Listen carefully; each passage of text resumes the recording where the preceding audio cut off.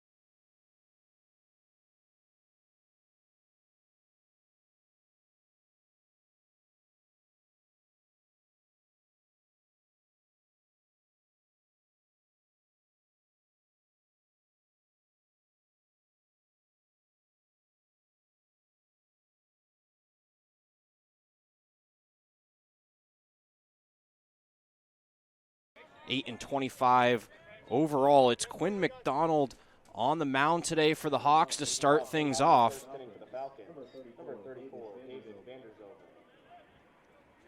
Vanderzoven stepping into the box right now for the Falcons. First pitch in there for a strike, and we're underway. McDonald, a 7.94 ERA on the year with a 2.21 whip, currently 0-1. That one catches the outside corner, jumps out to an early 0-2 lead.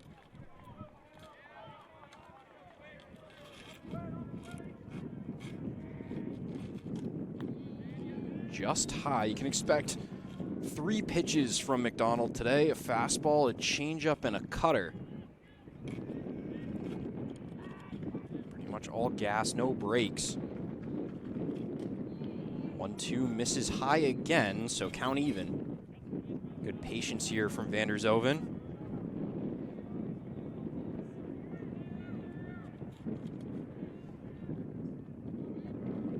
2 misses outside, and Vandershoven's worked it full. Bentley won both games on Saturday.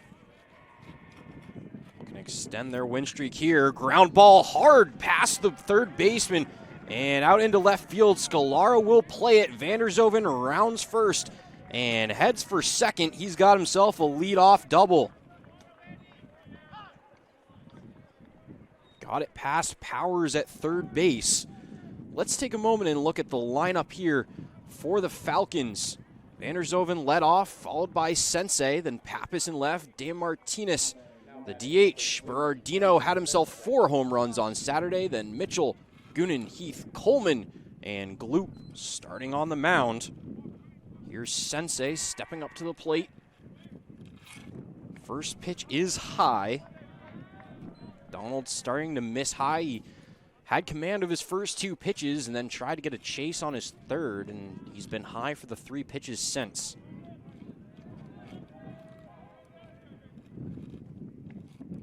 Check swing. Catcher appeals. No.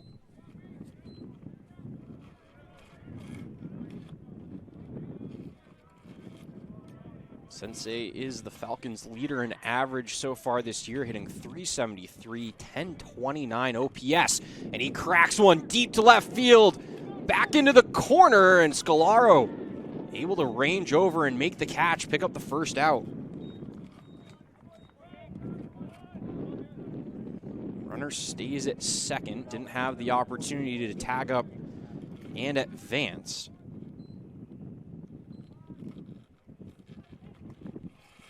Pappas stepping up to the plate now, and .295 on the year with a .927 OPS. Does have some power, hits 4 home runs so far on the season. Swing and a miss on an inside pitch. Donald able to get ahead.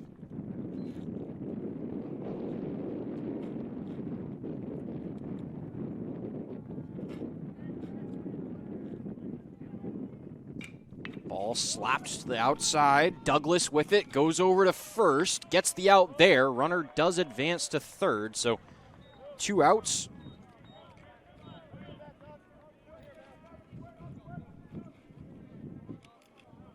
Now batting, number 44,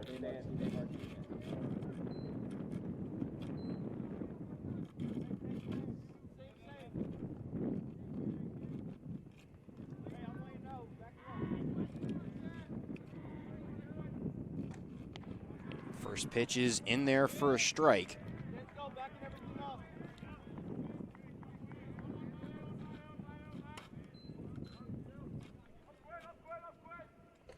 Second pitch outside.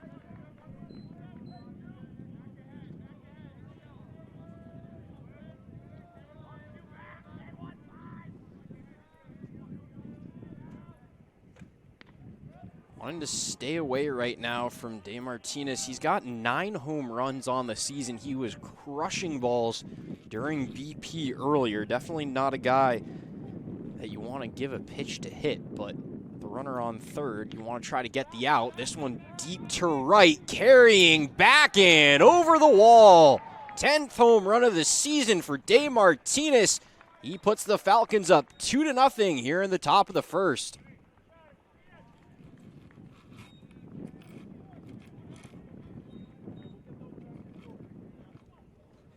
The replay here, not a terrible pitch, but just hung it a little bit.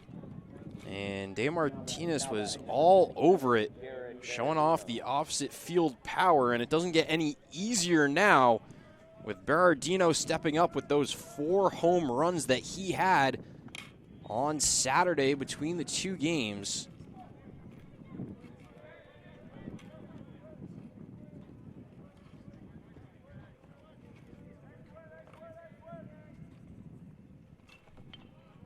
Fouls that pitch off, so count even at 1-1.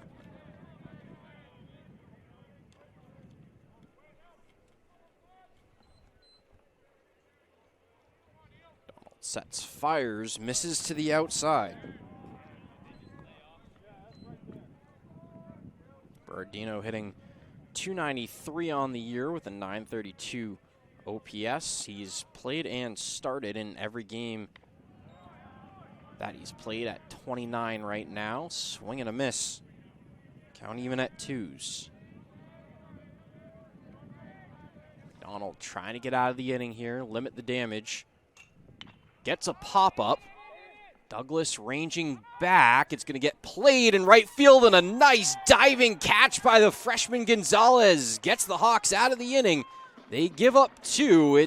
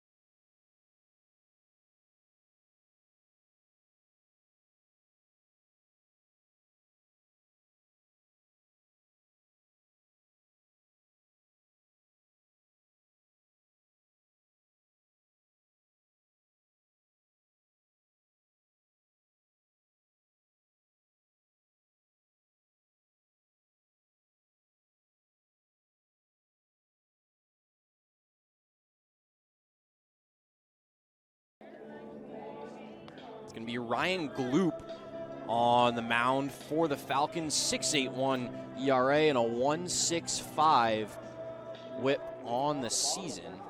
He's 2-2 on the year. He's appeared in 10 different games, 35.2 innings pitched.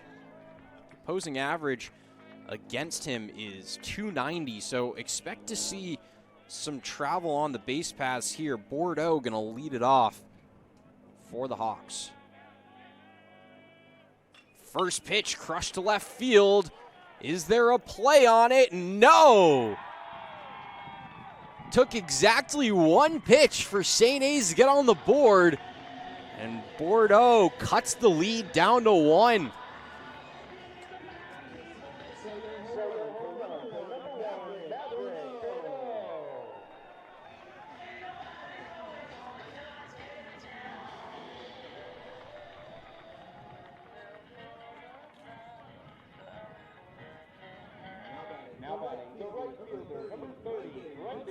Maverick Bordeaux's 3rd home run of the season. It's a young lineup for this Hawks team.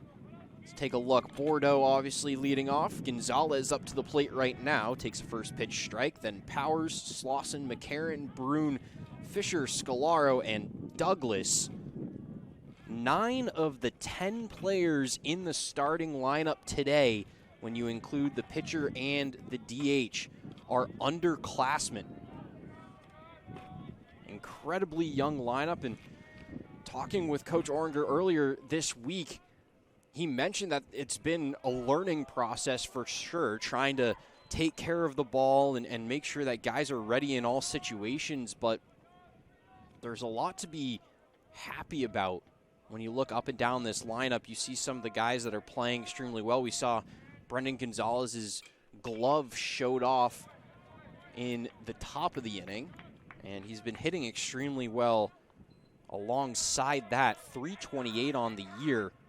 He's currently the leader in average for the team. .805 OPS. Hasn't hit a home run yet, but you don't necessarily need him to do that. Rips one down the third base line and gets past the diving Mitchell. Gonzalez rounds first, going for second. The throw cut off, and Gonzalez slides in safely into second base. All of a sudden, the Hawks threatening here. No outs and a runner on second. The third baseman, number 36, Jackson Howard.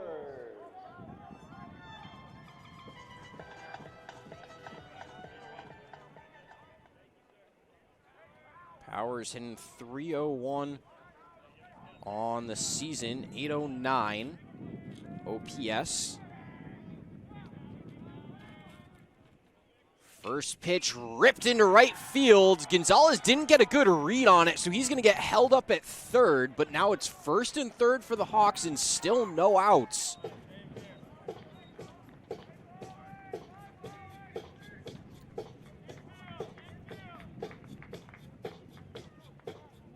Now batting the first baseman, number 34, George Slauson. George Slauson up to the plate now, .277 average on the year. He's got 20 RBIs, so a guy that you can rely on in situations like this. Throwing over to first. Trying to limit the first and third play here, trying to not get caught up in the steal. We'll see what play they've decided ahead of time to go with in the event the runner goes. This pitch outside, 1-0.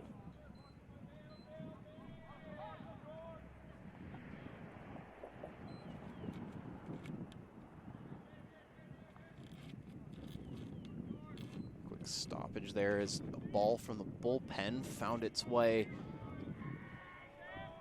behind home plate. That pitch just catches the outside corner. For a moment there, I thought he wasn't going to give it to him, but he did, so we're 1-1.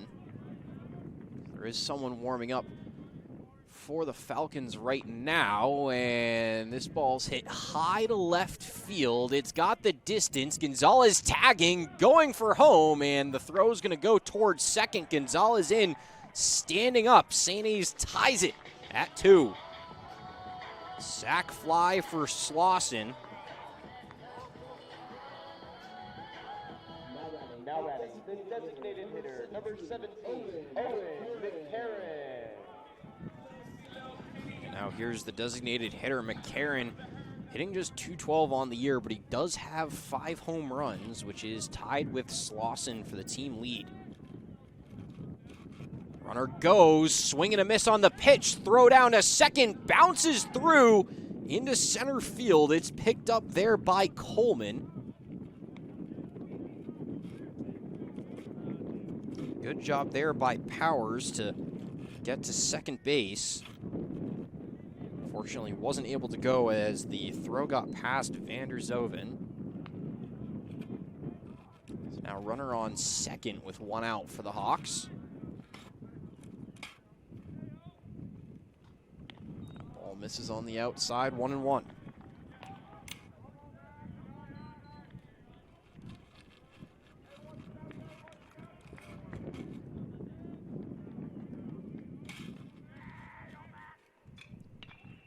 Popped up to left. It's going to be short and caught there down to a knee by Pappas. So an opposite field pop up for the second out. And now here's Brune. Hitting just .186 on the season so far. He's made 23 starts.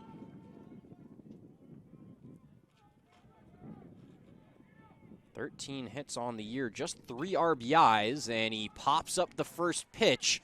Vander Zoven's under it, and he's able to make the catch. Hawks give up 2 in the top, but they get 2 right back in the bottom. We're tied going into the second.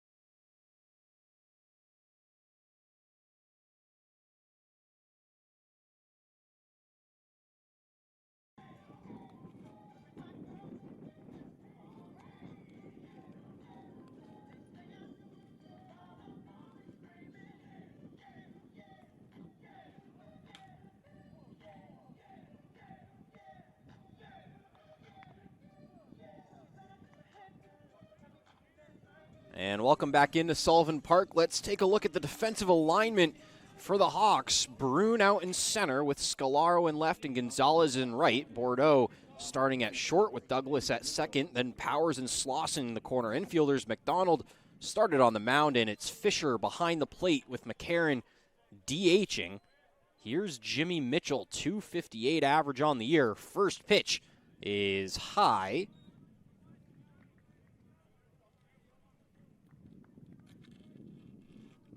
Mitchell has 17 RBI on the year. Just one home run. Swings through that one. Donald able to fight his way back even.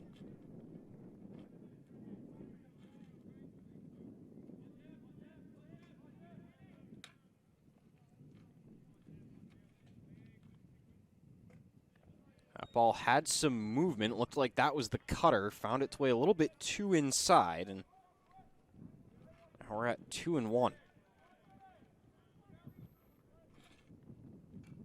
2-1 pitch fouled off. Count even.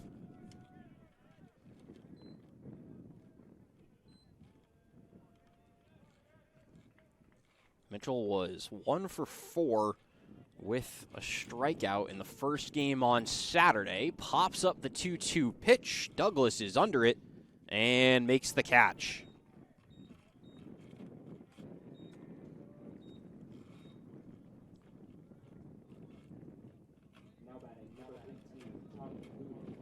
Here's Goonan, .276 average on the season. Just 29 at-bats, so hasn't had a lot of opportunities. Donald misses high once again for the first pitch.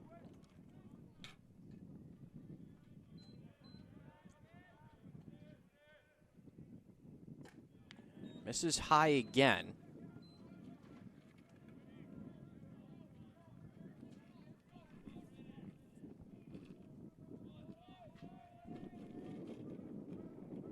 Here's the 2-0 pitch. And once again, high. It doesn't really feel like he's missing that badly left and right, but definitely struggling. I don't know if it's a release point issue or if there's something else mechanically there. And he walks him on 4 pitches. Goonan over to first. It's Heath now stepping up to the plate.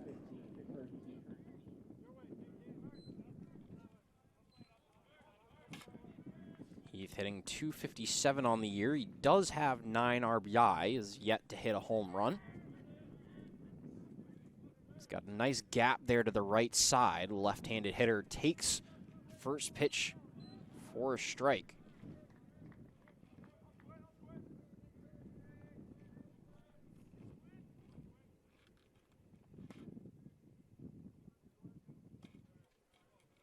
Here's the 0-1. Misses outside.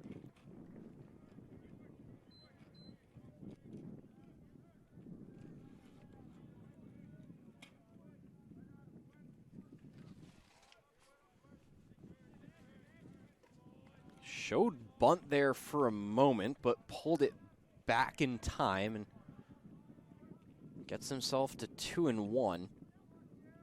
Keep an eye on that. See if Heath elects to go for the bunt again.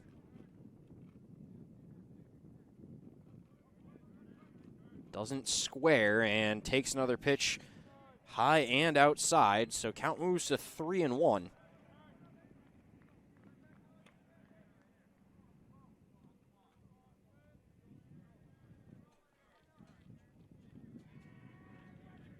The 3-1 pitch just catches the outside of the plate. Count moves full. Goonan's still on first. McDonald hasn't thrown over, but certainly keeping an eye on him. Gets the ground ball to third, but it goes through Powers. It took a high hop, and he couldn't catch it out of the air. Double play opportunity goes to the wayside. Error on the third baseman there.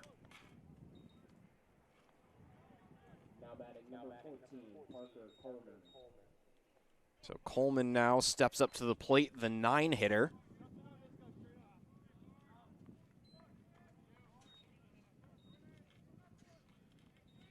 hitting .286 on the year. Takes a pitch. Looked like that one caught the middle of the plate. Maybe he thought it was going outside, and it had a little bit of movement on him.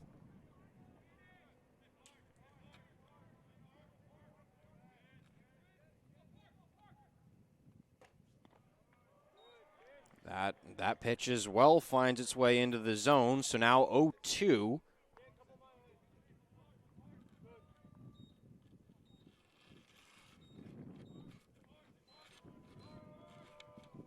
Pitch, runners on first and second, one out.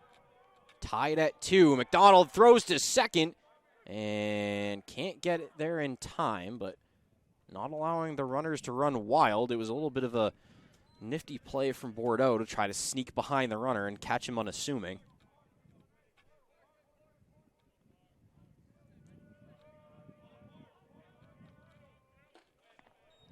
This time misses 0-2.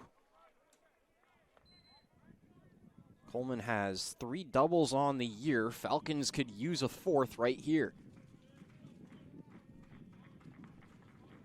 1-2 pitch, misses high, but gets the swing and the miss for his first strikeout of the game.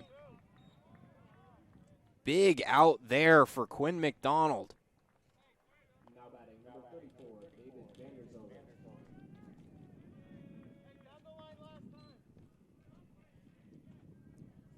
Nolan Medeiros currently warming up in the Hawks bullpen. McDonald hasn't gone longer than 3 innings in a single outing. This one's blooping and drops into left field. Throw checked up, and a run will score. RBI single for Vanderzoven. So he's now 2 for 2 on the day after the double to lead off the game. Now Sensei stepping up to the plate. He flew out to left last time.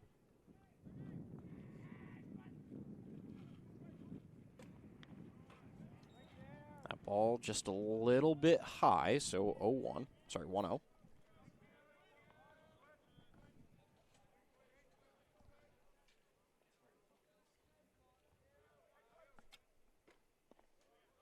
Ball catches the outside corner. Count even. McDonald, to his credit, has done a good job of battling back in counts. It's just been a matter of getting that last pitch, whether it's creating a pop-up or a strikeout. This one crushed to left, chased back and off the wall. Scalaro picks it up, throws it in, cut off by Bordeaux. Throw goes into second, not in time, and it's an RBI double for Sensei. Score now up to 4-2.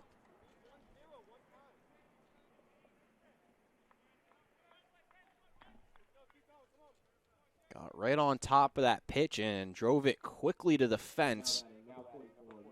Now runners on second and third for the Falcons.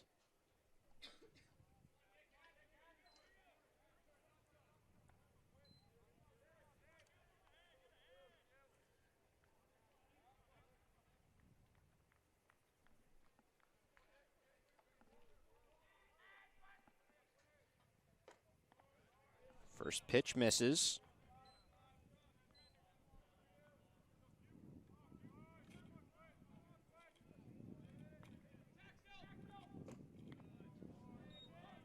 And that pitch finds its way into the zone.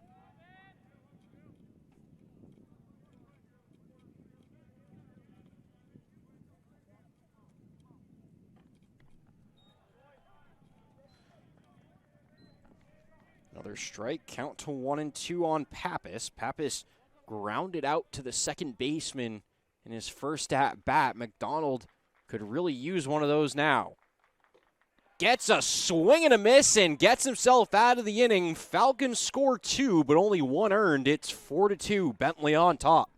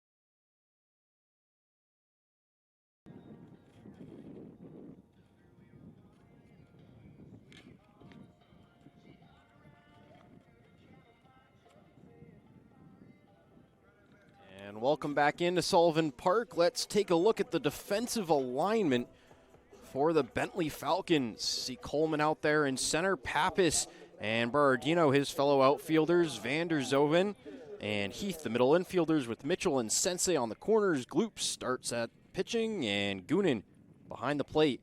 De Martinez, the DH. First pitch misses, 1-0. And it's Peter Fisher at the plate. Takes the 1-0 pitch, so 2-0. He's hitting .300 on the year with a .795 OPS. He's made 16 appearances, 12 starts.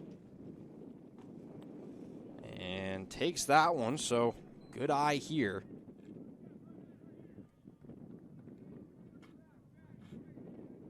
Fisher has 6 walks so far on the season. Takes one down the middle for a strike.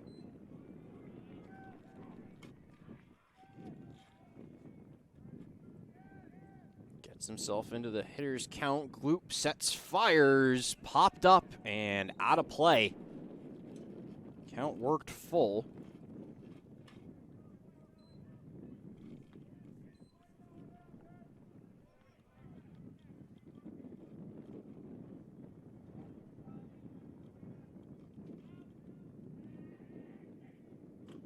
And that pitch misses on the outside, so the Hawks get their leadoff man on. Good start to the inning. And here's Scalaro. The only upperclassman in the lineup today.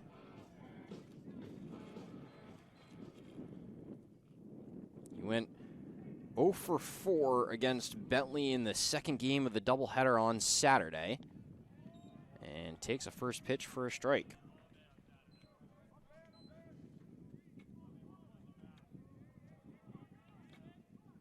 He's hitting just .190 on the year. He's only been in for 10 games and made 6 starts. And takes the second pitch of the at-bat low.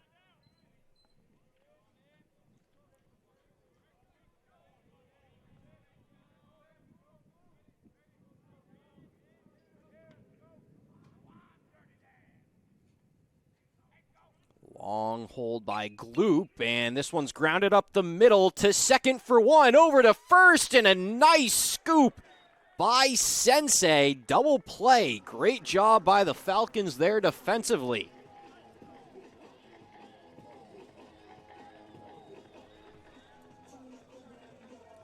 Get the replay here. Grounds it to short, 6-4 to 3.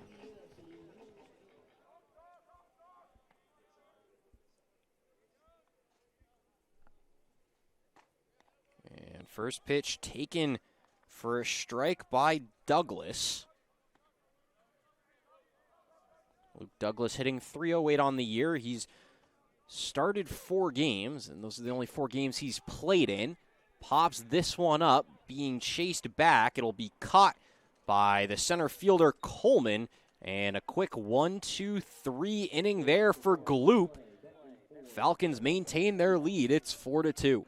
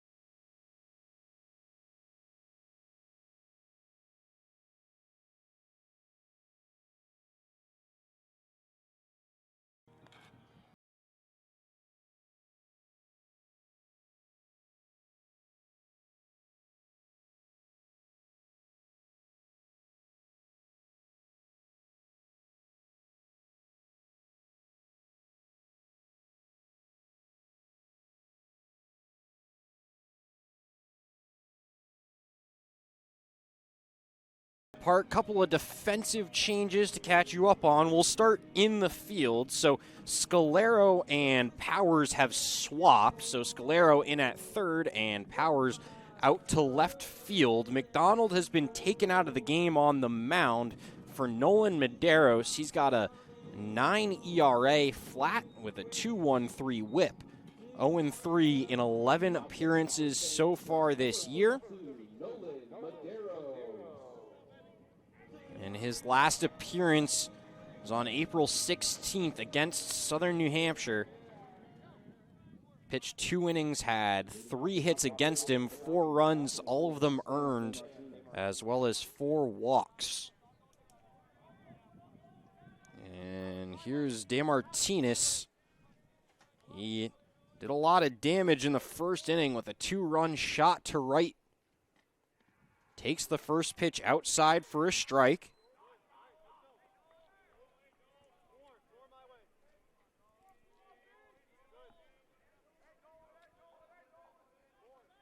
Medeiros sets, fires, misses high.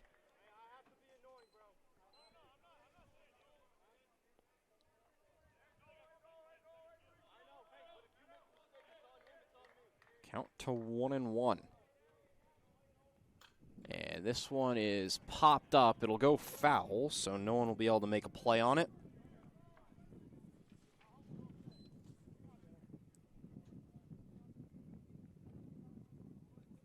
Final stat line for McDonald. It's 2 innings pitched, 4 hits against, 4 runs, 3 of them earned.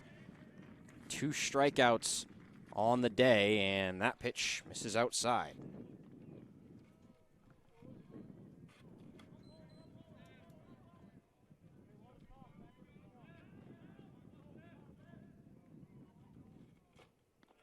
That pitch misses high and inside. Count worked full.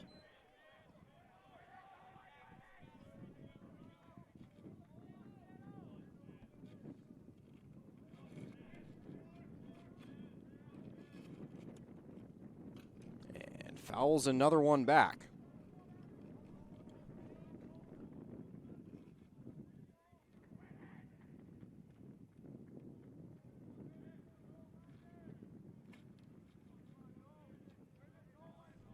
Quick stat correction, 2 of the runs were unearned, so 4 runs total and 2 earned runs.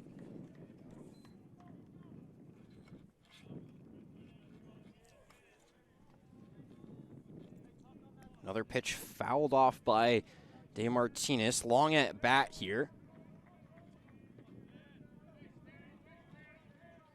Pitch number 8, fouls it back right at the booth.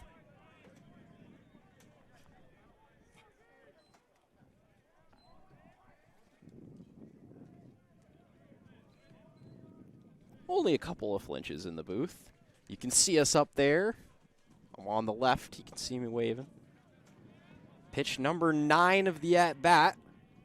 Medeiros sets, fires, and another foul ball. Great at-bat here from DeMartinez to work it full and then continue to fight off pitches. You can see why he's so dangerous at the plate.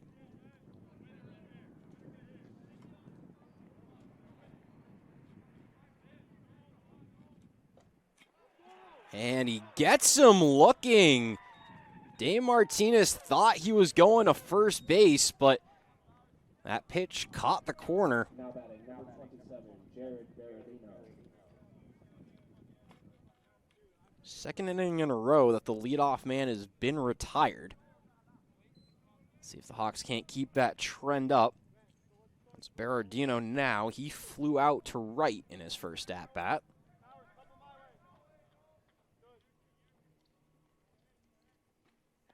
And that one catches the low outside corner.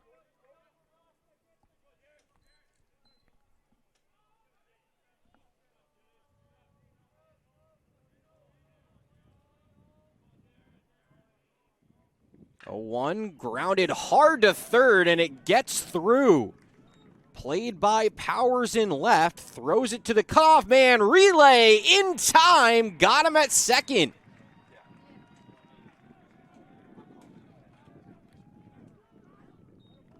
Official score is going to be a hit and then thrown out trying to extend. Now batting number 36, Jimmy Mitchell.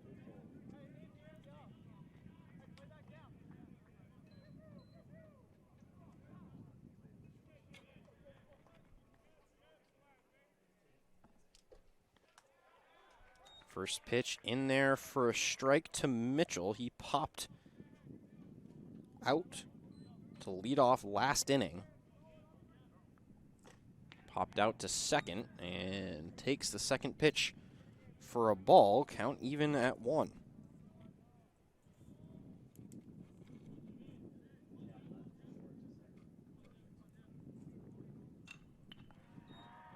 Ball fouled out of play. Out of 1 and 2.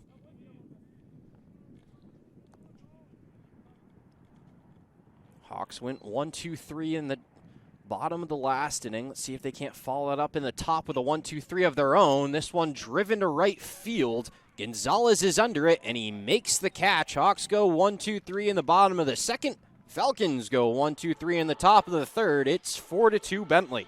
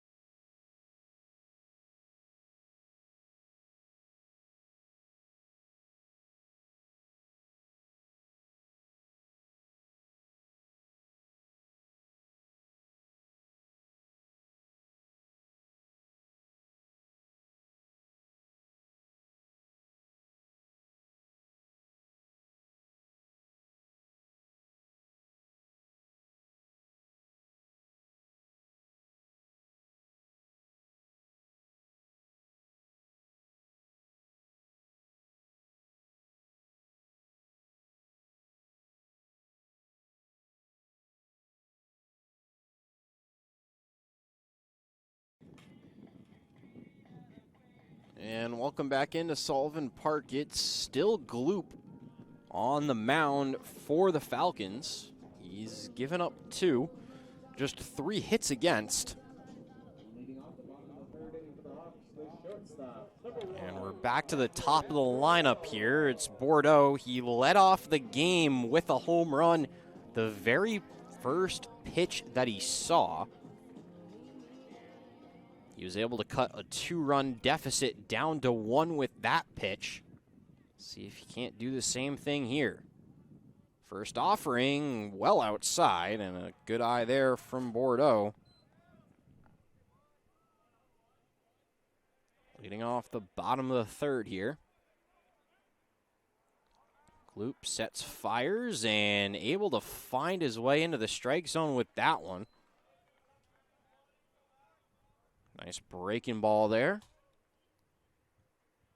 There's no one warming in the Bentley bullpen at the moment, so it seems like they're going to have Gloop go as far as he can. Gets the count to 1 and 2.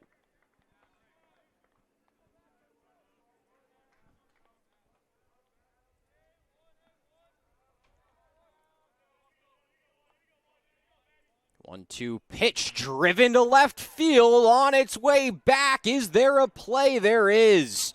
Pappas is under it. That ball was crushed, and he just barely had too much of a launch angle on that one. Thought for a moment that he was going to have 2 home runs in 2 straight at-bats.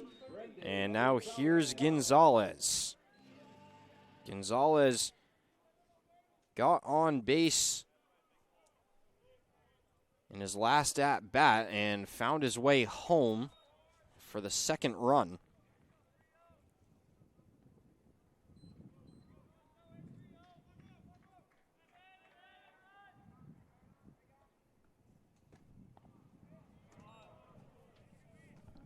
Count finds its way to 2-0 real quick.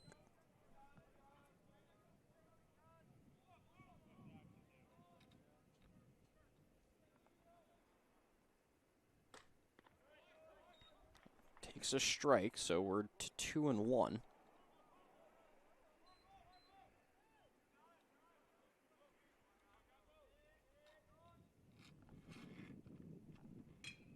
This one popped up to right. Bernardino is under it, has to take a few steps forward, but he's able to make the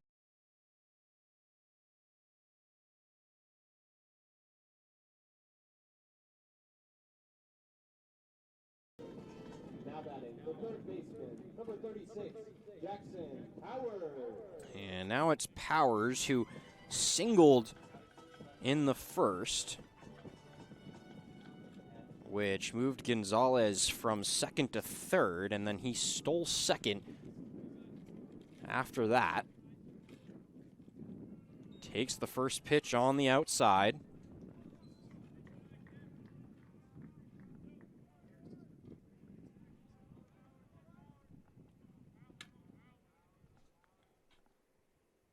Swing and a miss on a pitch low and outside to even the count at 1-1.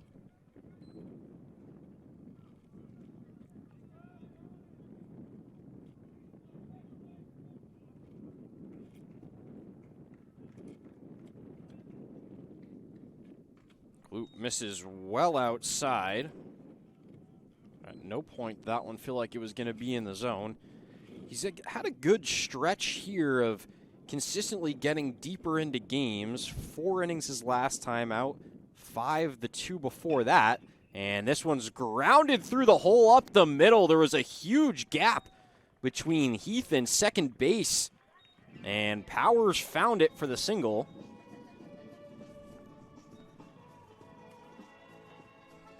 And it's George Slauson stepping up to the plate here.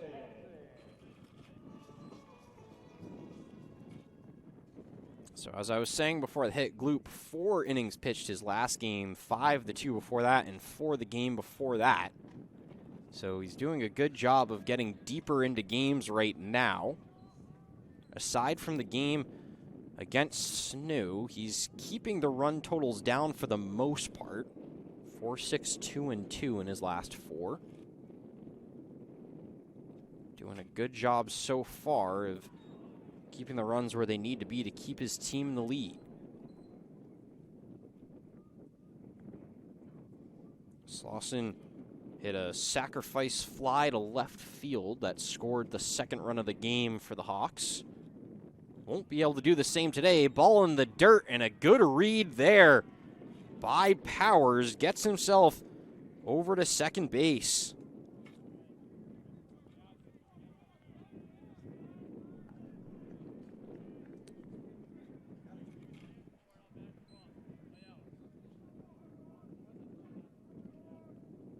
Gut instinct is that should be to second base on a wild pitch in the dirt, and another block. He's going to third, and he's going to get there without a throw. So 2 straight pitches in the dirt, both of them blocked.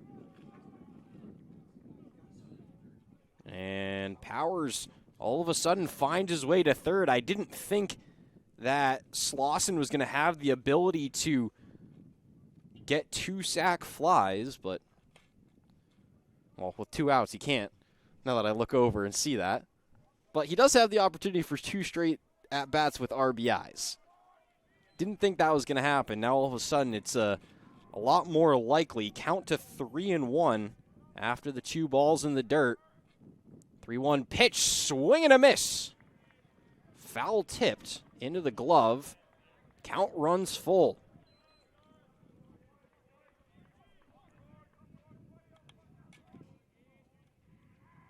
Full count here, 2 outs, bottom of the third. Here's the pitch, grounded to the right side, grabbed by Sensei, flips it to first, and gets the out.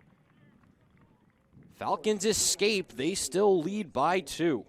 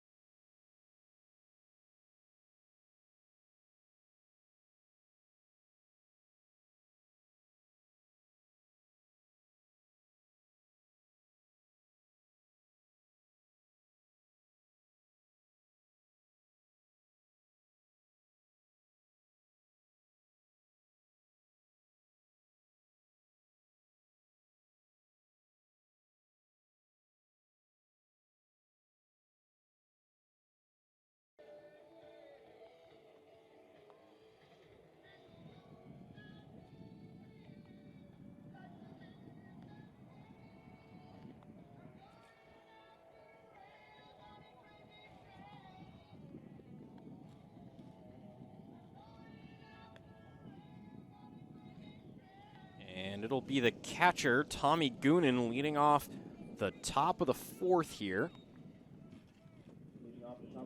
Falcons lead the Hawks 4-2. It's still Medeiros on the mound. Last time up in the second inning, Goonan got on with a walk and then got moved over on the error on the third baseman, who was Powers at the time. He's been moved to left field, and the first pitch is in there for a strike. Taking care of the ball was something that Coach Oringer had mentioned to me earlier in the week, that it feels like a lot of the innings where they give up runs, they're giving them up because they're having mistakes in the field.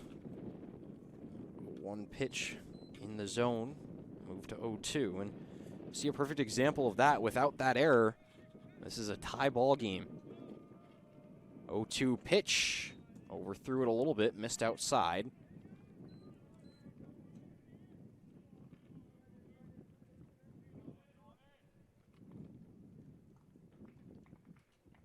Goonan, 276 average on the year, making his 10th start, and takes that one high.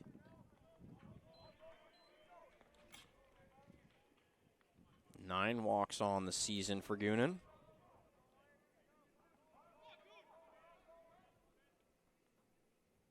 And takes another one out of the zone, so he's worked himself into a nice hitter's count here.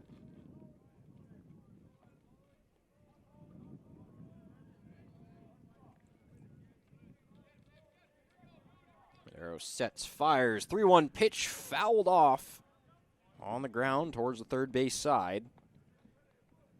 Count worked full.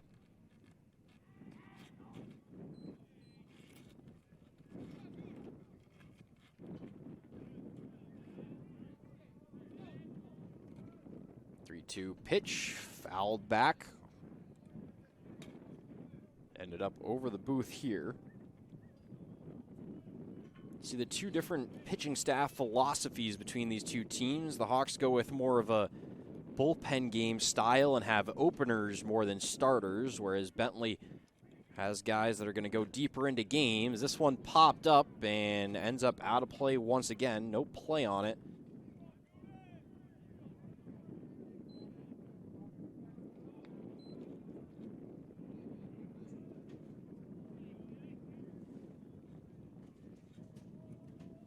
Eighth pitch of the at-bat from Medeiros. 3-2, lined into center field, and that's a base hit.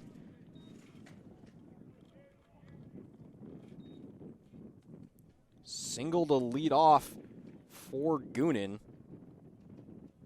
So he's now 1 for 1 with a single and a walk and a run scored. And now here's Heath, who hit into that error that ended up causing a couple of runs.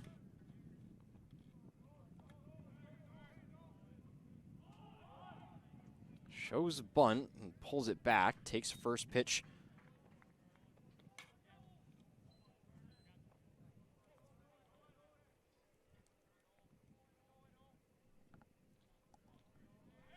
Throw over, not in time, but keeping the runners honest.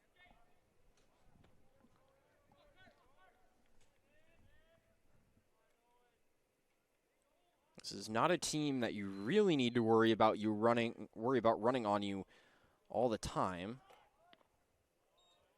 Another bunt pulled back, pitch outside. Count moves to 2-0. Bentley just has 26 stolen base attempts on the season. They've been successful for 18 of those. Meanwhile, their opponents 83 attempts against, with 71 successful entering today. Medeiros misses again, so the count works its way to 3-0, and Hawks in danger of letting the first two men on in this inning. Squares to bunt again, 3-0. This time pulls it back once again, but takes it for a strike.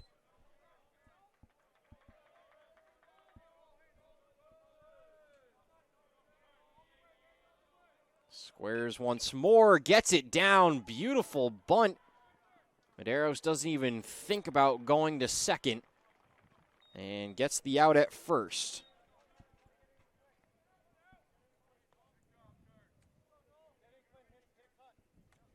Now batting number 14, Parker Coleman. And now here's Coleman, struck out in the second inning. Has a runner on second to try to drive in. First pitch, misses high.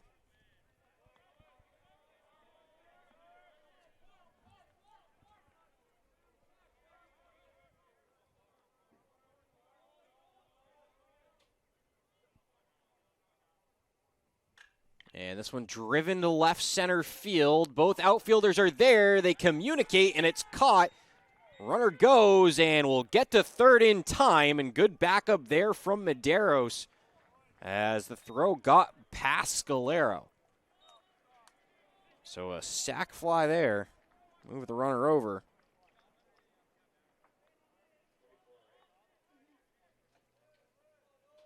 Now batting number 34, David Vanderzoghen.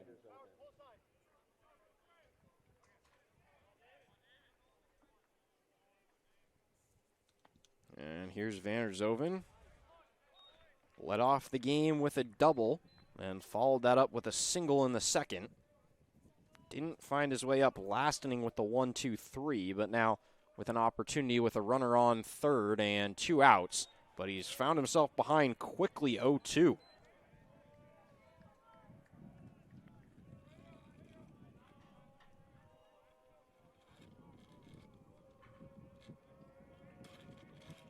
Here's the 0-2 pitch, really throwing hard there, missed high. You can see there's a little bit of extra oomph in that pitch. Count goes to 1-2. 1-2 count, runner on third, 2 outs. Falcons lead 4-2. Here's the pitch, fouled back into the booth.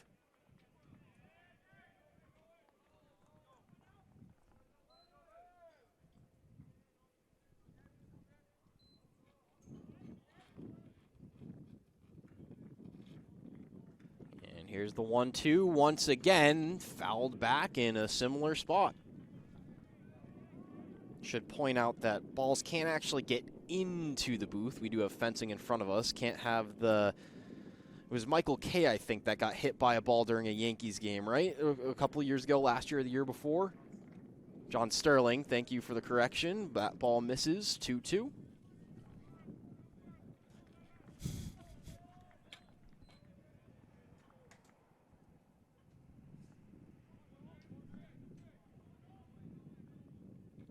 2-2 pitch. That one just misses outside, and all of a sudden the count has found its way full. Really nice at-bat here. Good job by Vanderzoghen. This is exactly what you need from the top of the lineup. He's got the ability to get base hits. He's got a really good eye for the zone. 3-2 pitch. Rips one foul. Jumped all over it.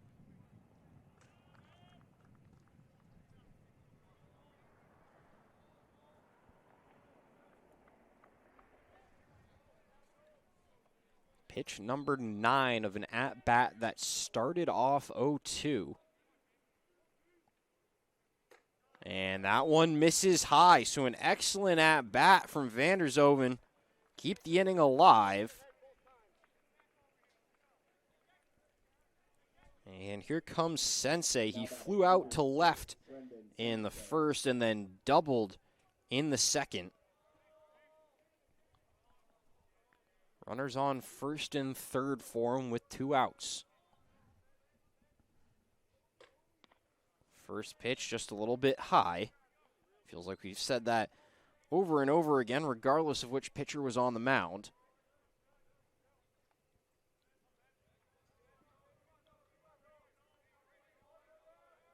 Darrow sets in, fires, got that one to drop. Finds its way into the zone, tied at 1. What am I saying here? Count even at 1.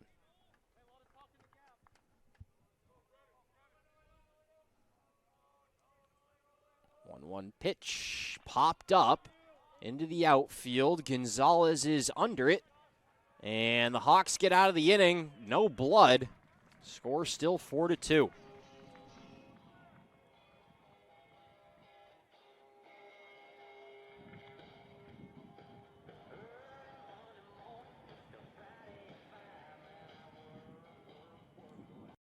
Balance. It isn't just essential in your sport, it's essential in life, especially college life.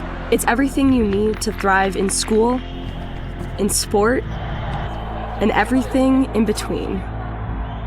The key is just finding a place where you can pursue it all, because the real beauty lies in the balance.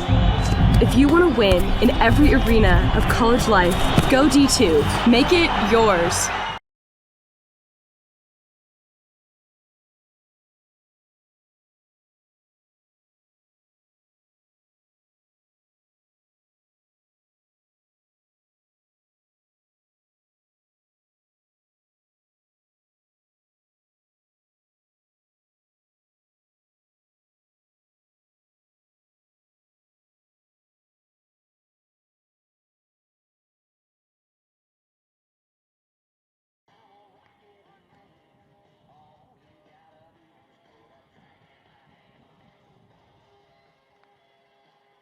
And welcome back into Sullivan Park for the bottom of the fourth. Falcons lead the Hawks 4-2. Gloop's still on the mound. He's thrown 43 pitches, so theoretically has a lot of gas left in the tank. Still no motion really out in the Falcons bullpen, nor does there need to be. He's thrown 26 strikes. And the first pitch misses outside to McCarron. McCarron flew out opposite field to left in his first at-bat. And he rips one to right. I think he got too far under it, trailing back and caught right up against the fence by Berardino.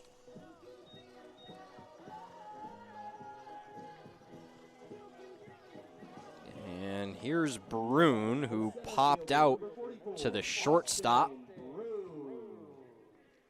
in his first at-bat. Ball is flying decently well today. It's that weird tweener weather where if you're just sitting around, it's a little bit chilly, but when you're moving around, it's a little bit warm. First pitch bunting, has the opportunity, fielded with the glove throw over, not in time. Brune with a bunt single.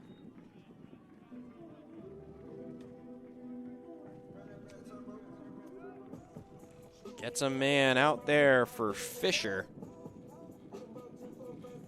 Now batting, the catcher, number 25, Peter Fisher. Fisher hitting 300 on the year. He's got 3 RBI.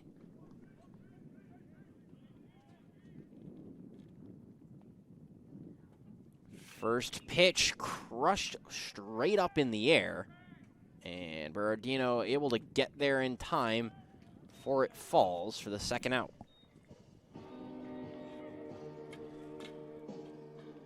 And here comes Scalero, hit into a 6-4-3 double play back in the second inning. Now batting, number 23, Daniel Scalaro.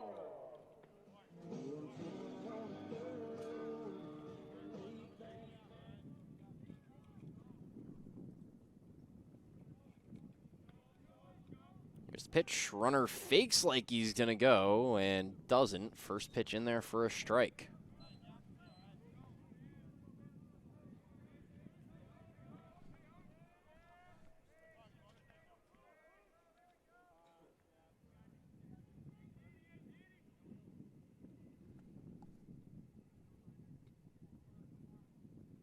Oh, one pitch. This time Brune does go. It's a pitch out. Throws there in time, but well away from the plate.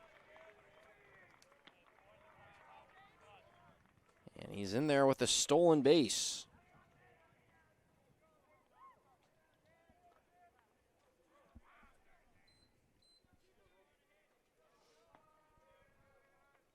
It's his 4th stolen base on the year in 6 attempts. And that pitch misses low. 2-1 count.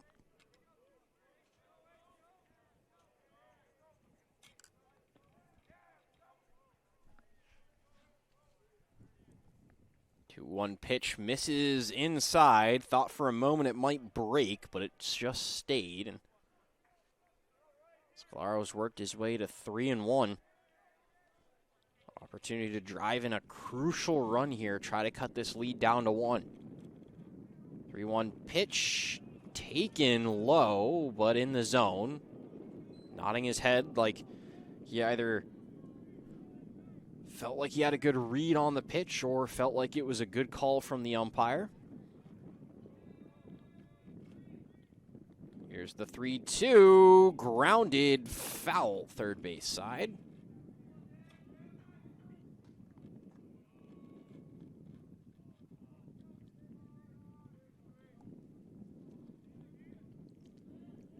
Douglas is waiting on deck. He flew out to center field to finish off the bottom of the 2nd inning. 3-2 once again, and this time grounded fair to third, throw over in time, and that'll do it for the bottom of the 4th. Falcons stay on top. It's 4-2.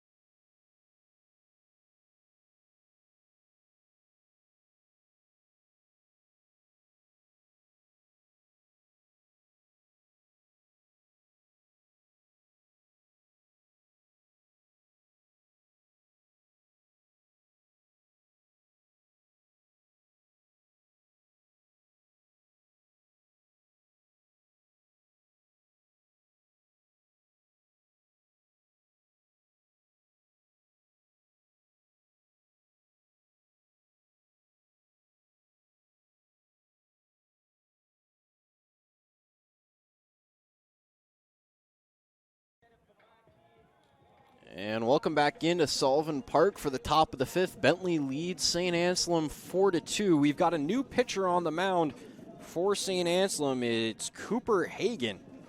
He's got a 10.03 ERA in 8 appearances, a 1.97 whip, 0-2 on the year, and 11.2 innings pitched. He's given up 13 runs, all of them earned. He does have 20 strikeouts, though, and is comfortably in 2nd place right now. Sorry, 3rd for total strikeouts on the team. So for Medeiros, it's 2 innings pitched, 2 hits given up, no runs. Obviously, none of those earned because he didn't give up any. 1 walk and 1 strikeout looking.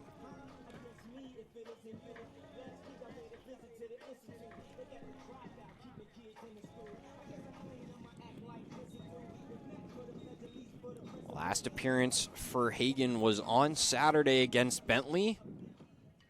He pitched 1 inning, gave up a hit, and gave up 2 runs. Both of them were earned, had a walk in, 2 strikeouts. And here's Pappas. He grounded out to second base to move a runner over in the 1st and struck out in the 3rd. Fouls that one. Sorry, struck out in the 2nd.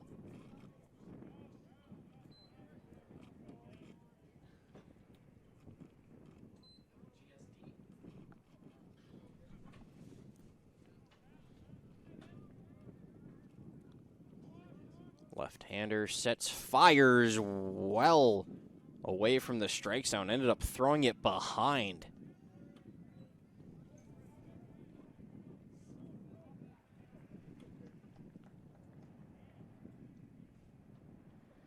Bit of an unconventional delivery. Hagen from the outside is not quite a sidearm, but it's also not quite a 3/4. It's a little bit lower. Doesn't submarine it either.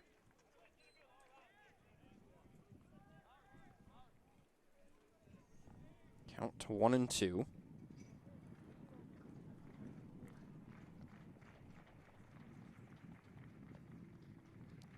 Here's the pitch. Crushed to left field. That one is comfortably gone. Ends up in the parking lot and bounces up onto the hill. In far left field, Pappas demolishes the 1-2 pitch. And the Falcons now lead by 3.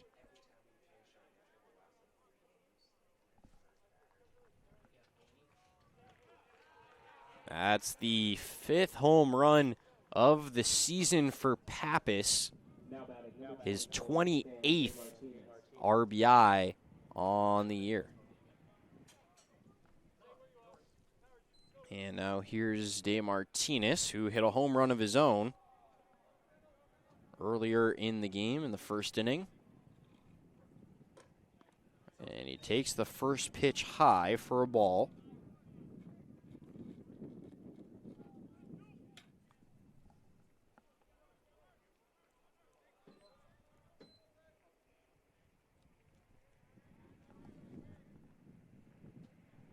Here's the 1-0, and that one moved and stayed up.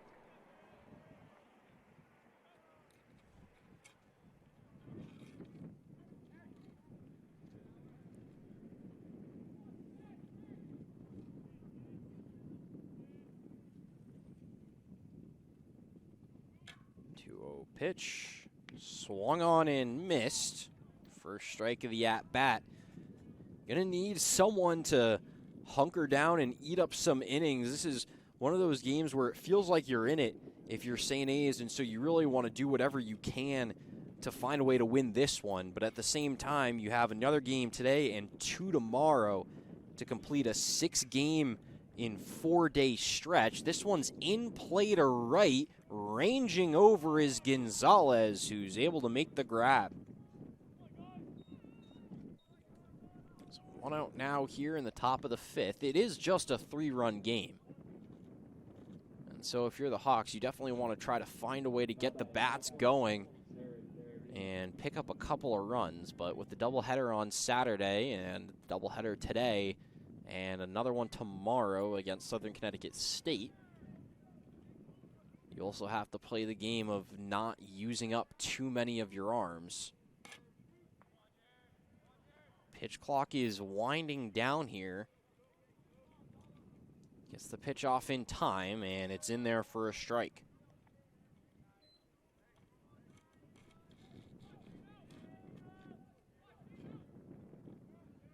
Hawks aren't making any complaints, though. Obviously, it's baseball in New England. You're going to have cruddy weather in the spring. This one right back to the mound. Hagen kicks it down and throws it over to first himself. Gets the out.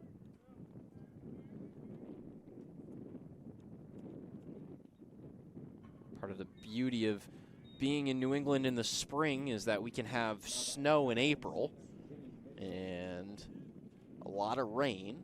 Get the replay here. Lined right into that plant leg. The one that he pushes off of. Right up against the rubber. First pitch, swing and a miss.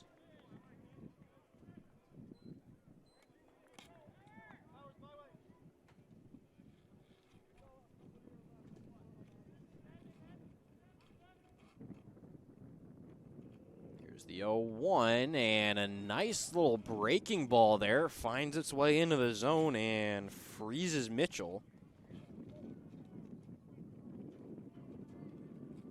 Mitchell's already 0 for 2 on the day. Popped out to second in the second and flew out to right in the third and swings and misses at that one. So a leadoff home run extends the lead to 3, but Hagen hunkers down and gets the last 3 outs. It's 5-2 Bentley.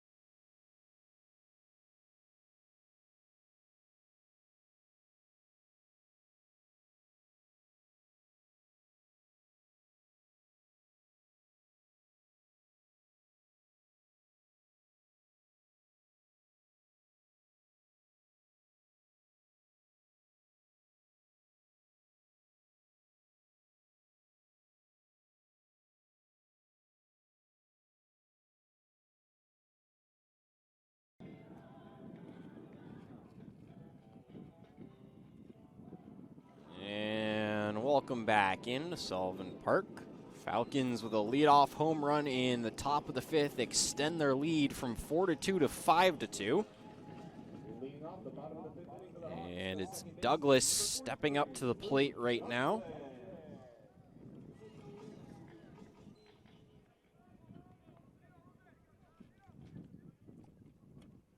First pitch in from Gloop is outside.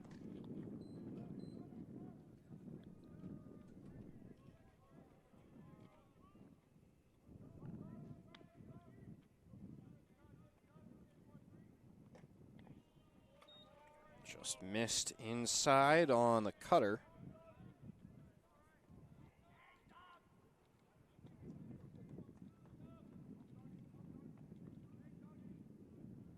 2-0 pitch taken on the outside corner for a strike, so count moves to 2-1. Douglas flew out to center on the second pitch of his at-bat to finish off the second inning. And this time flies it out to right field, and under it is Berardino. He's been busy today and makes another play. Here comes Bordeaux, led off the game with a home run in the bottom of the first, and then flew out to left in the bottom of the third. Currently warming in the bullpen for the Hawks is Jared Reminder.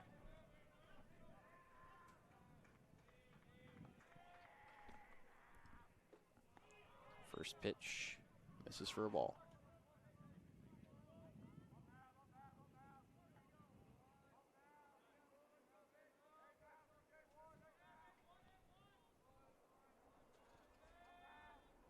Here's the 1-0, and that one misses high and inside.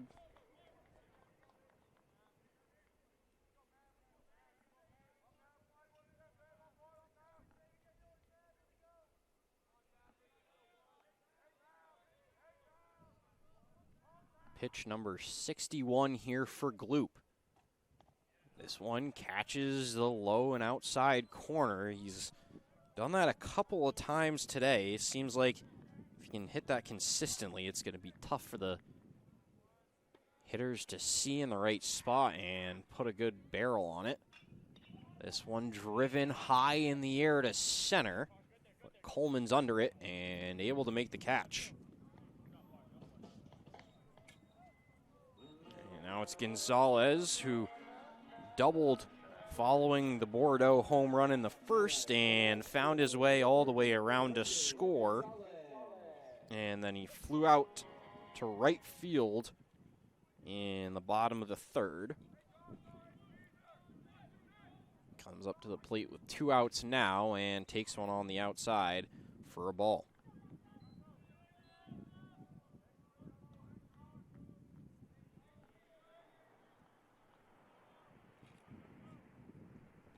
Here's the 1-0, and it's grounded into the plate. Count even at ones. Gloop wants a new ball.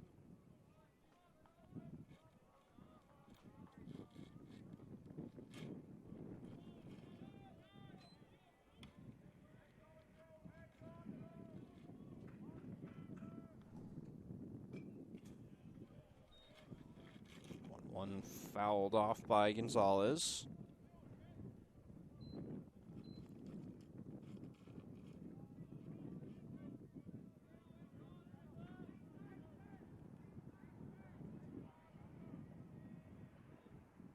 One-two pitch. Broke, but not enough, and stayed up, so count evens up at 2-2.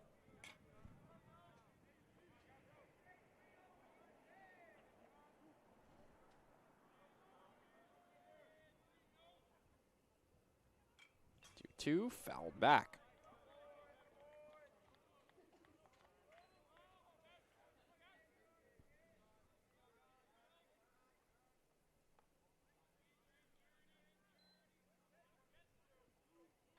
Gonzalez steps back in. Gloop shakes off his catcher, nods at the second option. 2-2 pitch, misses high, count runs full.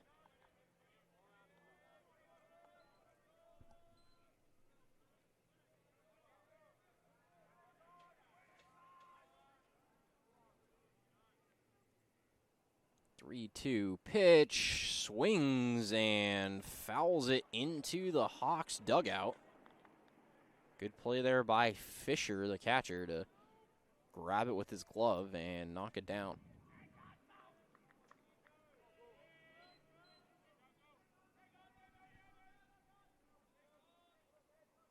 Three-two once again. This time misses on the outside, so the Hawks get themselves a base runner here as Gonzalez gets back to first base. And now it's Powers, who's got 2 singles to his name so far. In the first inning, he singled and stole second, and then in the third inning, he singled and then moved all the way to third on 2 back-to-back pitches in the dirt. This time he's going to have to get something going with the bat instead of his legs. Check swing at the first pitch. And the second base umpire says no, he did not. That ball missed the zone, so it's 1-0.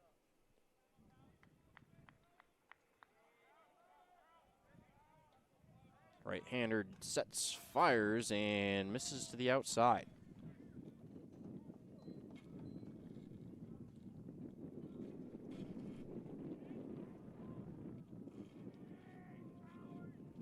Gonzalez has only attempted a steal 3 times so far this year. He was successful on all 3 of those attempts as Gloop finds his way into the zone, 2-1.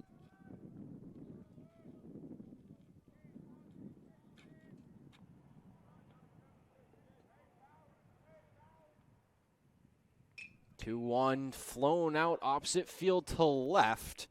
Pappas is under it, trailing back into the sun, and makes the catch. So that'll do it for the bottom of the 5th. Falcons still lead 5-2.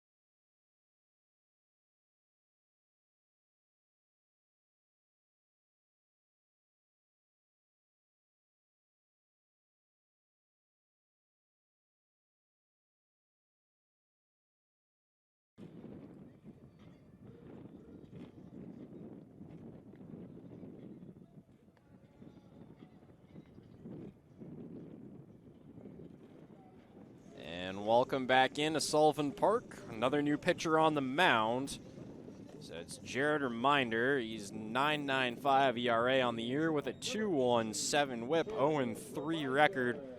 7 appearances, 6 of those have been starts. 25.1 innings pitched. The final line on Hagen is 1 inning pitched, 1 hit, 1 run, 1 earned, no walks and a strikeout. And now it's Goonan. Walked in the second and then had a single in the 4th. And swings and misses at the first pitch here in the 6th.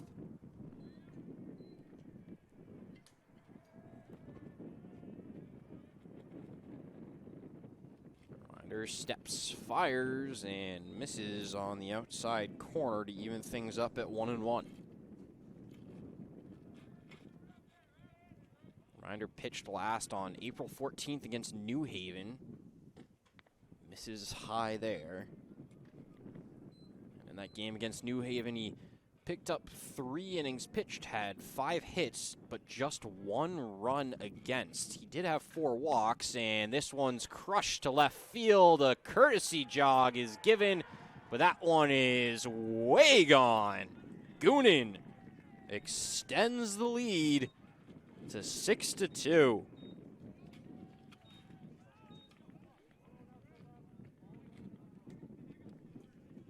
Got the replay here, just caught it perfectly on the barrel up high. I don't think he knew it off the bat, but it was pretty clear by the time he got to first that that one was going.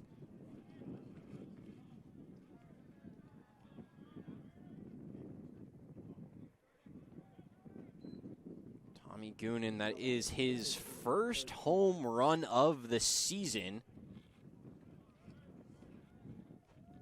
Junior from Boston, Massachusetts, and now here's a bunt from Heath, throw over, and that is not in time, so Heath gets himself on with a bunt single.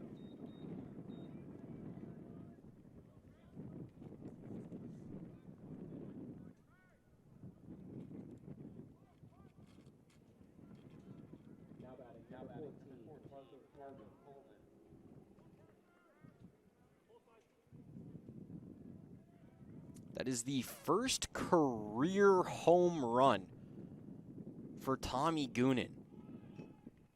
The junior in his 3rd year at Bentley. He had just 6 games played his freshman year, 11 last year, and now in his 13th game played this year. He's shown a lot of promise at the plate. He hit .500 in 10 at-bats in 2023.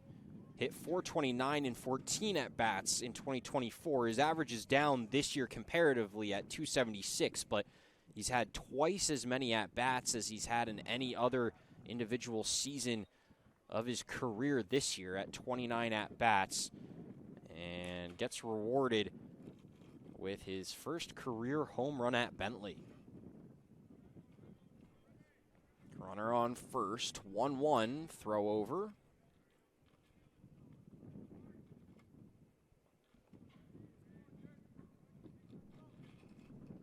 Last time up for Coleman was a sac fly to center. Struck out in the second, squares to bunt. Count moves to 1-2.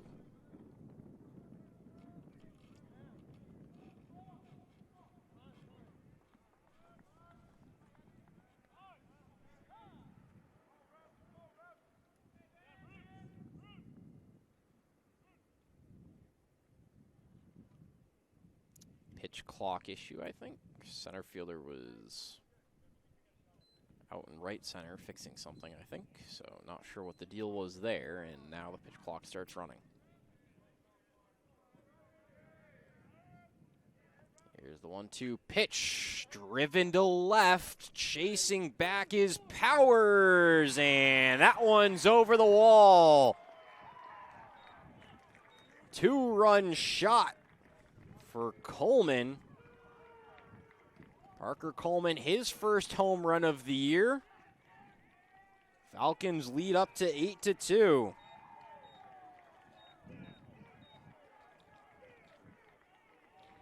Getting a lot of cheers from his dugout. Sounds like he's a well-liked teammate. The junior from Albany, New Hampshire, so a local kid, to St. A's at least.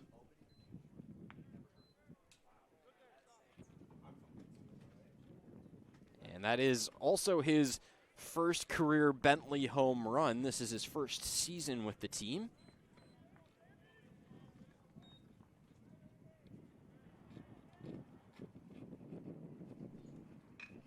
This one grounded to third, picked up over to first, and this one is in time for the first out of the inning.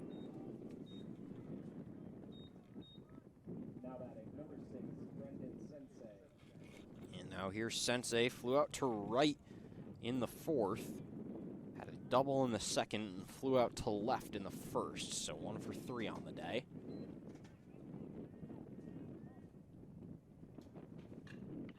Ball popped up, played out in center, and caught by Brune. Not sure if he had some trouble seeing it for a moment in the sun, but didn't matter. picks up the second out. Now here's Pappas, who crushed a home run last at bat in the top of the fifth. Struck out in the second and grounded out to second base in the first. First offering is low on outside for a ball.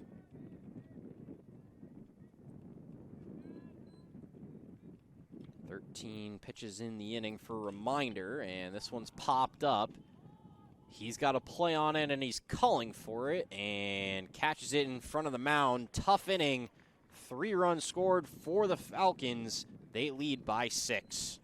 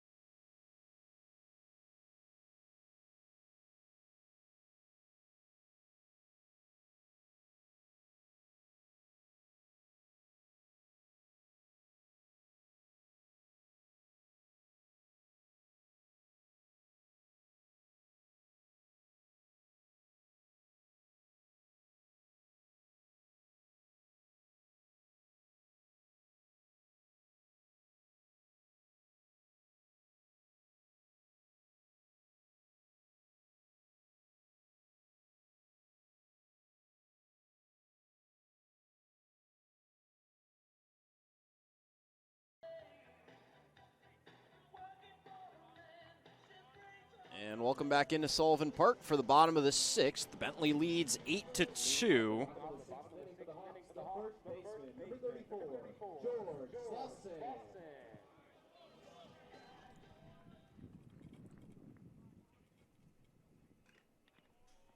First pitch fouled back.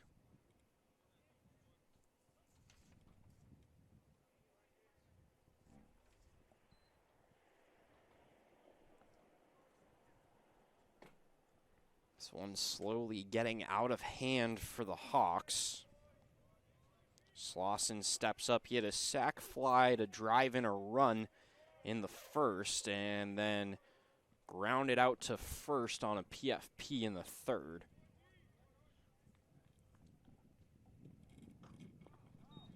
Pitch misses outside. Count moves to 1-1.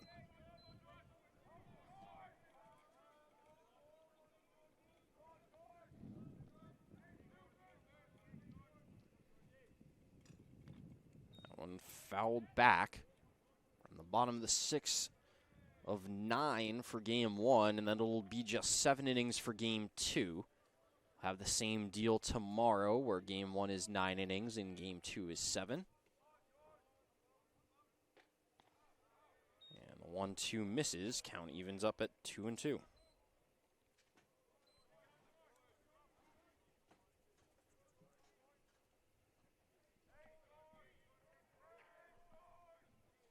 Two pitch, swung on and missed, and that'll be the first out.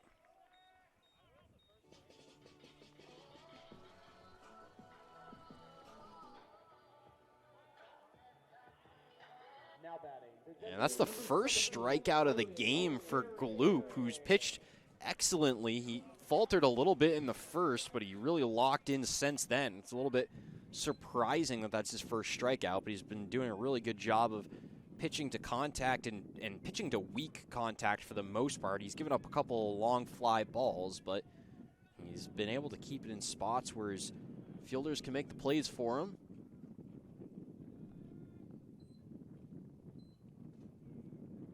McCarron flew out to left and flew out to right in his first 2 at-bats.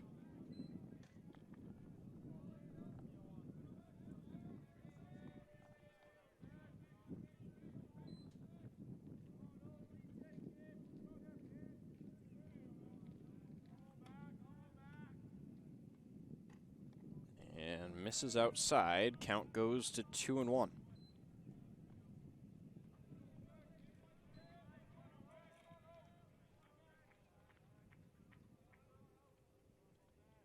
Loop sets, deals, swing and a miss. Count to 2-2.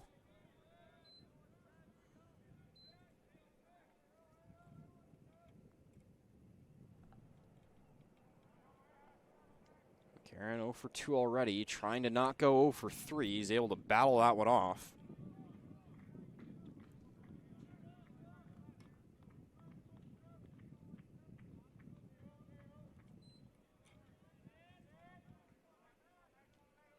McCarron is the leading strikeout man on the Hawks. Takes that one on the outside to work the count full. He's got 40 strikeouts so far on the season. The next closest is Slauson, who's now up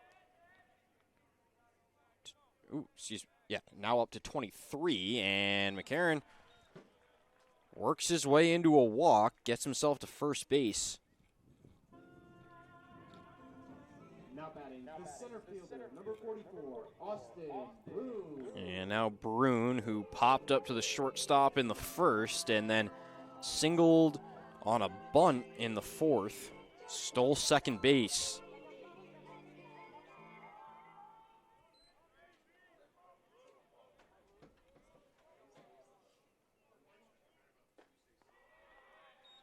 That ball's in the dirt, but blocked. Good job there from Goonan behind the plate.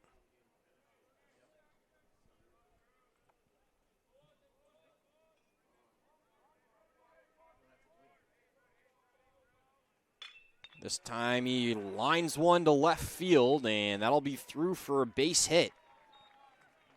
Hawks threatening here. The bats have been pretty quiet, and Bruin looking to get his guys going in the dugout. Hawks with runners on first and second for Fisher, who walked in the second and then got out at second as part of that 6-4-3 double play. He flew out to right in the fourth. So 0 for 2 on the day as Bentley takes one of their mound visits. Just one out in the inning, so the goal is obviously to not ground into a double play.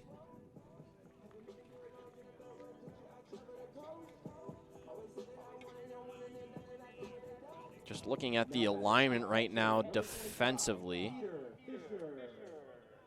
They've adjusted, but at first it looked like there was a significant gap in right center field. There's a good one in left center right now, so try to drive one over the shortstop's head, see if you can't get a run in.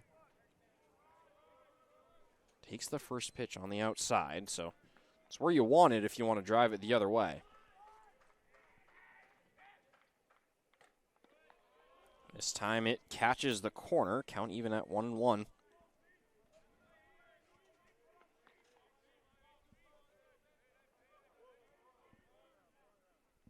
Just 3 RBI on the year for Fisher. Pops that one up. It's in play, chasing back, and just out past the outstretched glove there from Mitchell. It's a good effort there for the diving play. It looked like the ball bounced up and hit him in the face, but I don't think he's having any problems. Jogs right back into his position. Count moves to 1-2.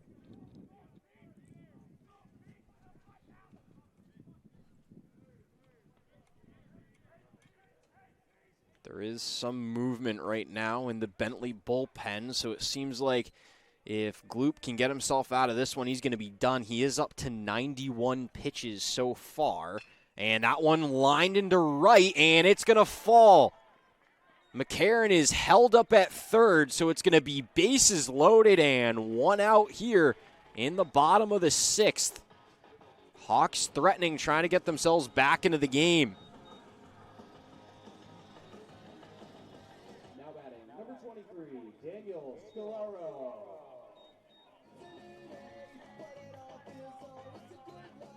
And now it's Scalaro who hit into that 6-4-3 double play in the second and then grounded out to third in the fourth.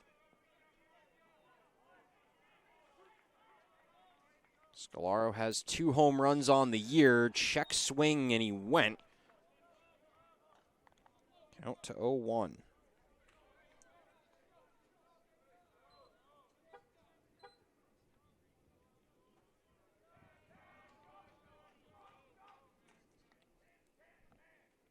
A 1 pitch line to left field, and that's going to drop, and that'll be trouble.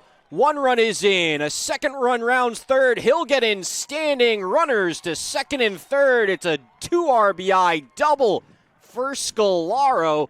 The lead's cut down to 4. Still just 1 out, and it looks like that's going to be it for Gloop, as we're going to get a call to the bullpen. Great piece of hitting there. Rips it over the head of the 3rd baseman. 2-run score. Hawks threatening. We'll take a short break as the pitcher warms up. We'll be back on the other side.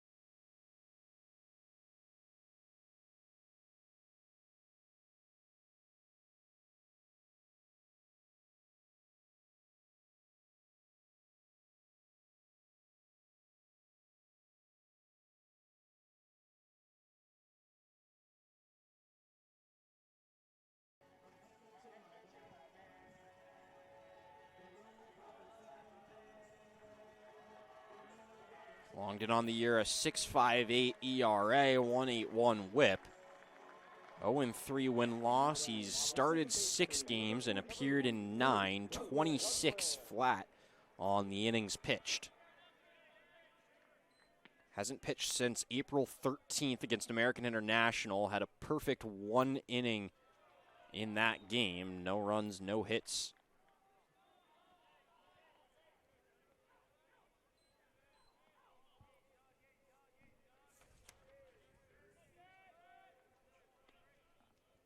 Douglas at the plate. Ball gets through. Runner breaking for home, and that'll cut the lead down to 3. Score that one a pass ball.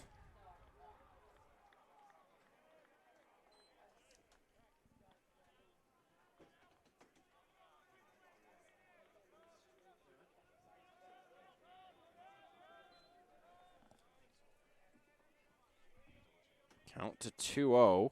Here's the 2-0 pitch, popped up, and that one's going to find its way out of play.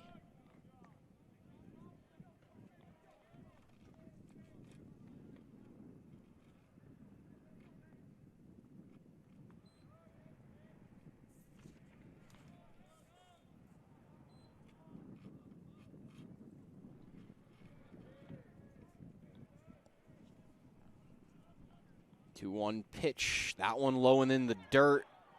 This time it's blocked.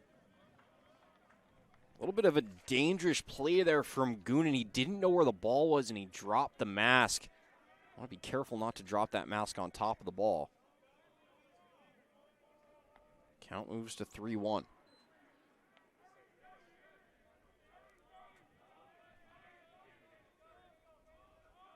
Three-one pitch popped up in the infield. It's called by the first baseman, and Sensei catches that for the second out.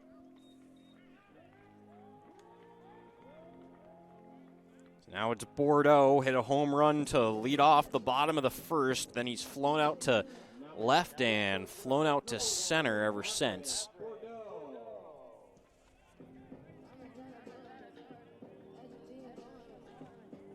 So it's Scalaro on third right now. 3 runs have been scored in the inning.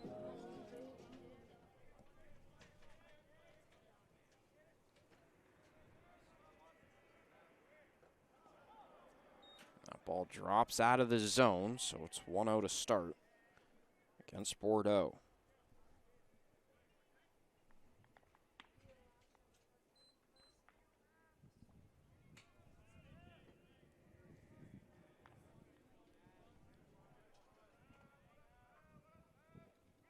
And another ball in the dirt, so count moves to 2-0. This inning in danger of going even longer.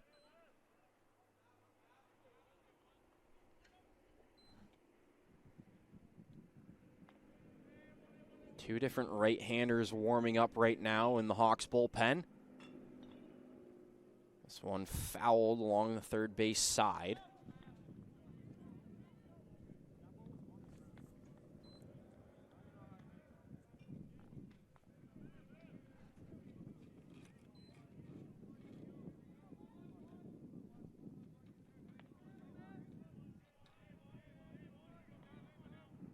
Setting, firing, breaking ball, cut into the zone. It's fouled off. Count even at 2s.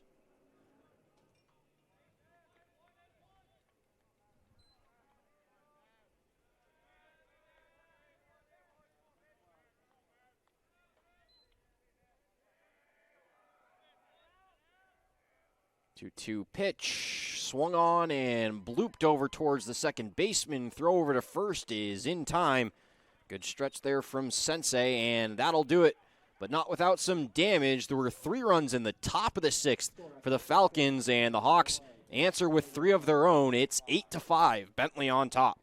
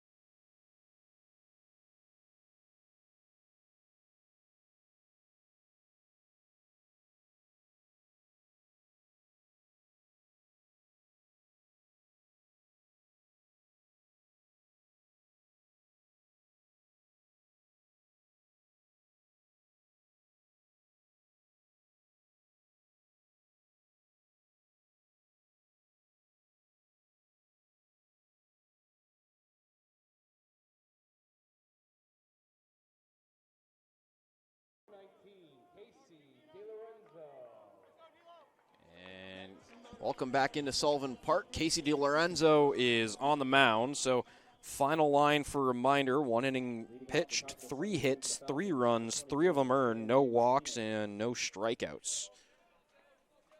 The final line on Gloop is going to be 5.1 innings pitched, 8 hits, 5 runs given up.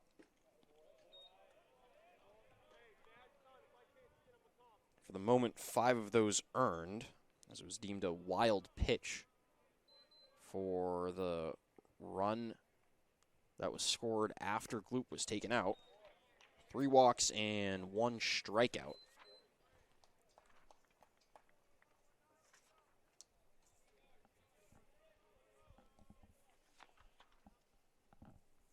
2-0 pitch. That one finds its way into the zone for a strike.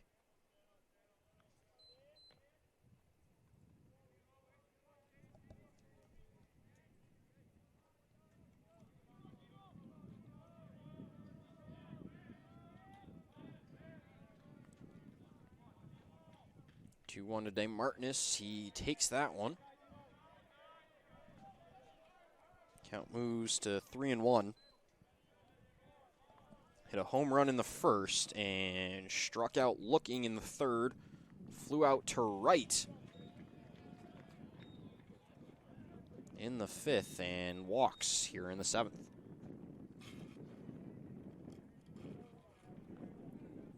Now batting, number 27, Jared Berardino.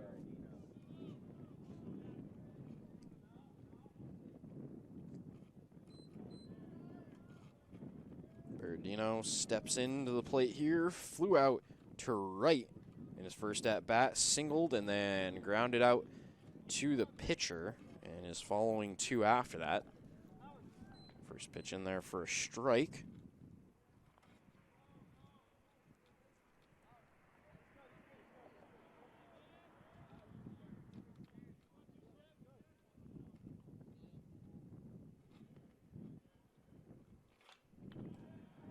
Hung up there for a moment, but fouled off, so count moves to 0-2.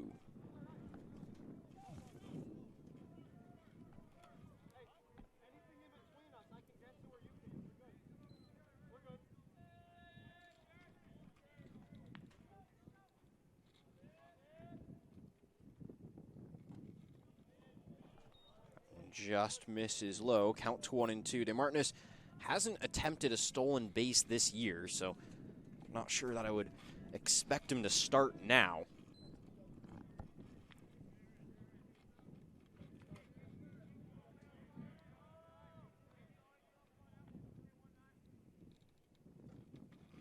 And that ball misses well outside.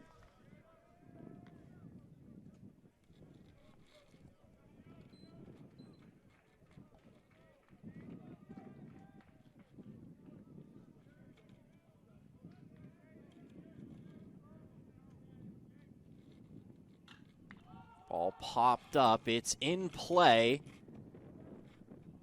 and falls in fair territory. Fisher couldn't get it. He didn't get any help from his corner infielders. It falls behind him, and both runners are safe.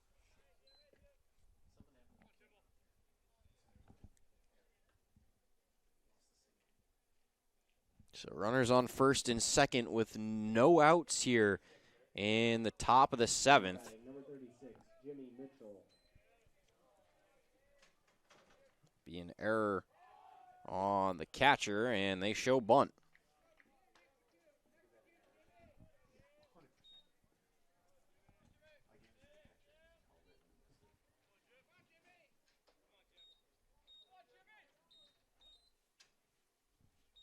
Slauson in, and the bunt pulled back.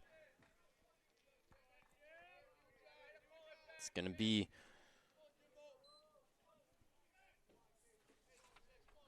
on DiLorenzo and Slauson to get this ball. Try to not crash the third baseman unless you absolutely have to. But the count's going to 3-0.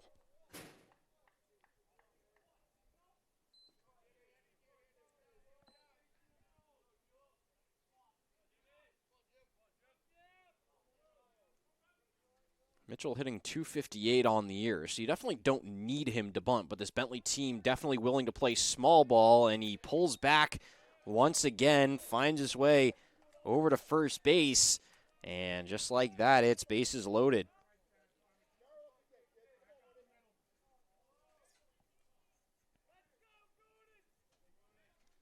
And here comes Goonan, hit a home run in his last at-bat in the sixth inning.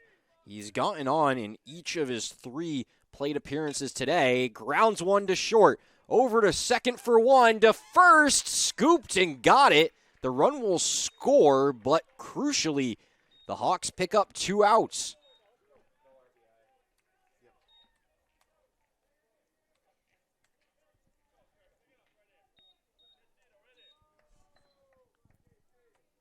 6-4-3 double play.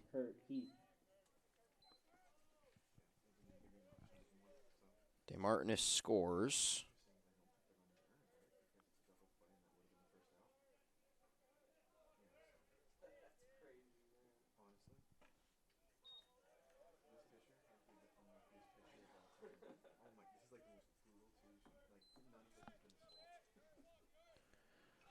Count to 1-0, scored a 9-5. One misses, so count moves to 2-0.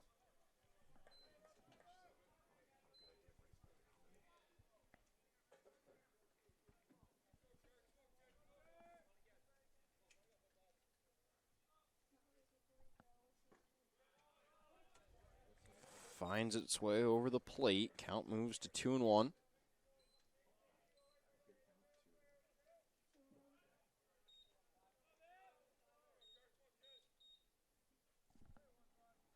One pitch driven to right field. Gonzalez can't get there in time, and that's going to bring in the second run of the inning. So the double play turns out to be massive, but it doesn't limit all the damage. It's 10-5.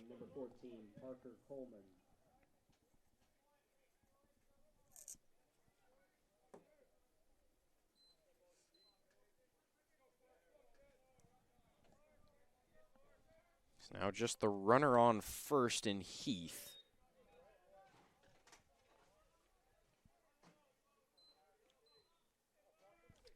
Heath picks up his 10th RBI of the season.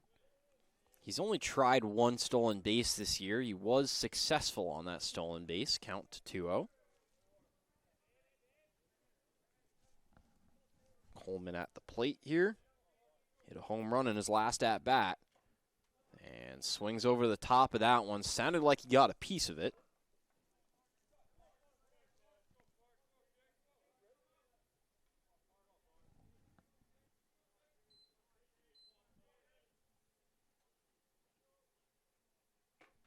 And gets another swing and a miss, so count moves to 2-2. DiLorenzo with a chance to fight his way out of it.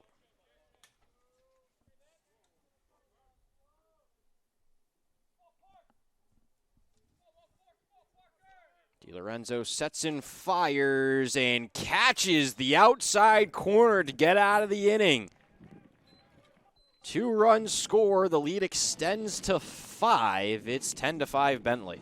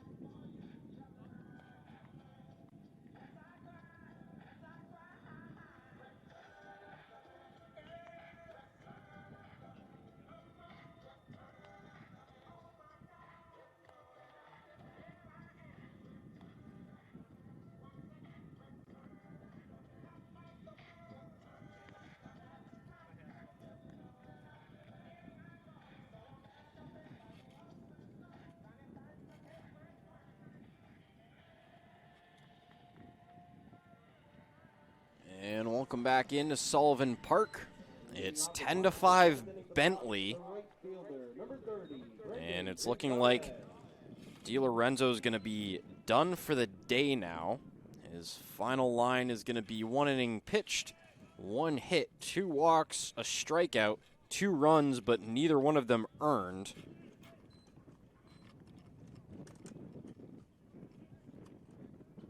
Deros continues to be the only man to not give up a run while on the mound.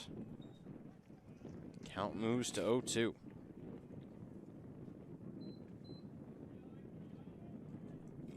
Gonzalez at the plate. Takes one on the outside for a ball. Count moves to 1-2.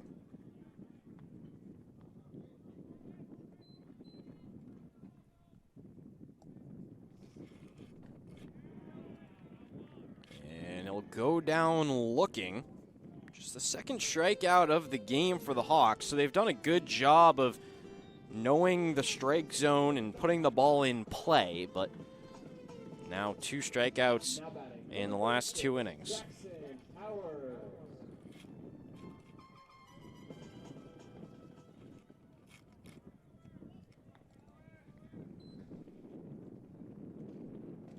First pitch to Powers is in there for a strike.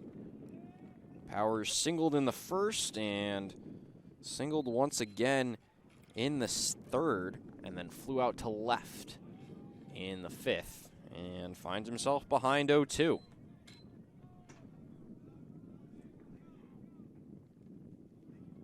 Two right-handers warming up in the pen right now for the Hawks. Breaking ball misses outside and in the dirt.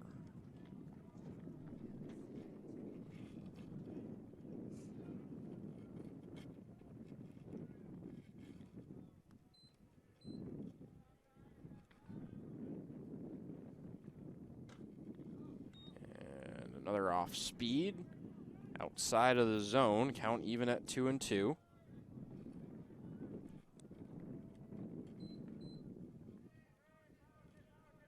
Longed in, sets, fires, flown out to left field, chasing back, and it's out of here!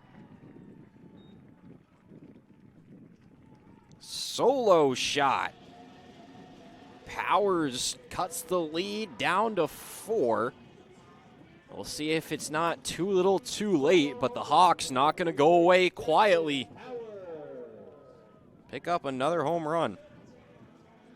Ball has been flying for both teams today. Now batting the first baseman, number 34, George Slauson. And now Slauson steps up, struck out in his last at-bat, takes a first pitch for a ball. He had a sac fly to left in the first and then grounded out to first base in the third and swings and misses at that one. Down even at 1s. 1 out, 10-6. Longed in, sets, fires, misses on the outside once again.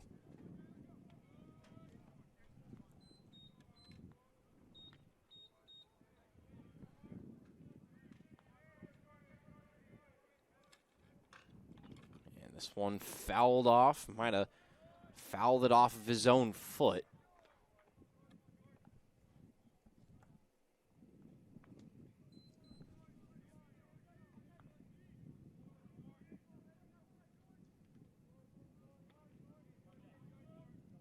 Here's the 2-2, swung, grounded to first, scooped up there by Sensei, and he'll take it himself. Picks up the unassisted out there for the second out of the inning. And now here's McCarron. Now batting the designated hitter, number 17, Owen McCarron. Flew out to left, flew out to right, and then walked. And last inning when he walked, he made it all the way around to score. Takes a first pitch for a ball.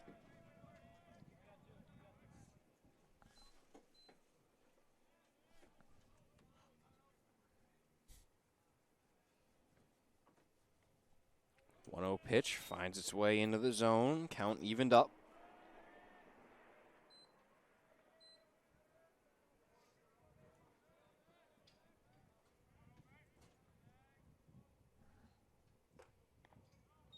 Ball hung up and stayed out of the zone. So it'll be 2-1.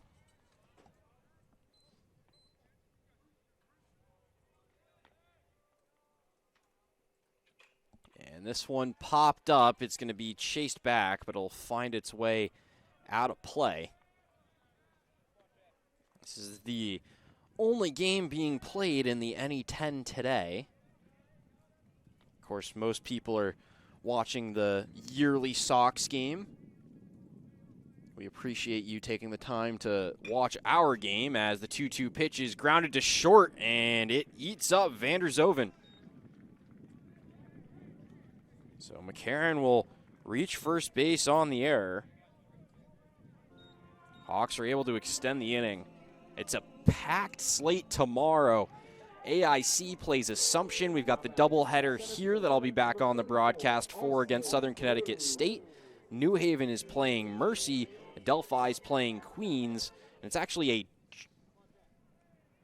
it shows as a triple header on the schedule, but I doubt that's actually the case between AIC and Assumption. And then Malloy and Pace are playing each other as well. Lots of games to pay attention to throughout the rest of the week in the NE10 as we get closer to postseason play for the spring sports. This one's lined to left field, and another base hit here. Good piece of hitting there for Brune. That's his third single of the day.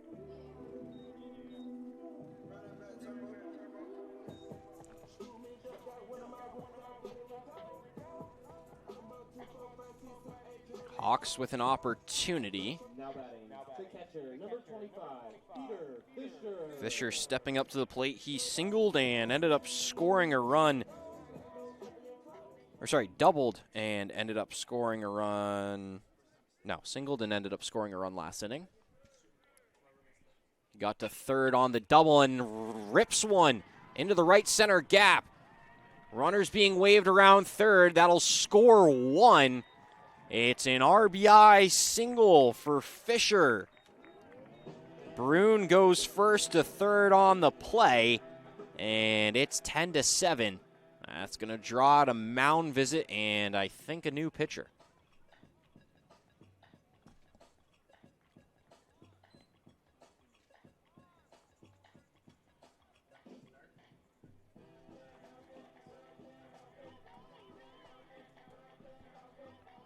Not going to get the call to the bullpen. They're going to see if he can get that last out here in the 7th.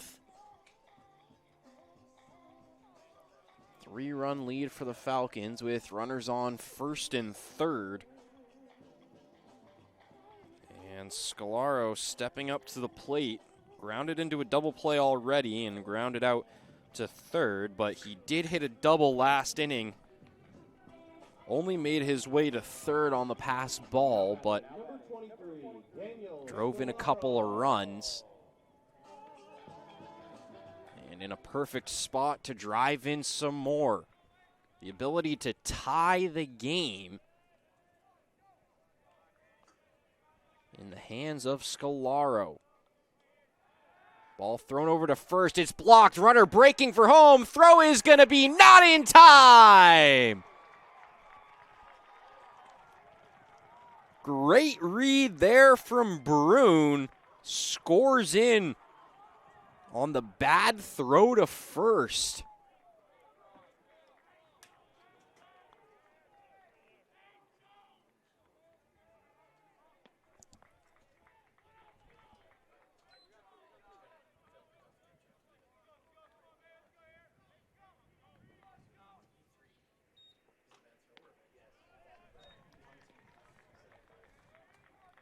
Goes to 0-1. Error is going to be charged to the pitcher, Longden, on the bad throw to first base. This one bounced back to the pitcher. He's going to run it all the way over to first himself, and this time decides to flip it. Ooh, I've missed something here. Obstruction or catcher's interference seems to be the call. Yeah, so it looks like we've got a catcher's interference. So thought for a minute there that St. A's was done for the inning. Yeah. Home plate umpire signaling that the bat hit the glove of the catcher, so it's catcher's interference, which is going to give us runners on first and second. This one finds its way back, and that'll be a wild pitch. And so on the wild pitch, the runners advance to second and third. So now St. A's really threatening. They've already scored 3 here in the bottom of the 7th. They're only down 2. Both those runners in scoring position. This one misses high and outside.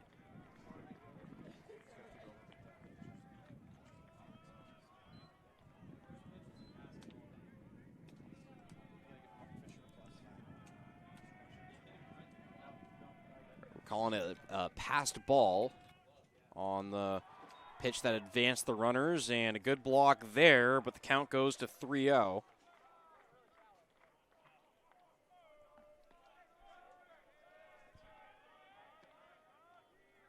So 3-0 count, 2 outs, runners on second and third. St. A's just trails by 2. They've trailed by as many as 5.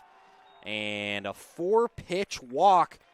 The bases are loaded, and that, I think, is going to bring out a new pitcher. We'll take a break for this call to the bullpen. Bases loaded, 2 outs in the bottom of the 7th.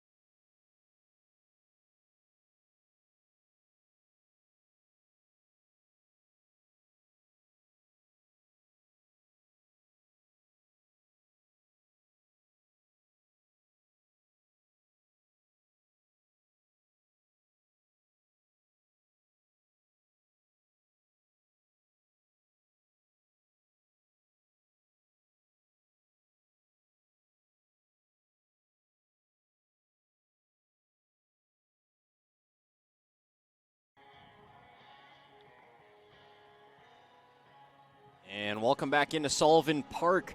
It's 10-8 Bentley over St. Anselm, but St. Anselm threatening, bases loaded, 2 outs. And the new pitcher is going to be Timmy Ori, 3.26 ERA and a 1.24 whip on the season. He's 1-0 win-loss, 8 appearances, 0 starts, 19.1 innings pitched. He's given up just 7 earned runs on the year. He's got 11 strikeouts. Could really use one here.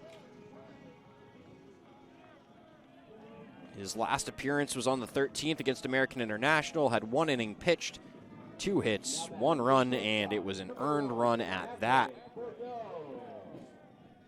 And here comes Bordeaux. We know that he's got home run power. Now pitching for Bentley, number 4, Timmy Ori. First pitch of the at-bat, and that one's taken. Not sure where that missed. Looked like a strike from here, but missed the zone, and Bordeaux finds himself ahead.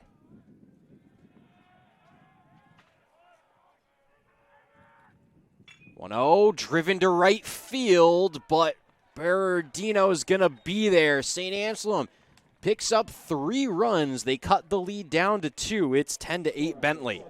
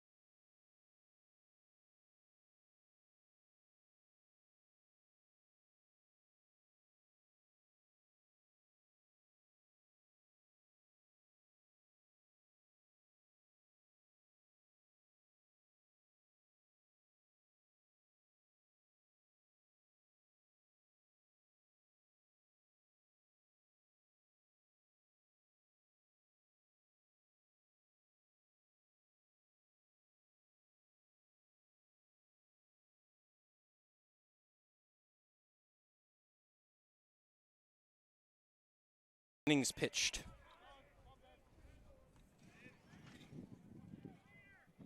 Leading off is Vanderzoven.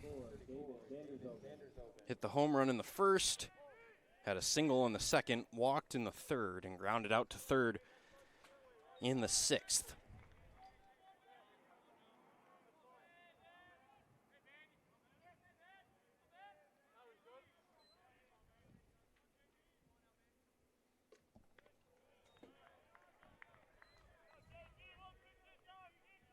Bryant misses high, count goes to 2-0. 2-0 pitch, taken once again.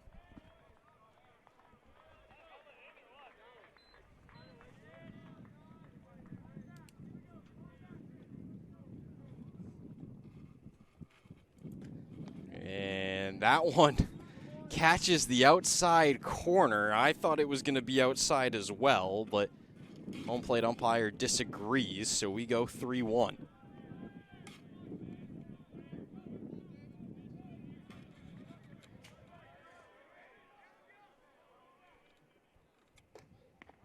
And that one misses the zone, and this time Vanderzoven is a little bit more careful and waits for the call before going to first. And that'll bring up Sensei. Flew out to left, doubled, flew out to right, and flew out to center. 1 for 4 on the day. And fouls that one back.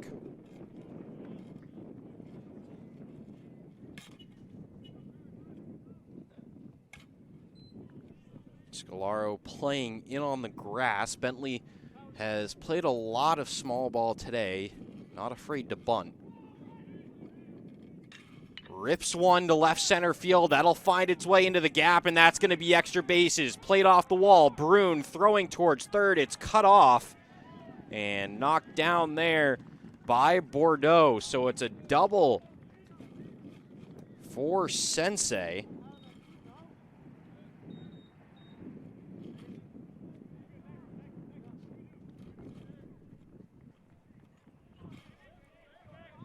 And that's going to bring up Pappas. He's already hit a home run today, but that's his only hit. He's 1 for 4.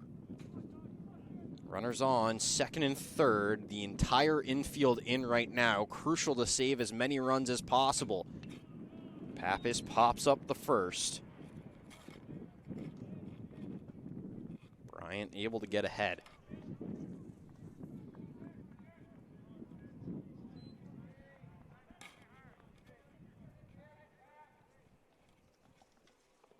Bryant misses on this one in the dirt. Good block there from Fisher.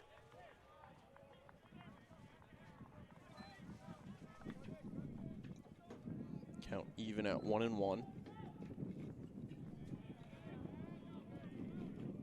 Still no outs here in the top of the 8th. 1-1 pitch catches the zone, and Pappas not happy with himself.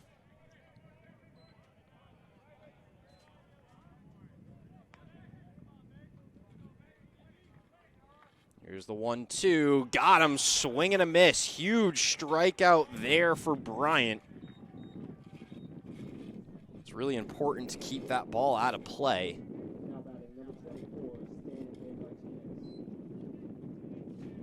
I don't think he's going to do it, but I'd seriously consider an intentional walk here. We know the damage that De Martinez can do, and you might want to create a force play, try to get out of the inning, and just like that, that ball is demolished. That one hit the hill on the far side on the fly. My goodness. Couldn't even finish getting the thought out of my mouth to say that it might not be a terrible idea to put him on first, and all of a sudden the game is blown open again. It's 13-8. Didn't even hesitate there, hung one up, and he was all over that one.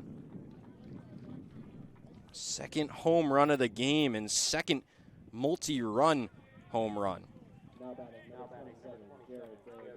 Oh, sorry, excuse me. It was a solo shot in the first. Not a multi-run home run, but importantly a 3-run home run there. And it doesn't get any easier as you got Berardino, hit 4 home runs on Saturday. That one in the dirt. Bryant starting to lose some control a little bit. Count goes to 2-0.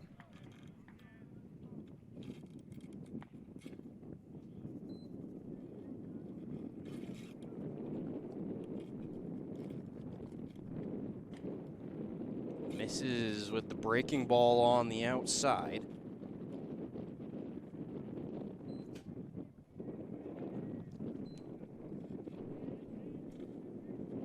Rio pitch misses high, and the inning not going to get any easier. Picking up another base runner. There is one out, so double play is on.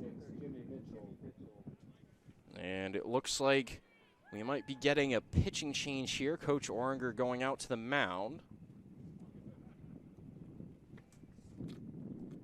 Haven't seen the call to the bullpen yet, but the guys are streaming out of the dugout to receive their pitcher when he is taken, and he is. So Bryant done for the day after giving up the 3-run home run. He'll be taken out for Adam Betty on the other side.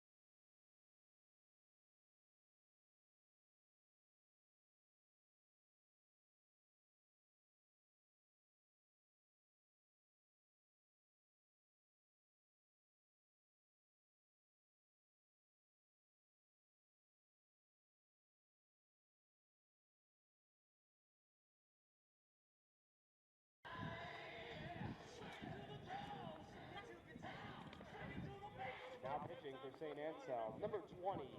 And welcome back into Sullivan Park. Adam Betty, 12.66 ERA.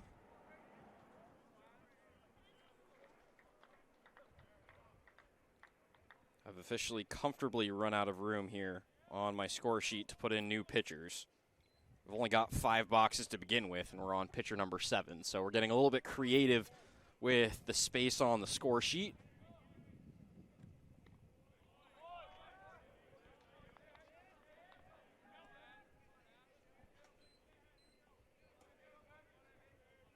Mitchell takes the first pitch strike. Still got a runner on first base here, 1 out.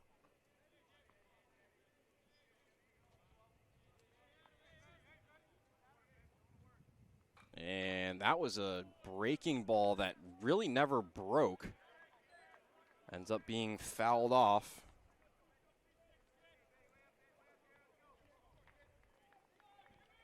Mitchell's 0 for 3 with a walk, and then was involved in a double play last inning.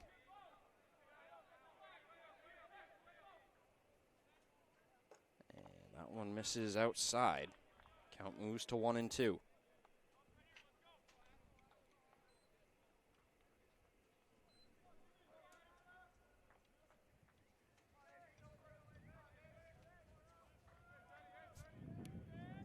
Berardino hasn't attempted a stolen base this season. Wouldn't really expect him to in this situation. They don't need many more runs, though. Who knows? St. A's doing pretty well over the last 2 innings. 3 runs scored in each of the last 2. The problem is that they've given up 3 this inning, 2 last inning, 3 the inning before, and 1 the inning before that. So it's just piling up on the other side. I don't think he went even close, and the first base umpire agrees. Count moves to full. Just a tough stretch for St. A's. They did score 9 runs in one of the games this weekend, and any time that you're scoring that many, even in this game, you score 8 runs, really feels like you should be able to win that game, as full count pitch ends up in a walk. It's just a matter of limiting some of the mistakes on the defensive side of the ball. I mean, you've got 2 errors for both teams, but the error for St. A's with the missed pop-up by Fisher was massive, and then the error at third base that caused 2 runs to score as well. Things are adding up right now for the Hawks. 1-0 pitch. Popped up. That one's going to find its way out of play into the crowd. We do have a decent crowd here at Sullivan Park. It's a little bit hard to tell. You can see a few people off to the left from the booth, but our cameras don't really capture the areas where people are watching the game. There's a bunch of people over by the Bentley dugout and some people up behind the St. A's dugout. Nice breaking pitch there. Got a swing and a miss. Getting ahead 1-2.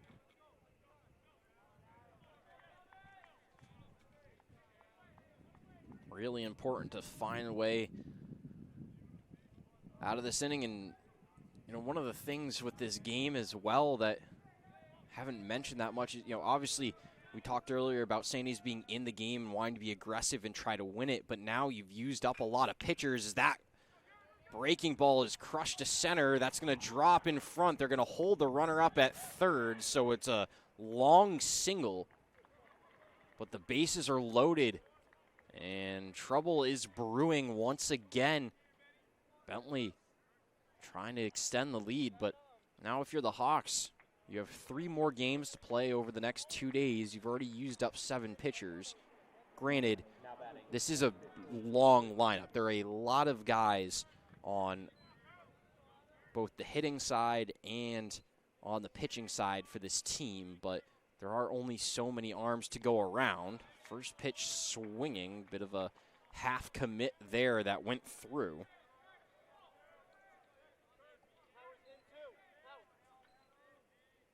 Heath has a reach on an error, sacrifice bunt, and 2 singles, and he's popped that one up.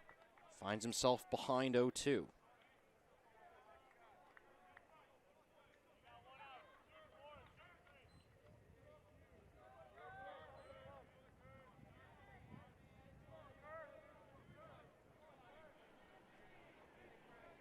One-two pitch, fouled off of his body in the batter's box.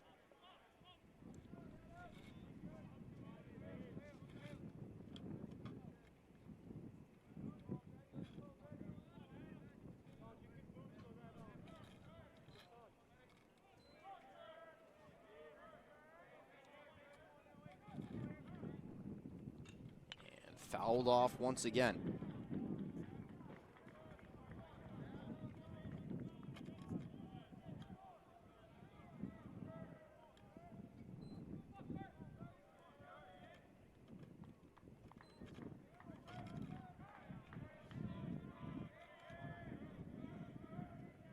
The 0-2 swung on, and that's going to get through. 1 run will score. Another one waved around third. Throw is cut off. 2 more runs score. It's 15-8.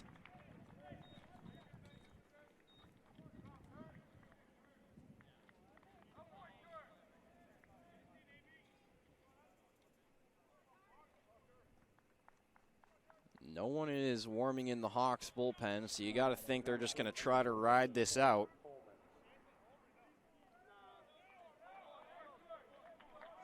Two RBI single there from Heath, and that brings up Coleman.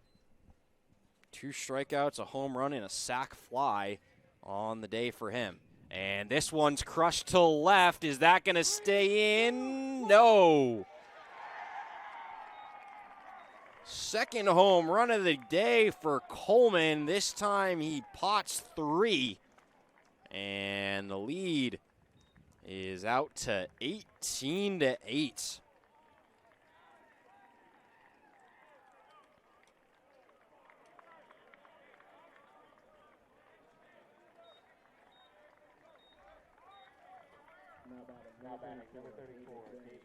That's now 8 runs scored in the inning.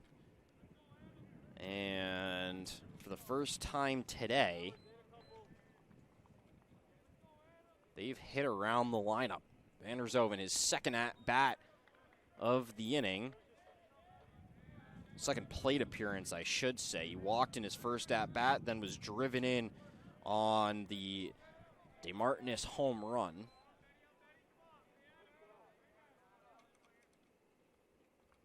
Breaking ball in the dirt. Count evened up at 1-1. The only out in the inning was the strikeout for Pappas. Everyone else got on and takes one inside.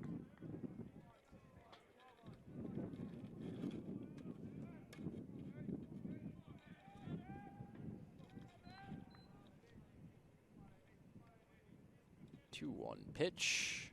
Another breaking ball that misses. Count moves to 3-1. We've had a walk, a double, a strikeout, a home run, a walk, another walk, a single, another single, and another home run. All just in this inning. Has not been pretty. And that's going to miss as well, so that'll put another base runner on. Second walk of the inning for Vanderzoven. And now here's Sensei. Doubled earlier this inning. A couple of flyouts and a double earlier in the game, having himself a nice day at 2 for 5.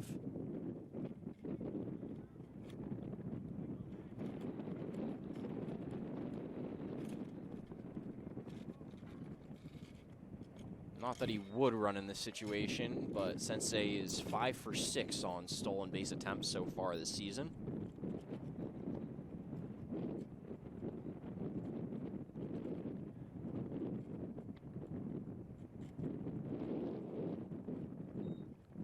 And another miss there.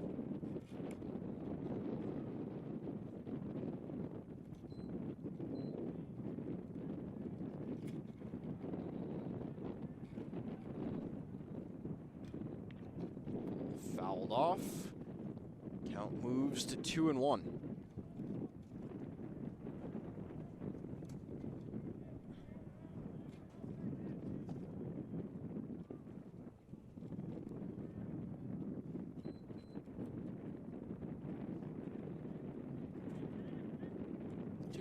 Pitch popped up in the air. There should be a play on that one, and nope, there isn't. It carries all the way out into the parking lot. Another home run. 2 more runs score, make that 10 in the inning. It's 20-8.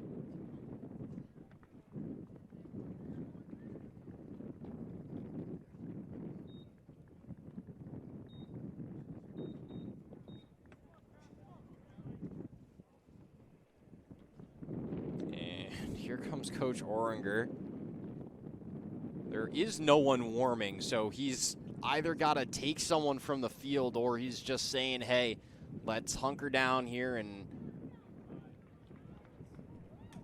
oh, there is someone coming in, number 5. My apologies. Didn't see him warming up before. Must have been warming up over those last couple of batters. So Adam McGowan will come in after the break.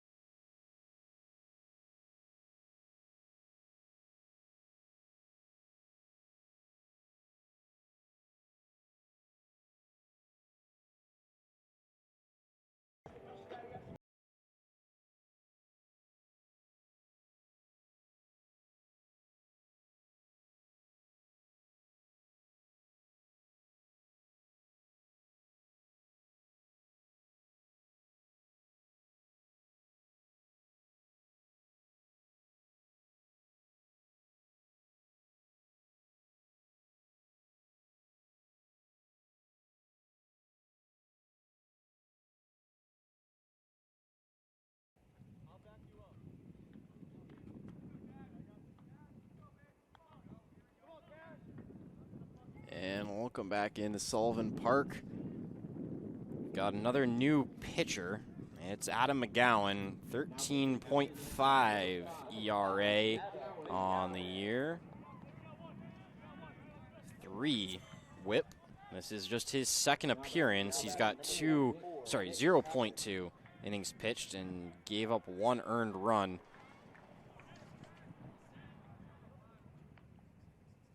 And that one misses up and in over the head of Pappas, the only man to come up in this inning and not get on base. Gets a second opportunity here. McGowan throws it, popped up high in the air.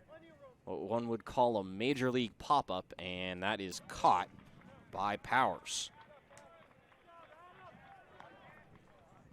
So McGowan steps up and picks up an out. Final stat line for Betty is going to be 0 innings pitched.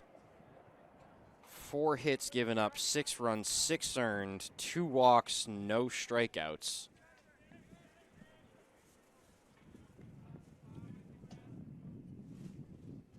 And now DeMartin is stepping up. He's the one who sparked the beginning, but pops this one up to center. Brune running in, trying to find it in the sun, and is able to make the play. Mercifully, the inning ends. McGowan comes in, picks up 2 outs. It's 20-8.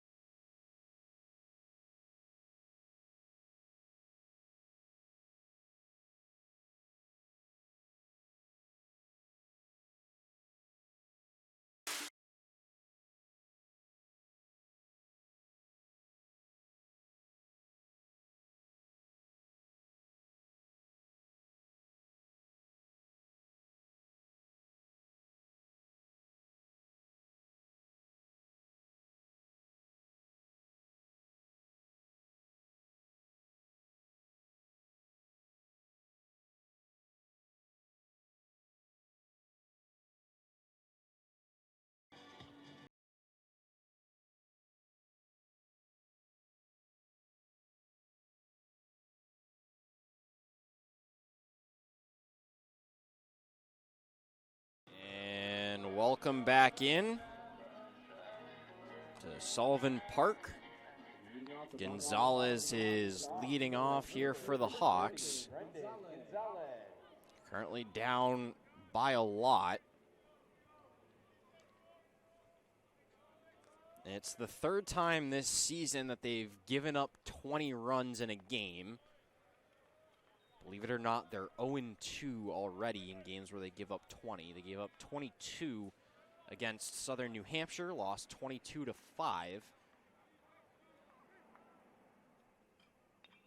one's fouled off.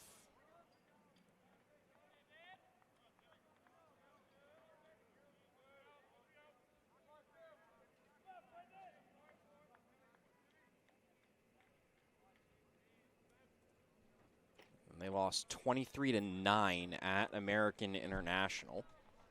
Count moves to 2-1.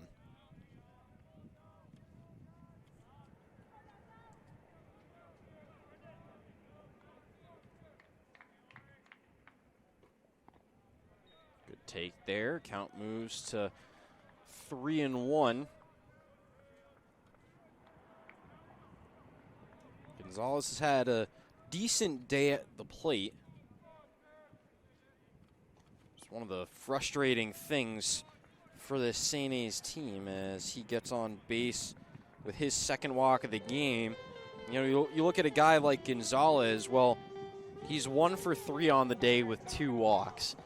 And I'd say in a vacuum, that's a pretty good day at the plate. The problem is the other team has everyone doing that, and even realistically, you look at this and you scored 8 runs, and we talked about this a little bit last inning, but you score 8 runs, you generally should feel like that's going to be enough to win you a ball game. And It just hasn't been on the cards so far today, and depending on how you look at it, it can either be a good thing or a bad thing that right when this game ends, you get another one right after it, and then you get to come back tomorrow and play 2. So you don't have to sit around and fester on the loss, as Powers pops that one up, and it's caught by Vander Zoven for the first out.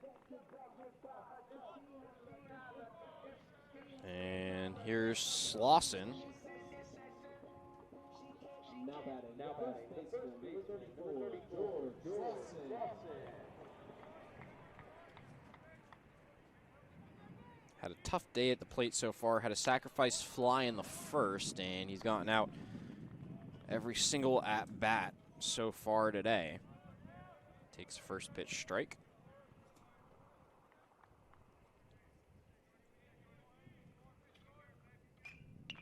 Fouls that one off down the third base side.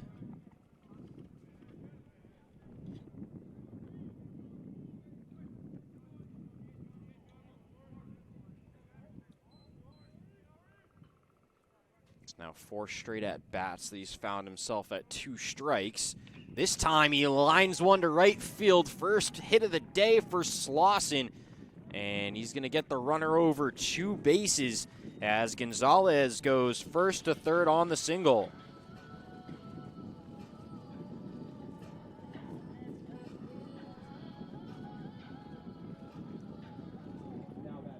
St. A's was threatening in the bottom of the 7th. They had the opportunity to tie the game at 10, and then obviously Bentley blows it open with a 10-run top of the 8th, but it's certainly a chance here for St. A's to cut down the lead a little bit, score a couple of runs. First pitch taken on the outside for a ball by McCarron. He reached on an error last inning and walked the inning before that. 2 flyouts to the outfield in his previous 2 at-bats. Takes another one low.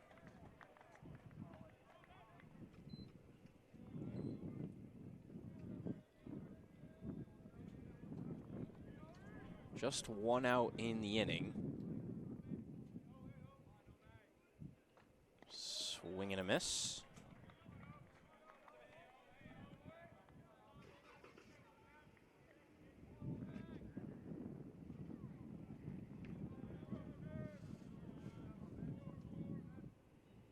And that one's going to miss outside as well. So McCarron's gotten this to 3-1. 3-1, runners on the corners.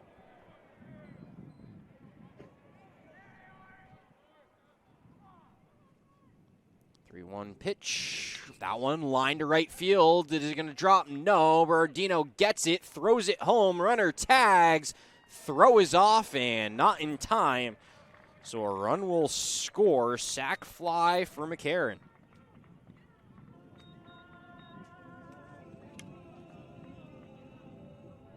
Gonzalez with some good base running there. And that's going to bring up Brune. He's had 3 straight singles, and he's scored off of both of his last 2. Popped out to the shortstop in the first, and lines one to left here. That's going to be a fair ball. Already being waved around third. Is he going to get there? No, so he had to stop at third, and it's just a double. But the inning continues here with 2 outs.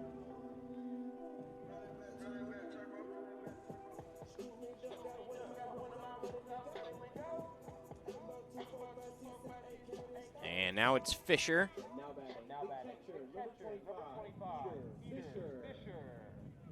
There's a couple of base hits today.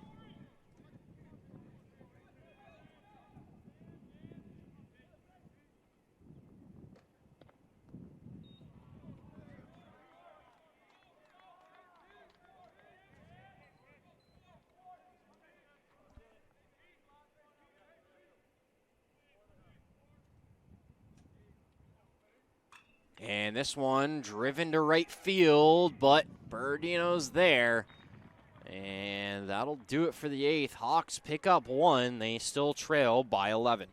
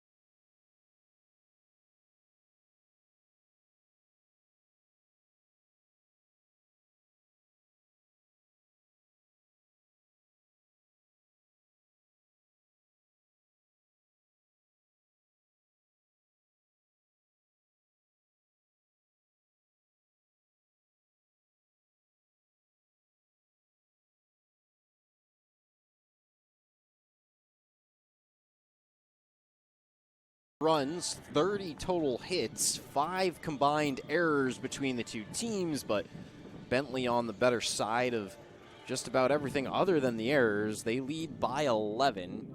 It's still McGowan on the mound, so he'll look to close out the rest of this game for the Hawks. And Bernardino up to the plate. Swings and misses.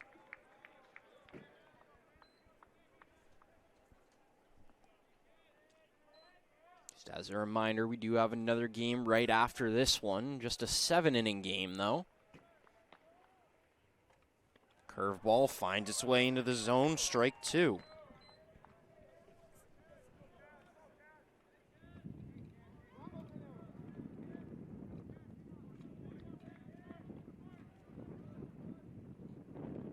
Oh, 2 pitch. That one misses up high.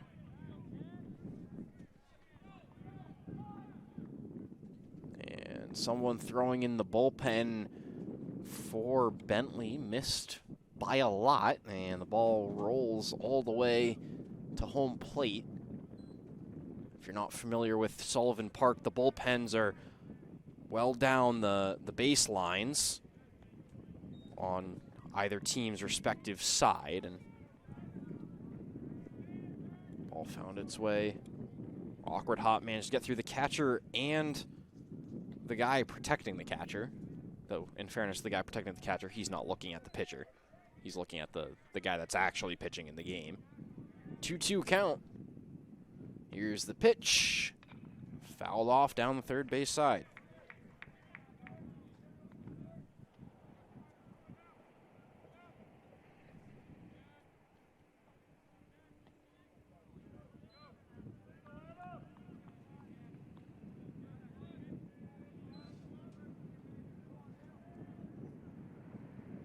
Two once again. McGowan spikes one into the dirt. Count runs full.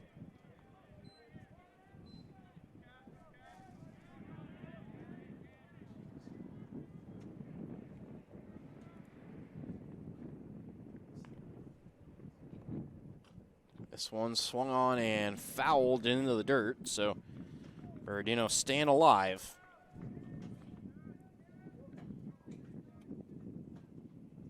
He's gotten on base 3 of his 5 appearances so far.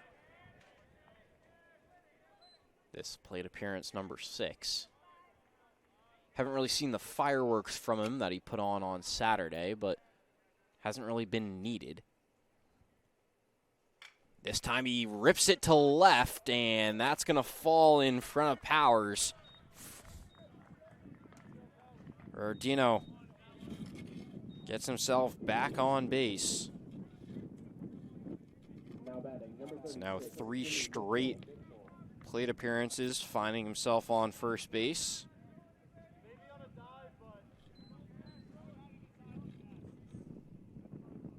Now here's Mitchell. McGowan fires, misses well inside, and Mitchell was, depending on how you view it, lucky or unlucky not to get hit.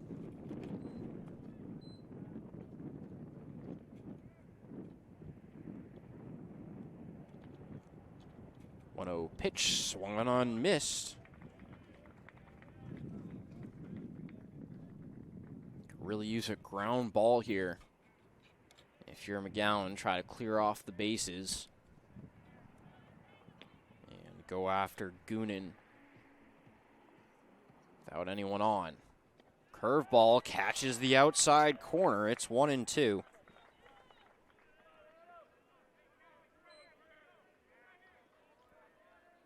McGowan studying his bracelet there. I will say the pitch clock doesn't really function properly if it doesn't turn on until he turns to set up to pitch, right? If he's got to be able to waste time as that one's high in the air, not sure that's going to stay in play. It does, and it's caught by Powers. So just on that point on the pitch clock, right? McGowan turns to look at his bracelet, which I assume has whatever the signals are from the catcher. But if the pitch clock doesn't start until after he's done doing that, it doesn't help speed up the game. If he's got the ball in his hand and he's looking at his bracelet trying to get the call, I would think that is when the pitch clock should start. I'm not an umpire, though, and so I trust that the umpire is doing it the way he's supposed to. I'm just saying logically it would make more sense to me that he's got the ball, he's ready to go. The pitch clock should be running. Here's the 0-1 with 1 out. Misses in the dirt to even things up.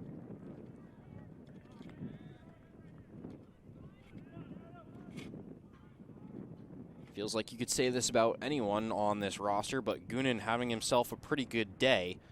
He's just a triple shy of the cycle. That pitch misses up top.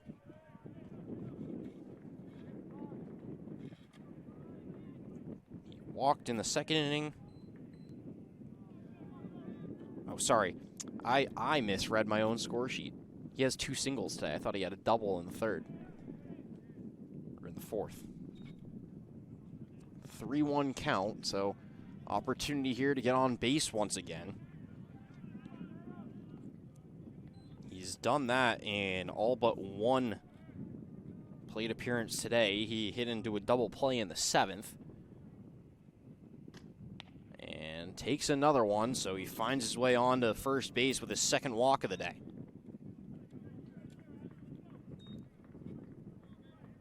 And that'll bring up Heath. He's singled in each of his last 3 at-bats.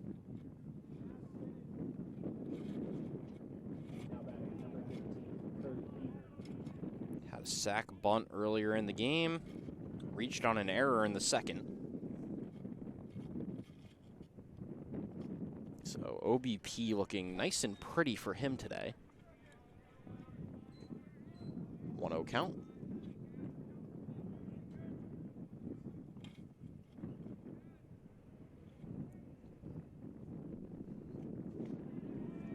Gets that one over the plate, even things up at 1-1.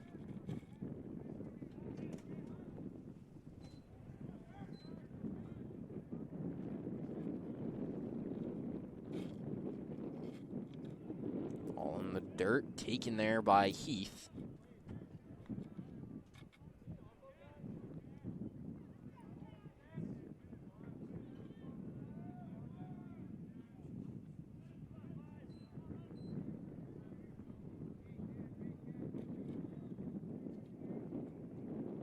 Here's the 2-1. That one misses on the outside. Runners on first and second. Count at 3-1, 1 out. Top of the 9th. Bentley leads 20-9. They've got 18 hits on the day, 13 for St. A's, 3 errors for Bentley. Here's the 3-1 pitch, swung on and missed. Count goes full. CNA's with 2 errors of their own, and we thought for a period of time that the story of this game was going to be the errors, and, well, with that 8th inning, it really hasn't been. Another one fouled off, this time off of Heath's foot. It's going to take a second there. That one didn't look like it felt particularly good.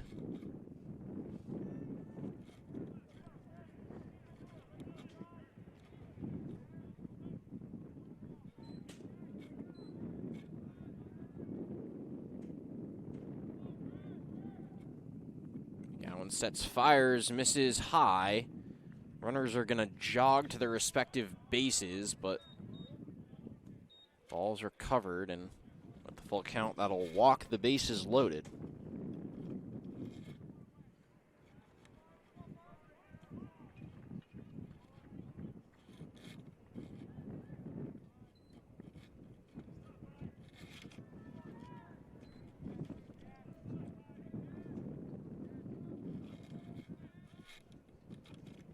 Sets, fires.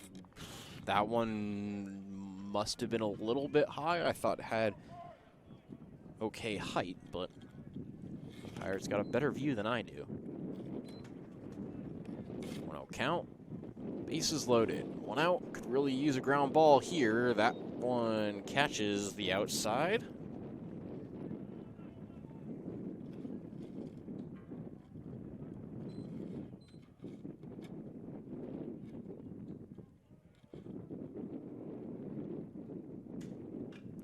McGowan gets him to pop up. Is it going to be shallow enough to prevent a run? Caught by Powers, throws it through into the cutoff, and is able to stop the run from tagging up. So good out there for McGowan. Bases remain loaded. And it's Vandershoven. Had a double in the first.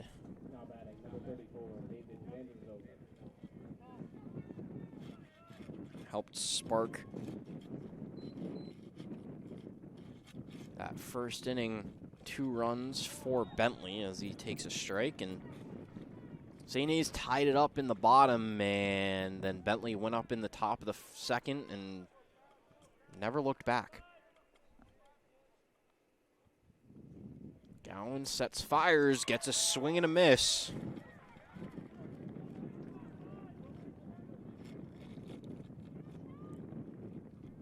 McGowan with an opportunity here to be the only pitcher other than Medeiros to not give up a run in his innings pitched today for the Hawks. 0-2 fouled off.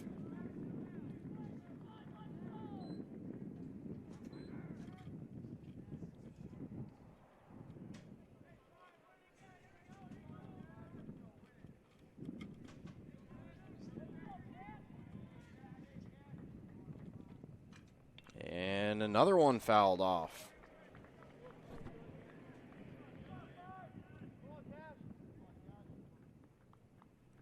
Still 0-2, 2 outs here in the top of the 9th.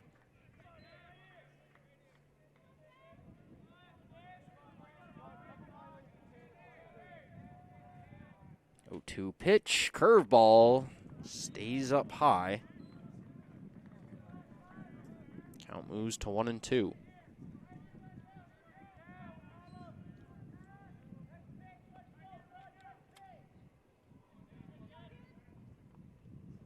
One-two pitch, curveball, driven to left field. That'll be in for a base hit. 1 run will score. They'll hold up the other runner at third. Rodino gets in on the single. And now that's 21 runs. Now batting number 6, Brendan Sensei.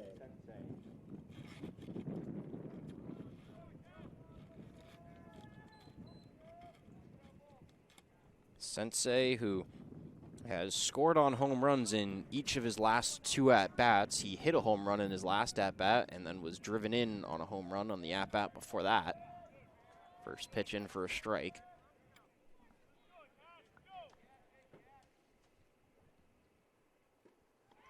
Gets a swing and a miss there. So back to 0-2. Can McGowan put away Sensei?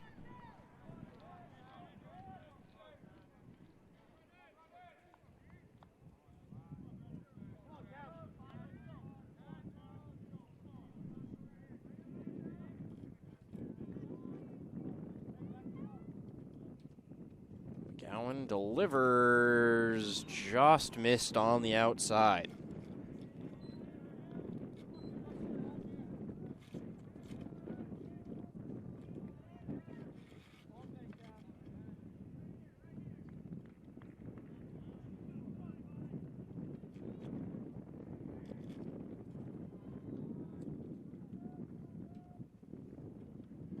And gets the swing and the miss and gets out of the inning. 1 run scores, the lead's up to 12. Bentley leads 21-9.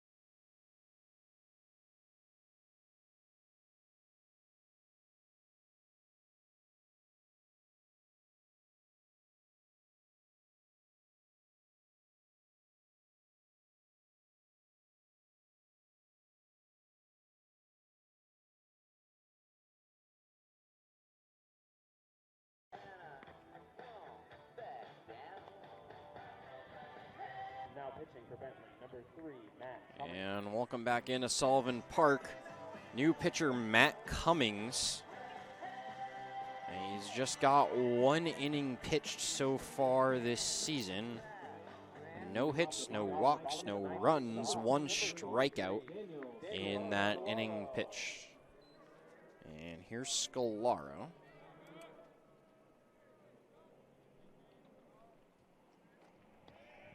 First pitch in there for a strike.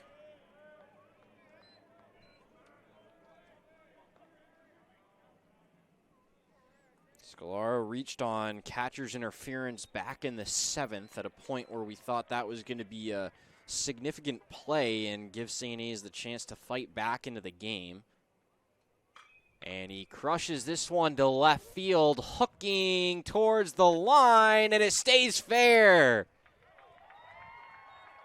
Scalaro hits one out, picks one back, and cuts the lead to 11.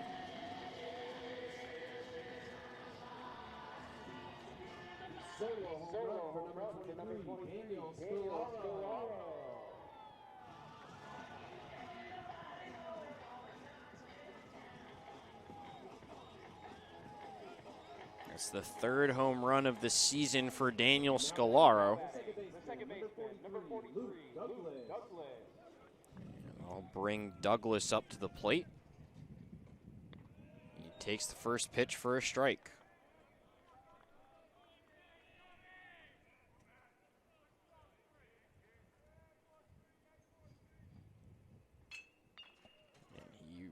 Bounces one towards first base, played by Sensei, who takes it to the bag himself for the first out. And that brings up Bordeaux.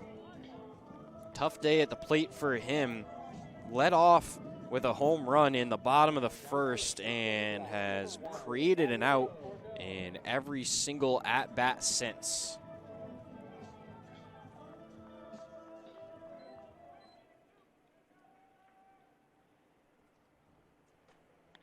First pitch in there for a called strike.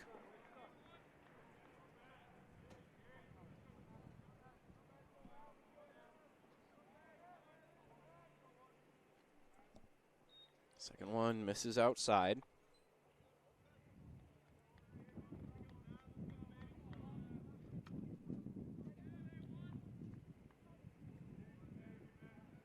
Here's the 1-1 from Cummings. Swung on and missed by Bordeaux.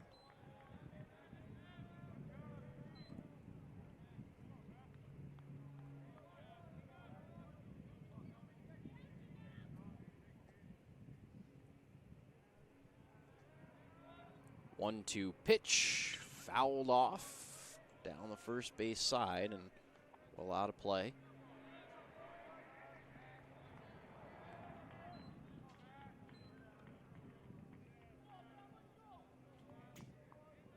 Cummings looking to work quick. Don't really blame him for that. Off speed, fouled off. Looked like a changeup.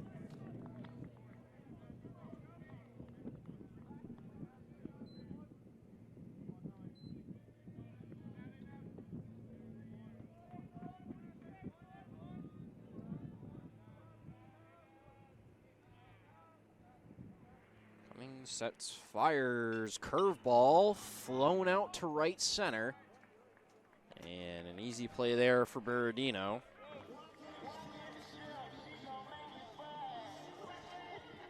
And now here's a pinch hitter, Jax Budgel, stepping in for Gonzalez. Hitting .250 on the year with a .625 OPS. 6 games that he's played in. 8 at-bats, 2 hits, 1 run, 1 RBI, 3 strikeouts.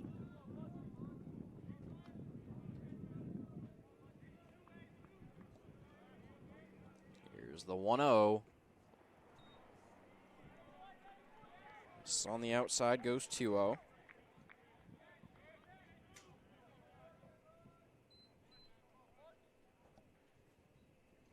Pitch. Catches the inside corner, 2-1.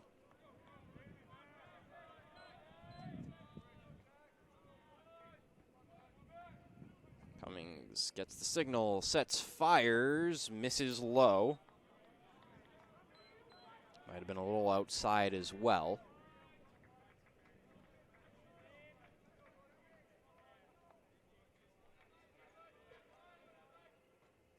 This is on the outside, so Budgel finds his way on base. That's his first walk.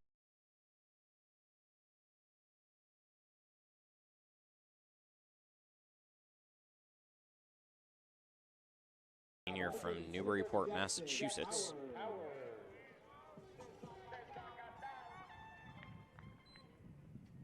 And that'll bring up Powers. He's had a pretty good day at the plate. Takes a called strike for the first pitch. 3 for 5, couple of base hits and a home run.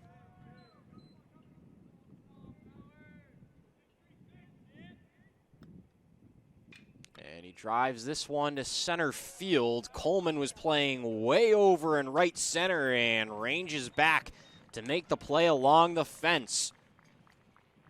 The 8th inning is what did St. A's in. 10 runs for Bentley. Dominating performance. They win 21-10. We'll be back in a little bit with game 2, which will be a 7-inning game starting at about 4 o'clock. Thank you for joining us for game 1 of today's doubleheader, and we'll see you in game 2.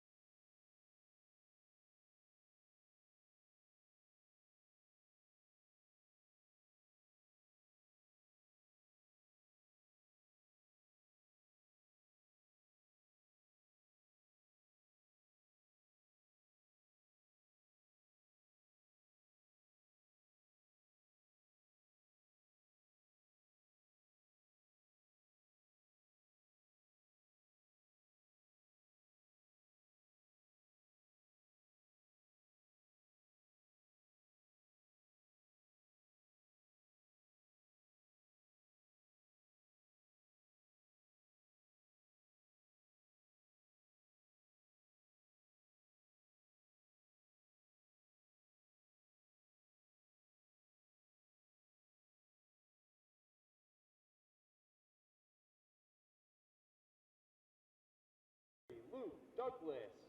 Starting on the mound for the Hawks in Game 2, number 31, Marco Gibbons.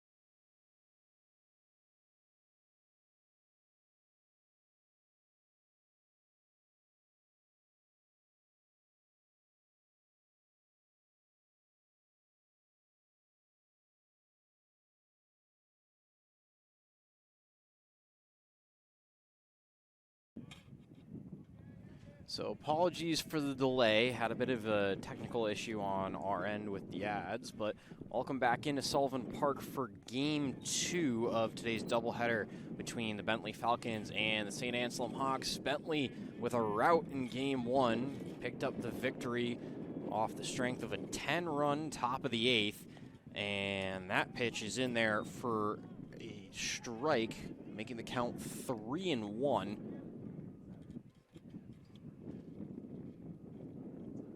Here's the 3-1 pitch. That one's high, and we'll lead off the game with a walk. And that's to Vanderzoven leading off once again, and now it's Sensei. The lineup for Bentley, it's Vanderzoven playing shortstop, Sensei at first, Pappas in left, DeMartinez DHing, Bernardino in right,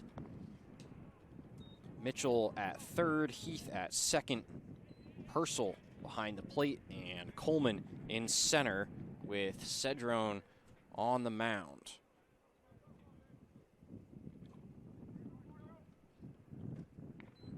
Pitch is in there for a strike, moving us to 1-1.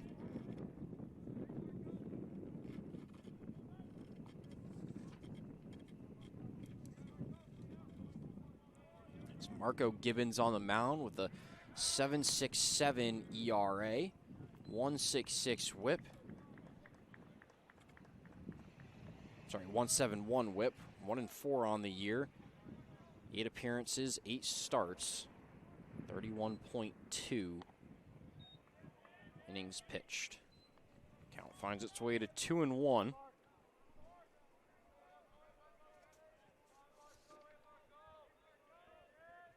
Sensei had a really strong game in Game 1, had a double in the second and another double in the 8th, as well as a home run in his second at-bat in that same 8th inning. Count now to 3-1.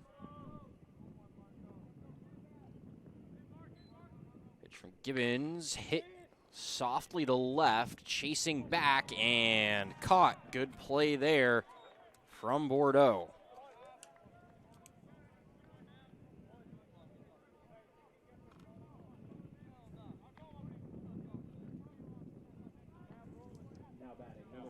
And now here's Pappas. Also hit a home run in Game 1.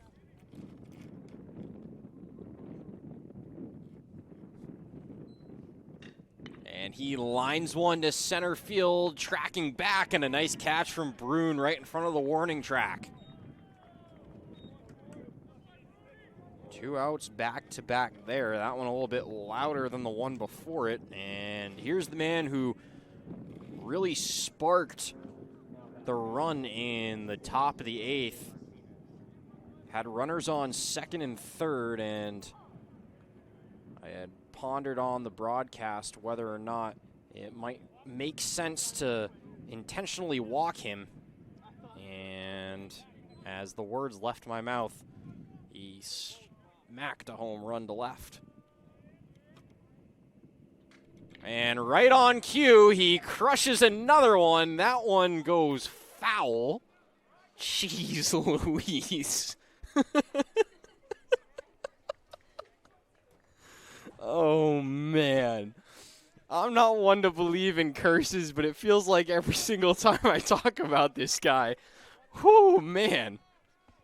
I mean, it's impressive to watch. You saw him in batting practice earlier today, and the ball was just flying off of his bat, and clearly he's playing with a lot of confidence, and he's seeing whatever's coming out of the hands of these Hawks pitchers.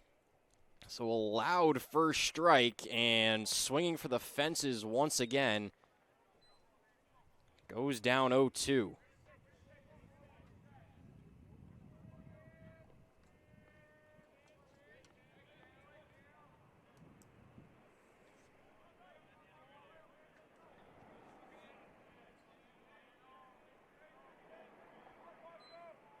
The 0-2, runner goes, throws behind him, but it's not going to matter as that was a strikeout. Pitch caught the far corner. So St. A's gets out of the first without any damage this time, and we go to the bottom.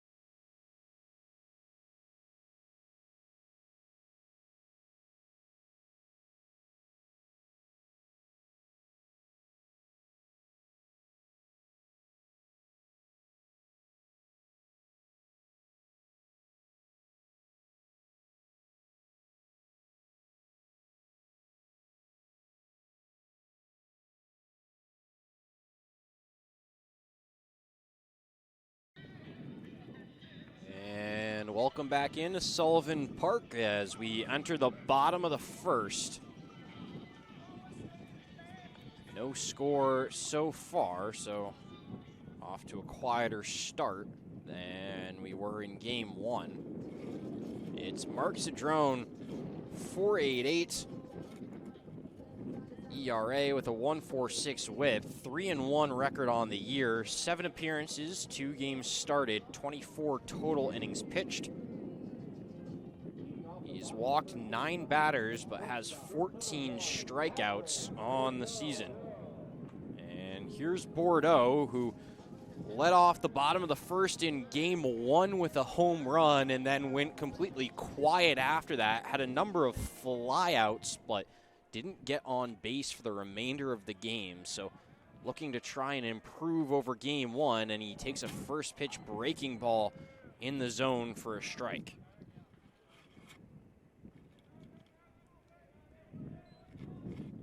A 1 fouled back, quickly 0-2.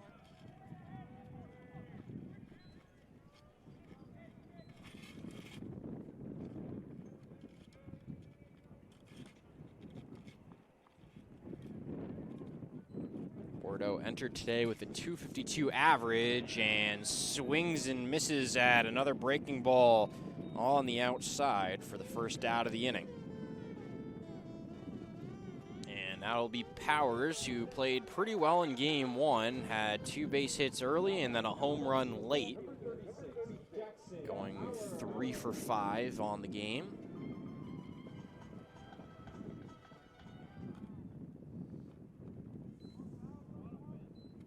Shows bunt, but takes a strike.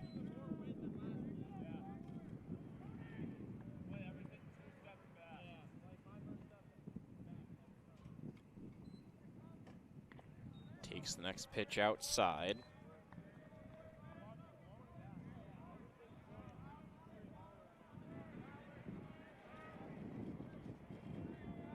Cedrone steps, pitches, another breaking ball, and this time it's fouled back.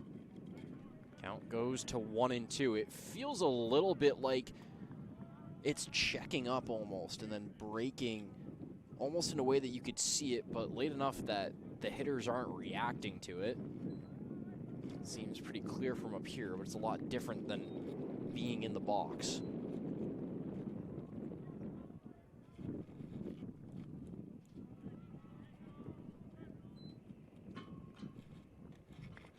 Two pitch misses, so Powers has worked his way into a full count.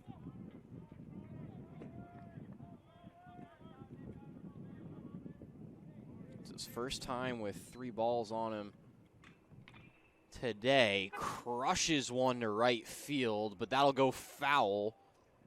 Does stay in.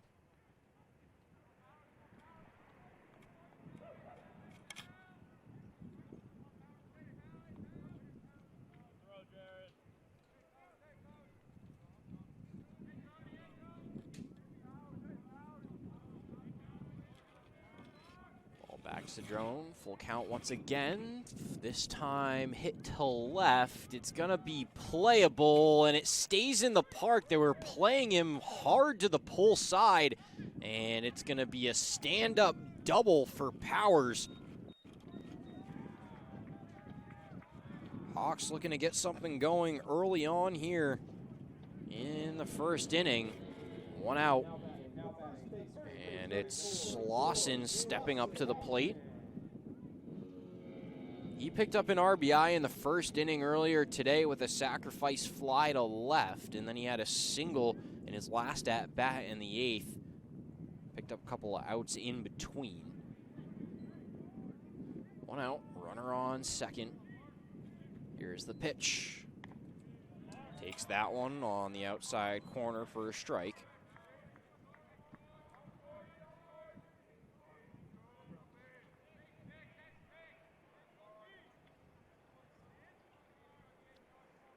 Clouds are starting to cover up the sky as we get further on in the day. It was nice sunny blue skies for pretty much all of game one.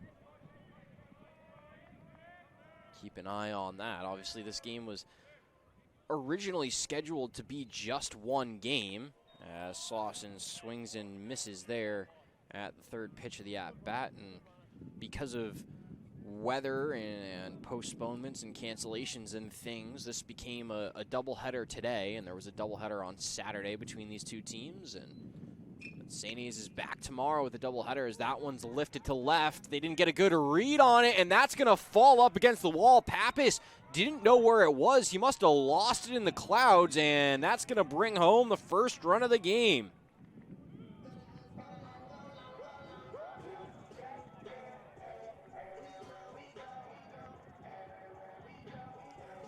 Official score is a double.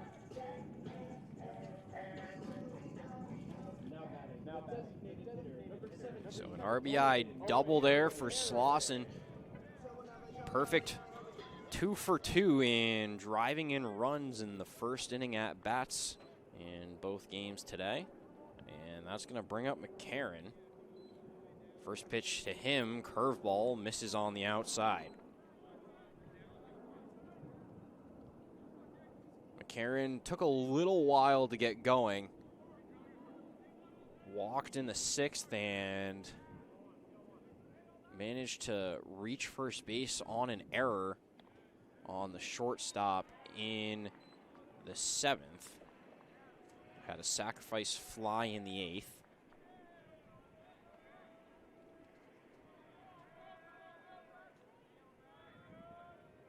Two-0 pitch.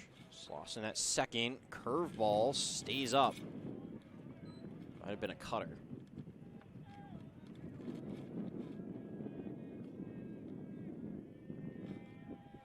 Swing and a miss there creates a 2-1 count. 2-1, one out. Here's the pitch. Swing and a miss.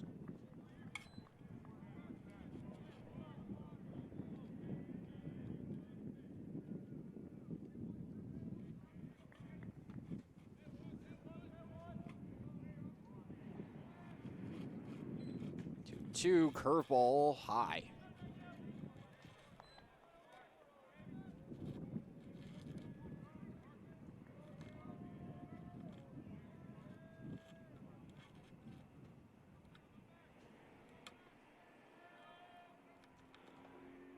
Here's the 3-2 pitch. That one moved a little bit. It's popped up behind. Don't think there's a play there to be made for Purcell.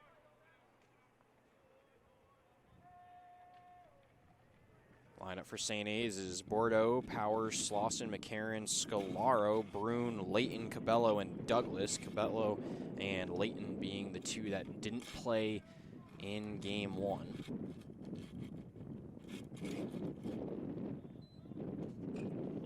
3-2 once again, fouled off. So Gonzalez and Fisher getting the rest. Gonzalez was pinch hit for at the end of game one. Budgel pinch hit for him in the ninth. And got on with a walk, and that one's fouled off of the foot there of McCarron in the box. Another long at bat here, up to 8 pitches now.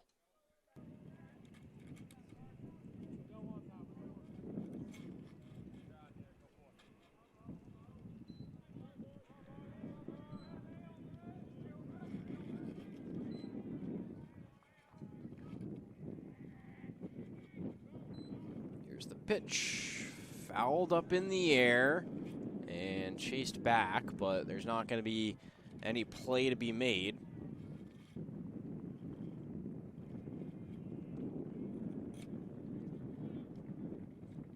4 foul balls now in the at-bat.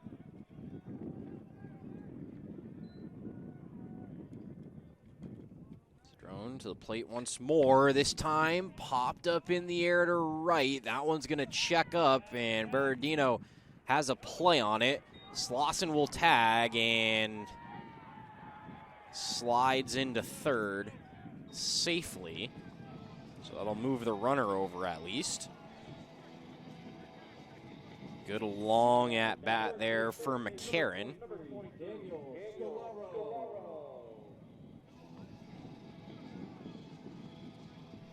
And that'll be Scolaro.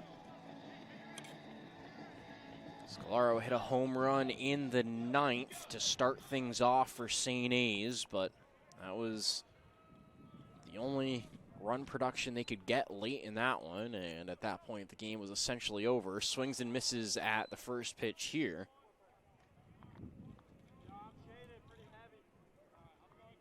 He also reached on a catcher's interference in the 7th and had a double in the 6th.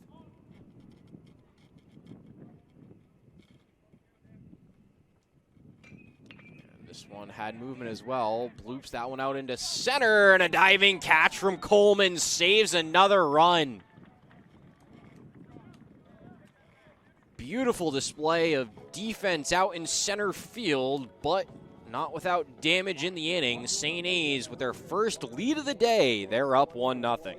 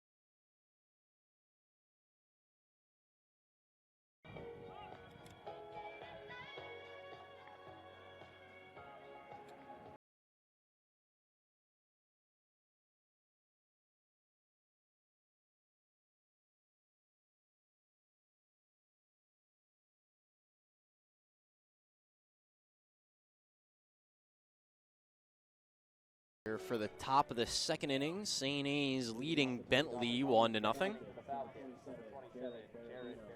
And here's Jared Berardino stepping into the plate.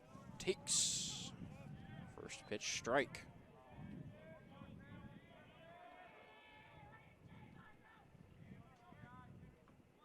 Berardino was on fire on Saturday, a little bit more quiet in game 1. Got on base, just wasn't doing it loudly. Had a single in the 3rd and then reached in the 7th. Walked in the 8th and singled in the 9th.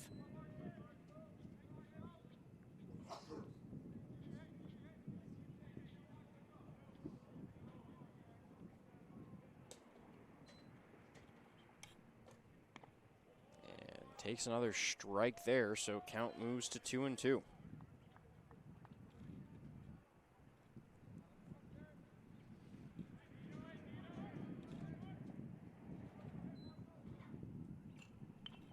Fouls off the 2-2 pitch, staying alive.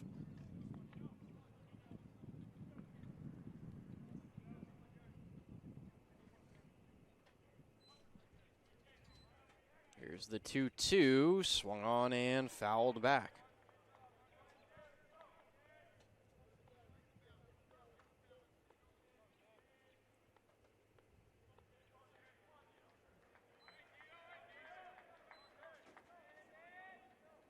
And this one crushed to left, but pulling and foul.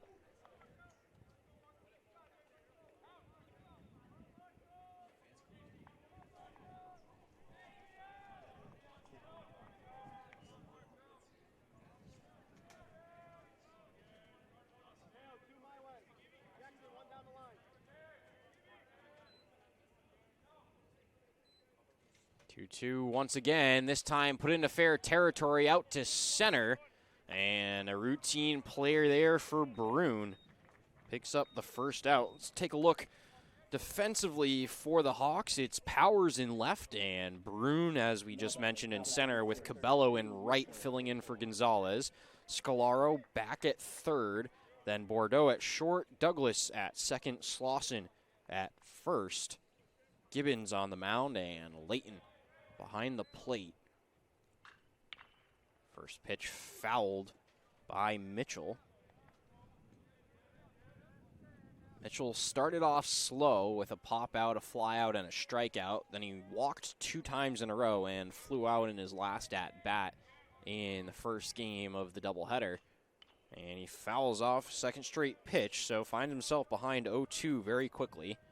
Powers and Scalaro swapped in the start of game 1.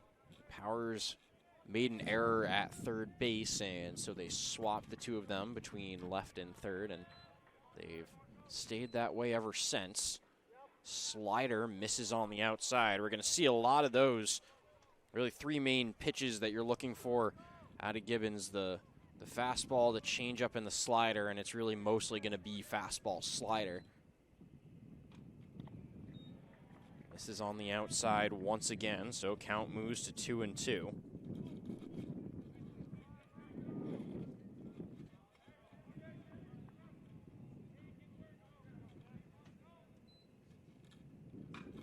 And this time it's lined into fair territory, but in the right spot was Scalaro. Leans over and catches it for the second out.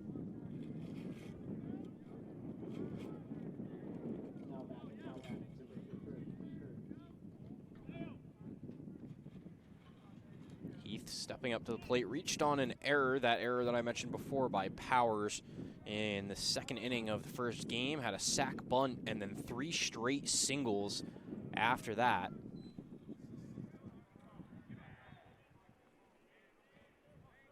Reached in the 9th as well. So really good day for his OBP in game 1. Count evens itself up at 1-1.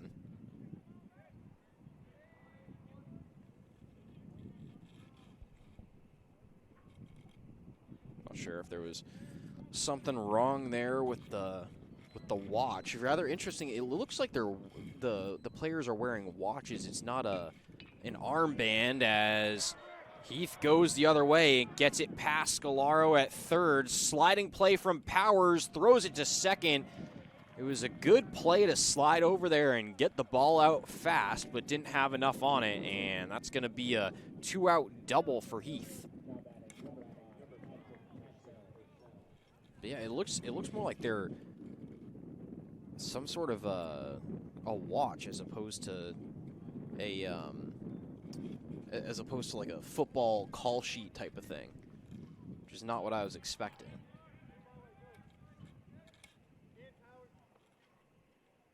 Guess that's how the Division II pitch comm works. First pitch fouled back out of play. Actually, that ball stayed in play. Slauson just didn't get a good read on it and didn't get over there in time, barely stayed inside the fence.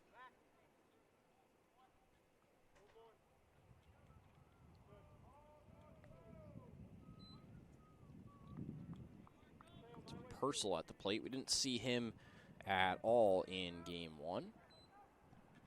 And he drives that one on a line to second, but right into the glove of Douglas. Once again, no blood. Hawks still lead by 1 as we go down to the bottom of the second.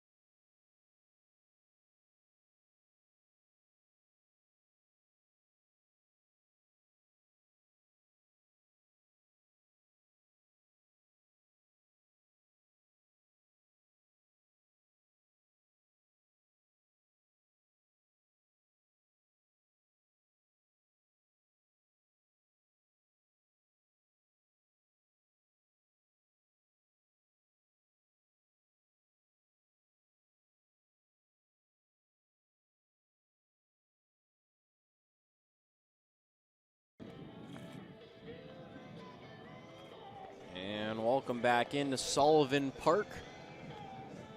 Bentley picked up their first hit of the game in the top of the second, but still being held scoreless as we go to the bottom of inning number 2 of 7.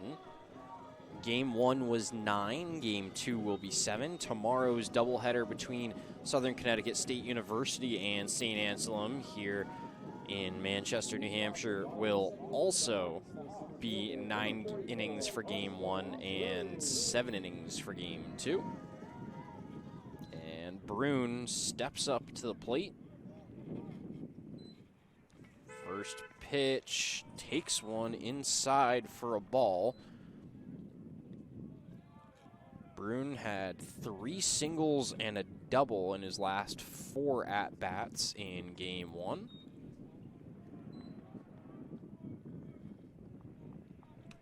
Count moves to 2-0.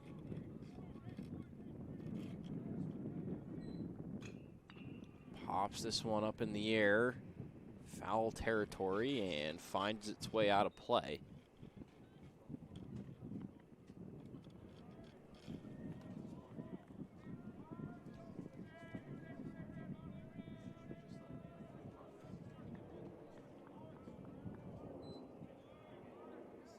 Here's the 2-1 pitch.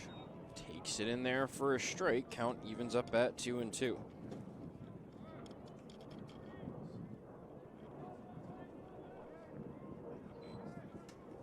Oh, and that one comes inside and hits him, and that did not look like it felt good, but shakes it off, makes a face towards the bench, and then runs to first base. First hit by pitch we've seen today. And now stepping up to the plate is Nathaniel Layton. Didn't see him in game 1, hitting 167 on the year. He's only played in 6 games, started 5 of those, and he rips one through the hole for his 3rd hit of the season, moves the runner forward by 1, and now it's runners on first and second with nobody out.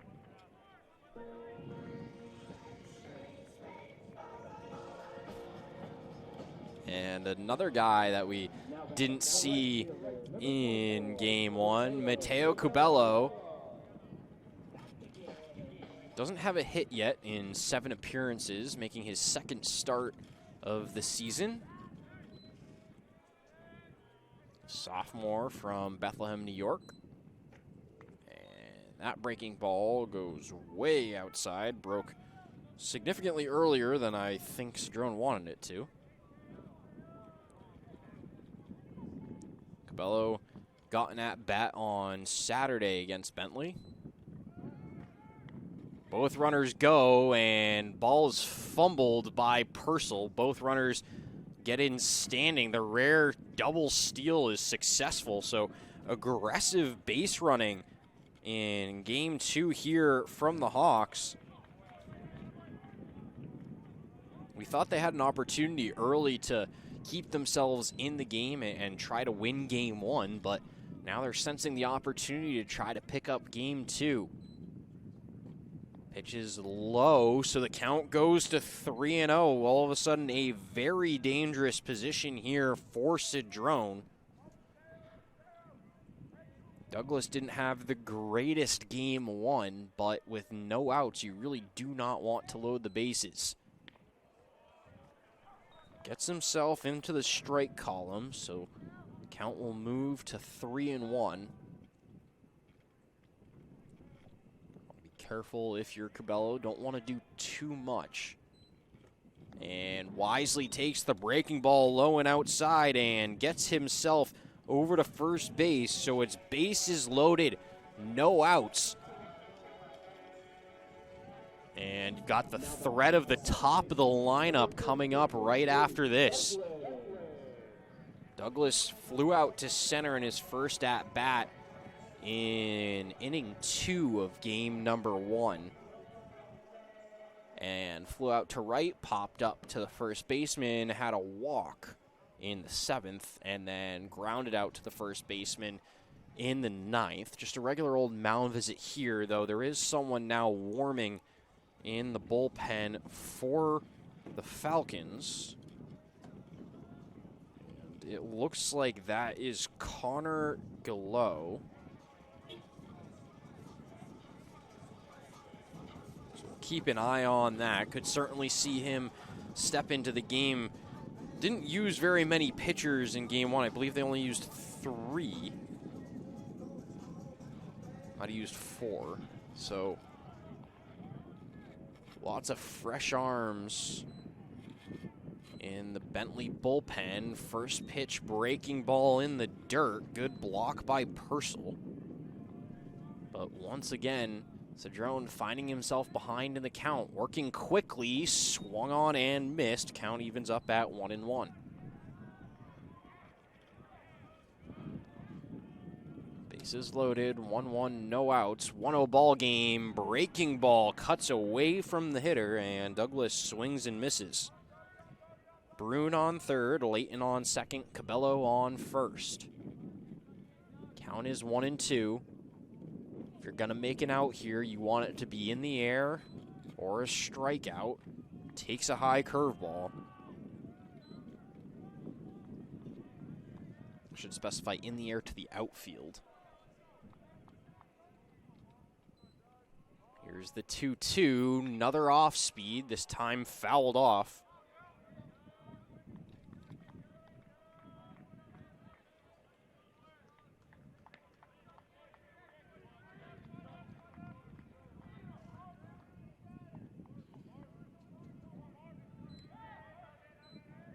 Once again, another curveball, and that one fouled back.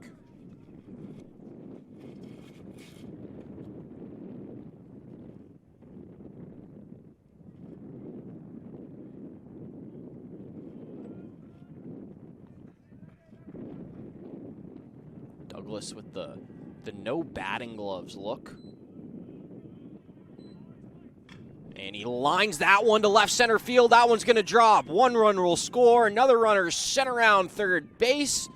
And St. A's jumps out to a 3-0 lead. Great piece of 2-strike hitting. Tattooed that ball straight into the gap. And it's a 2 RBI single for Douglas.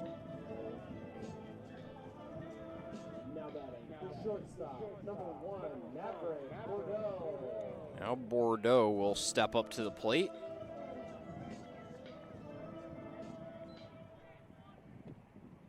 Struck out in the first inning.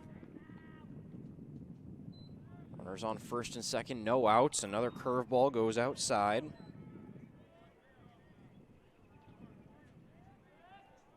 Seems like the curveball really isn't working for him right now. He's putting it in spots where it's breaking earlier than you want it to, and hitters are seeing it. This time a fastball ends up in there for a strike.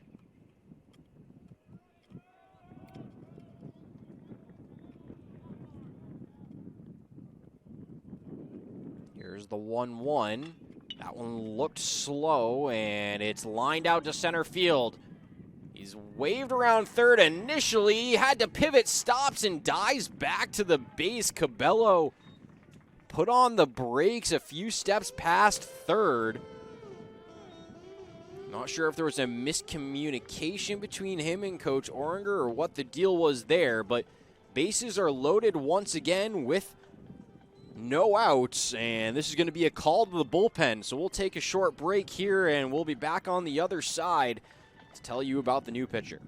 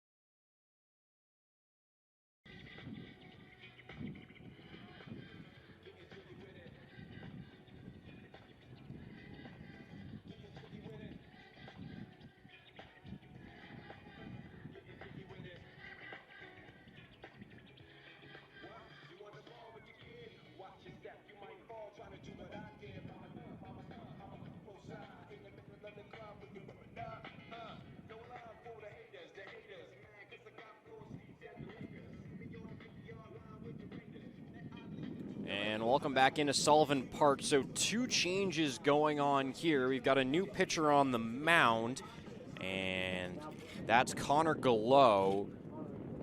And he's got a 4.50 ERA, 1.43 whip, 2-2 on the year, 9 appearances, 1 start.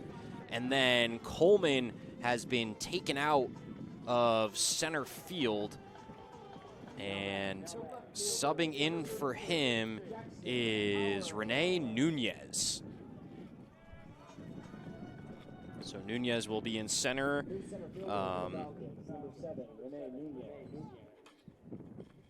He'll bat 9th, which means he'll lead off to start the 3rd inning. First pitch is in there for a strike for Gallo.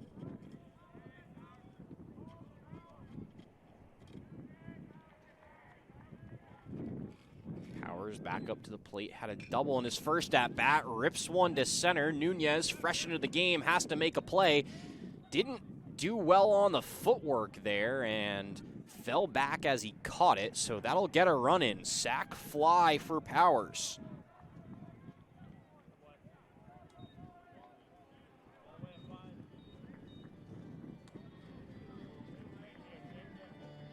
Now batting, the first baseman, number 34, George Slauson.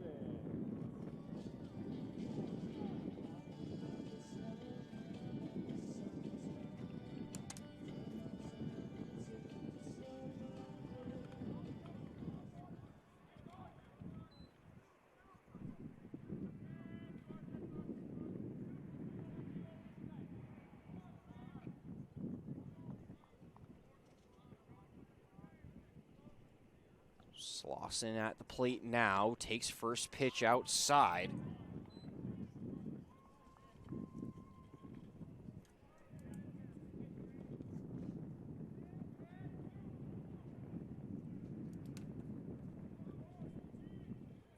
One-0 pitch, that one on the outside as well.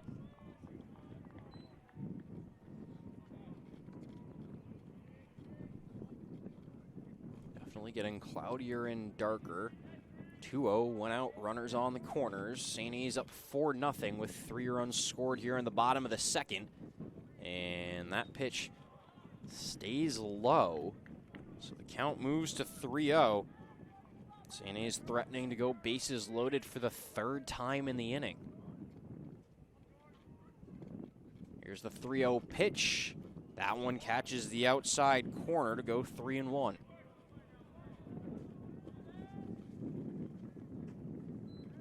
Outfield playing Slauson hard pull. There is a lot of space to left field right now. Throw back to first. Able to get there successfully, and no play on either base. Still 3-1 count here, 1 out. Runners on the corners.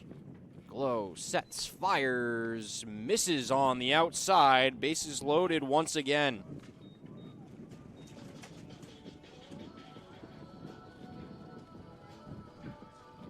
And that's going to bring up McCarron. Bases loaded this time with 1 out.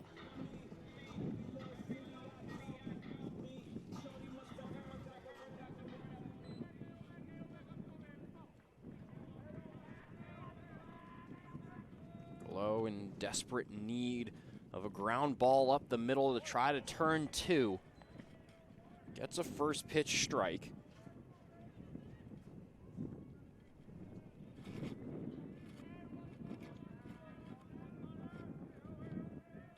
Here's the 0-1, swung on and missed, so gets ahead 0-2.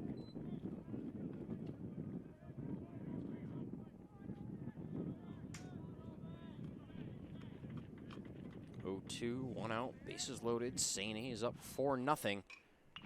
Fouled back to the left side. It'll go out of play.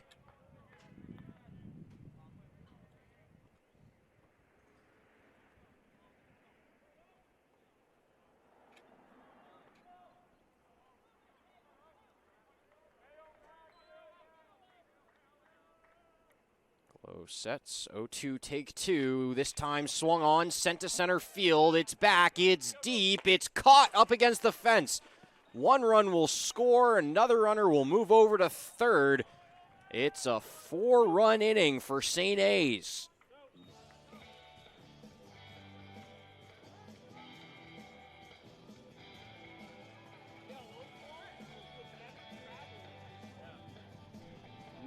Now batting, the third baseman, number 23, Daniel Scalaro.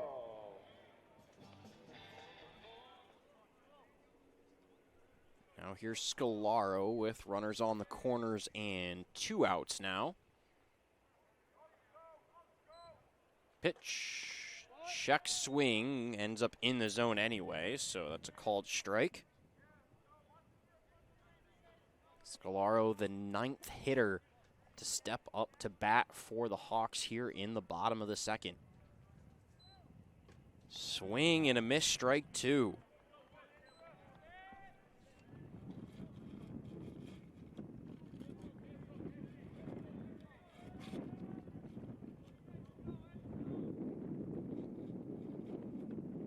Setting up, sets, fires, just misses the outside corner on that one. Good patience there from Scalaro.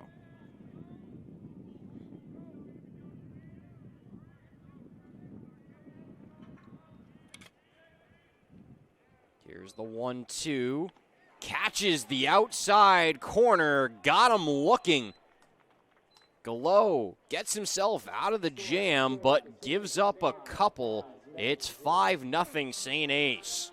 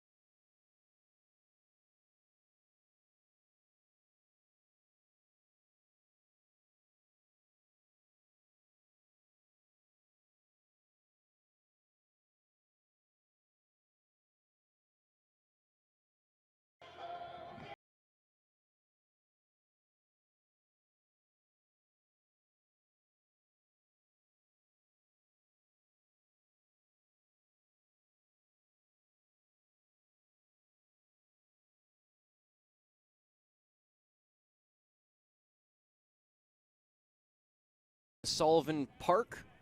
Top of the third inning. St. A's picked up 4 in the bottom of the second. And it's Rene Nunez who's hitting .220 on the year. This is his 21st game played. 41 at-bats. He's got 9 hits. Used a lot in pinch running situations and subbing into the field. He hasn't actually had an at-bat since March 28th against Franklin Pierce when he went 0 for 5. Count evens up at 1-1.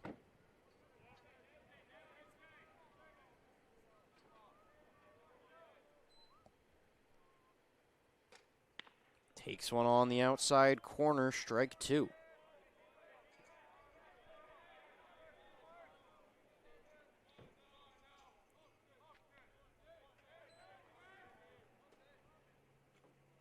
Takes on the outside, thought about giving it an offer at first, but elected not to. The senior utility man from Secaucus, New Jersey, listed as an infielder-outfielder, so able to play basically everywhere.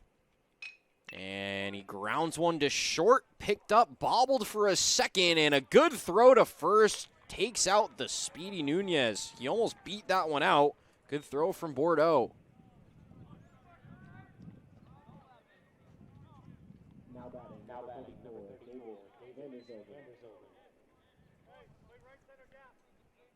And now here's Vandershoven. Walked in the first inning. Fouls off the first pitch.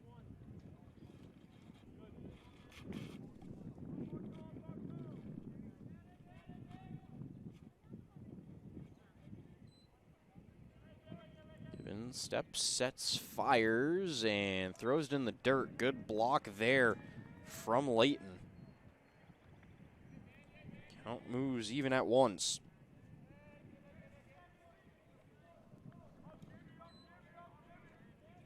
1-1 pitch, grounded foul.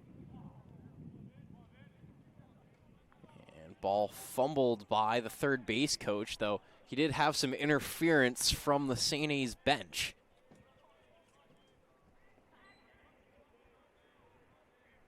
One-two pitch, swung on and missed, strike 3. Oh, it sounds like he got a piece of it. Thought that was going to be a dropped third strike.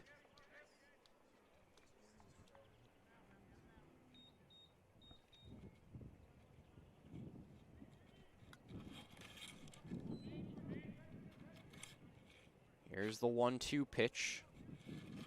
1 out. And there's strike 3 for out number 2.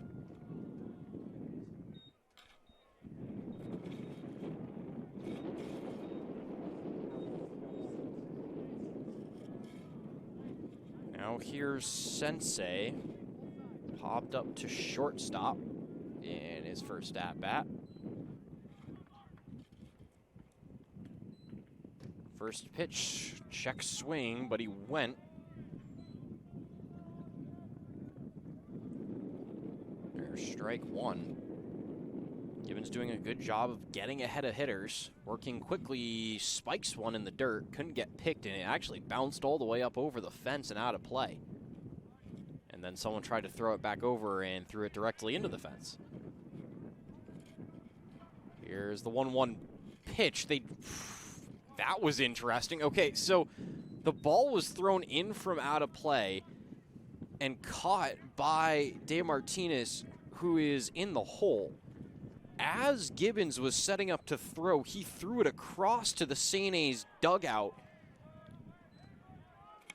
Gibbons didn't really react to it. My gut instinct was you don't want something flying in your vision while you're trying to aim a pitch.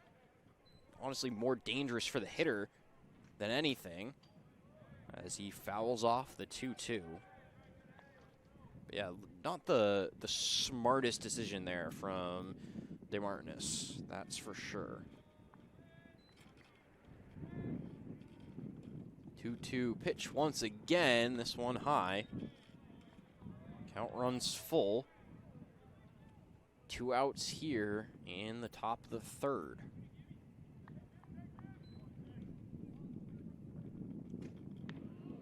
Off-speed pitch. Gibbons asking if it was up. That's got to be where it was, because it looked like it was right down the middle, so just a little bit high, and that'll be the first base runner of the inning.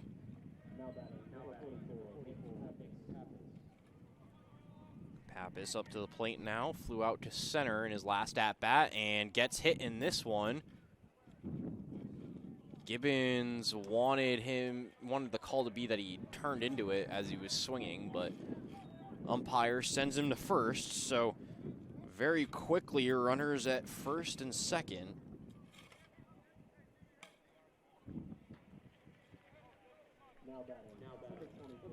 Important for Gibbons to settle in here and get this third out. Hasn't given up anything on the scoreboard yet.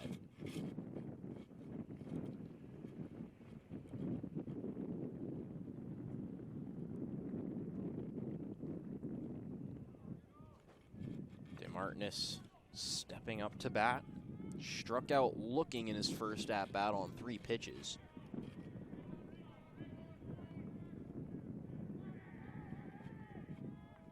Gibbons sets, throws, big swing and a miss there from DeMartinez. Got under it. It's no wonder when he connects with the ball, it goes out really far, because it feels like every single time he's swinging out of his shoes. Which apparently works, because he's hitting over 300 on the season. Not the smoothest throwback play there, as Bordeaux slipped in the dirt and dropped the ball, but no damage. Count still 0-1, 2 outs, runners on first and second base.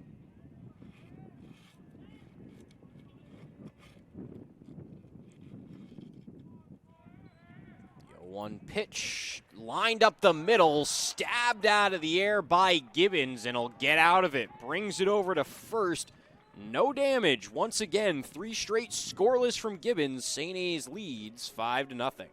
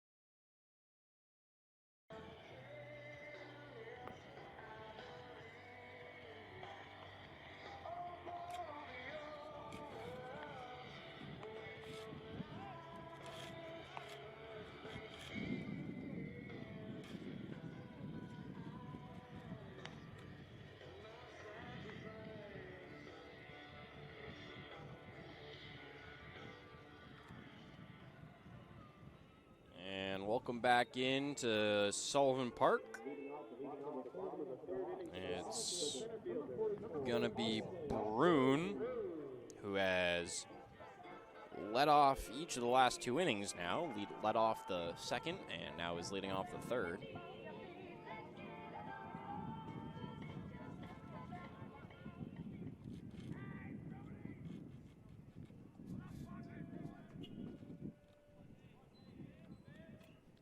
Fouls back the first pitch.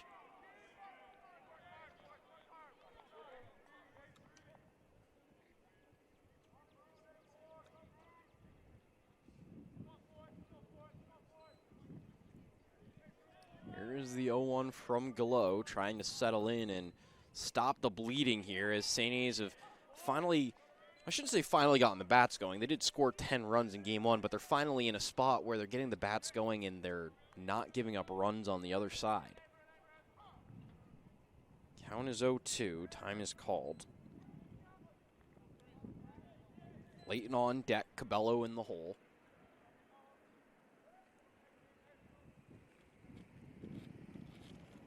Here's the 0-2 pitch. Misses well outside. Tried to get a little fancy with it.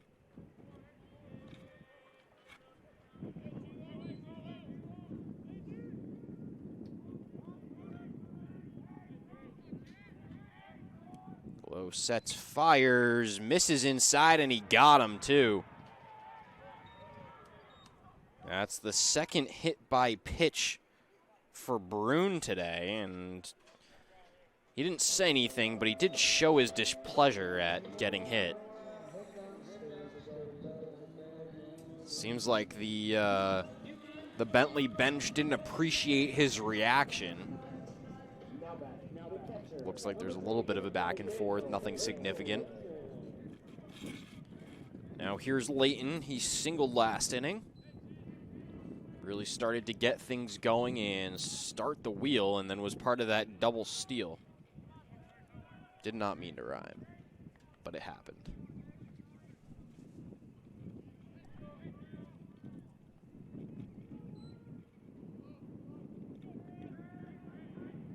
One-0 pitch, swung on and missed.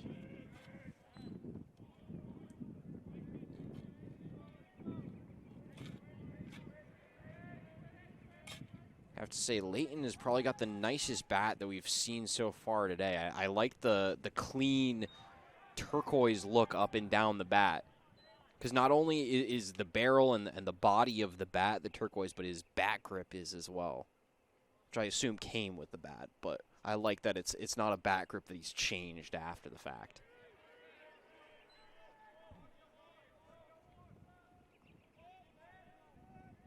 Here's the 2-1 pitch. Takes that one low and outside in the dirt. And Layton, who jumped on the first pitch to hit a single last inning, is showing his patience here. Waiting for the right look. 3-1.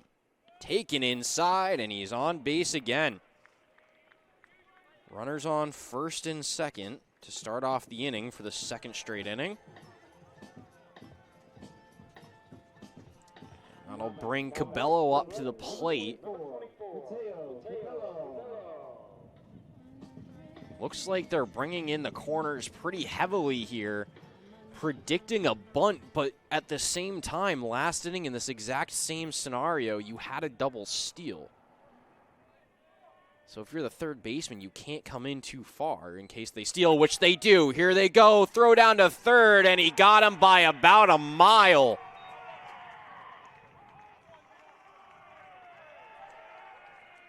Runner is safe at second, so they keep a runner in scoring position, but Brune caught stealing at third.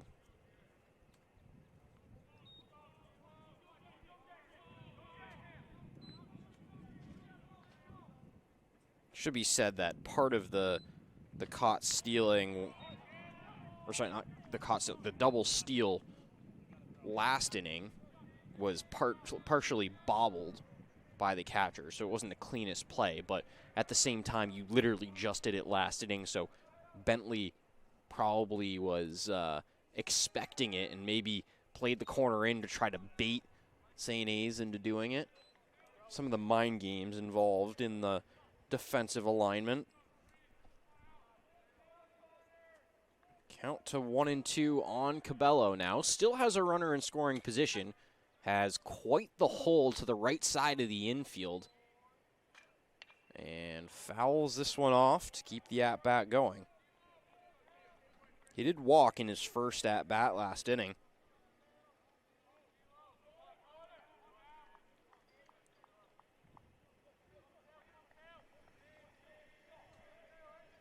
Both bullpens quiet for the moment. Don't see any reason to take Gibbons out. Despite giving up a few base runners, Gallo is settling in. Count moves to 2-2.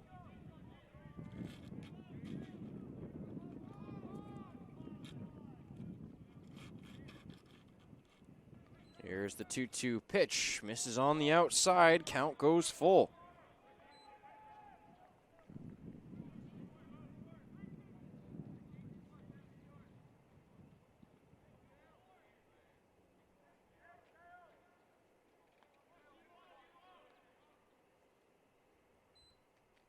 Full count. Swung on and fouled back.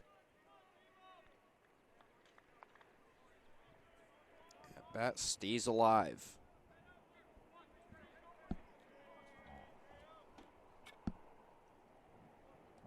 Eighth pitch of the at-bat here.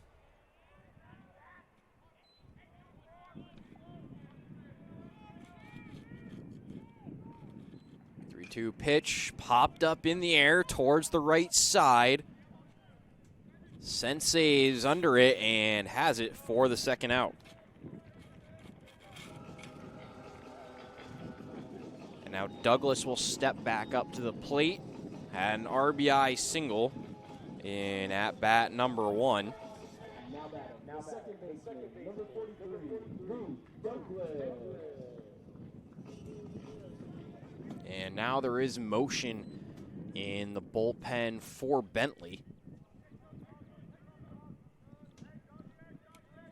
Gallo looking to finish out the inning. Throws, misses outside. The throw back to second almost had him. Good thought there from Purcell.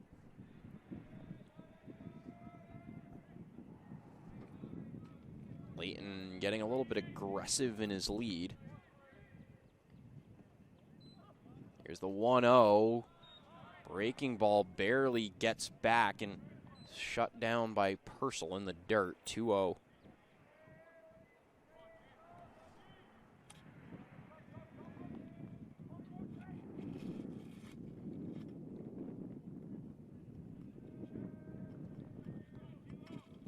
Here's the 2-0 pitch. That one misses high, goes to 3-0.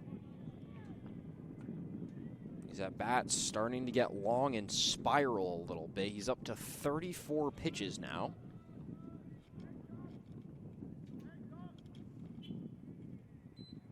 Rio goes right down the middle and gets his first strike of the AB.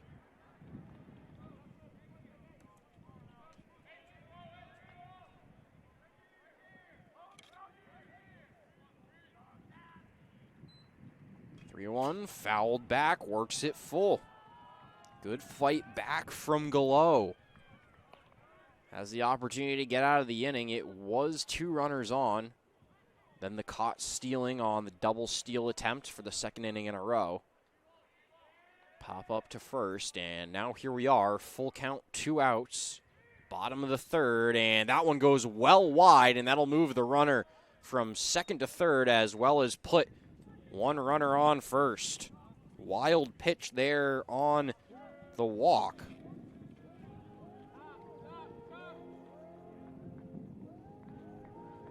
And that'll bring up Bordeaux. Purcell getting the call from the dugout for first and third play.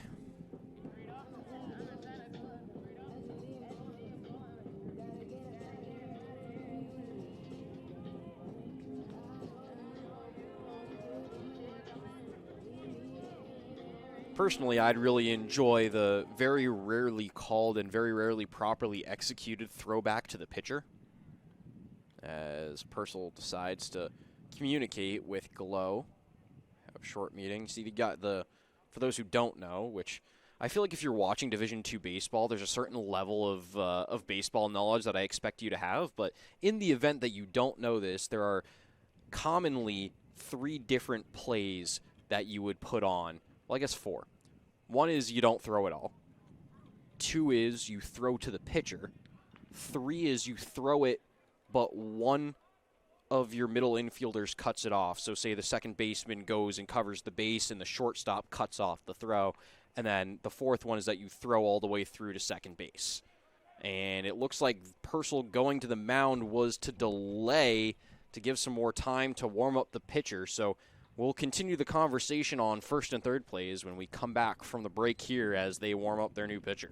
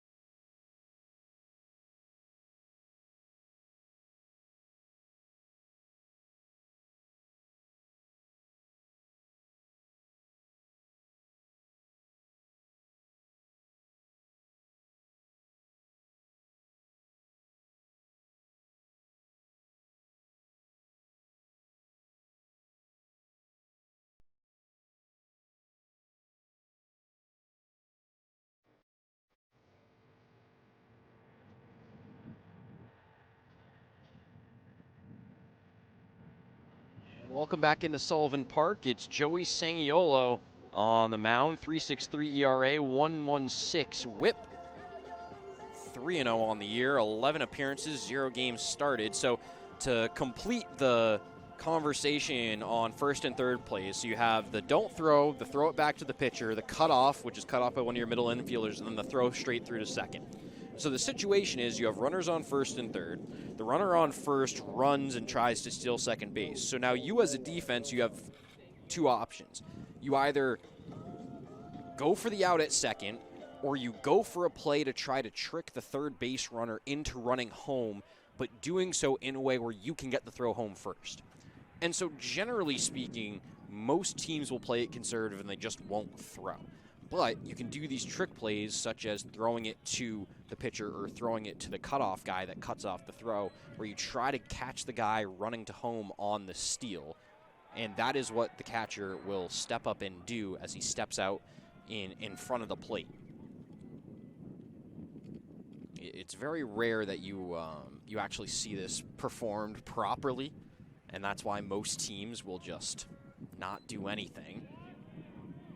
Sangiolo gets the pitch in there for a strike.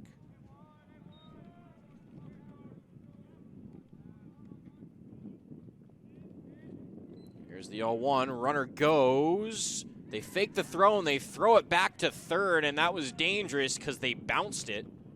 So I guess there's a fifth option that I wasn't even thinking of, as you pump fake it, and then you throw it back, try to back pick them.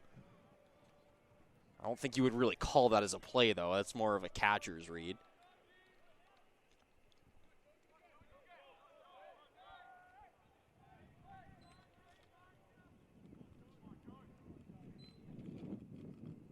And that one misses outside, so count moves to 2-1. Runners on second and third. 2 outs, count at 2-1.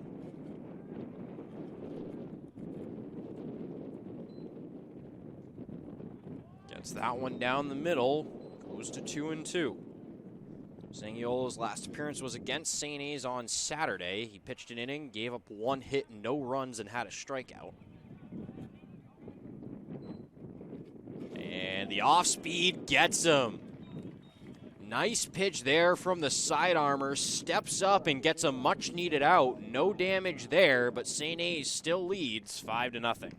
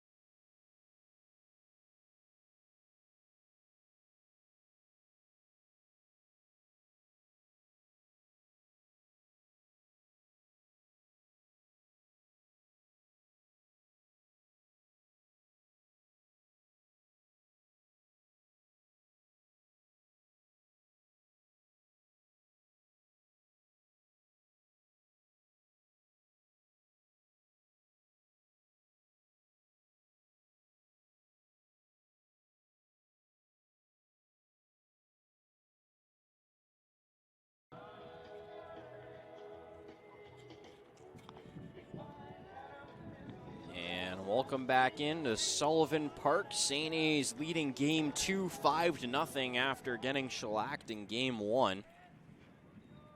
And it's still Gibbons on the mound. Bernardino, who had 4 home runs on Saturday, stepping up to the plate now, trying to get something going for the Falcons. First pitch high and inside, doesn't get him.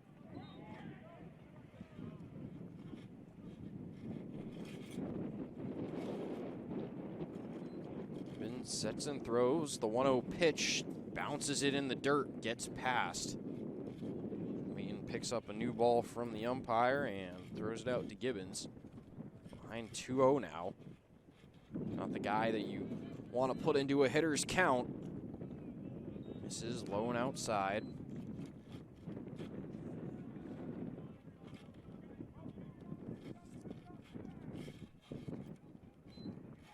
Rio and misses with the cutter up high. Bit inside as well, so 4-pitch walk for Bernardino.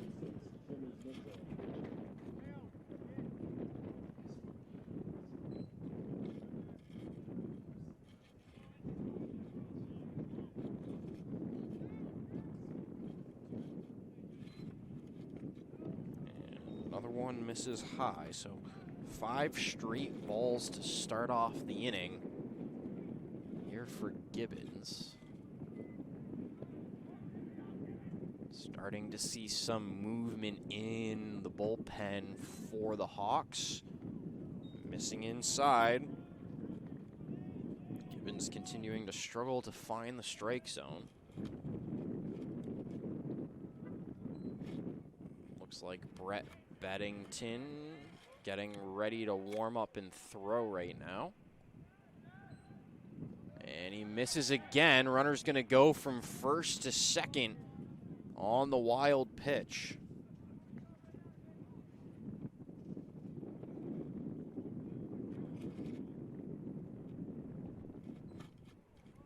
Count moves to 3-0 once again.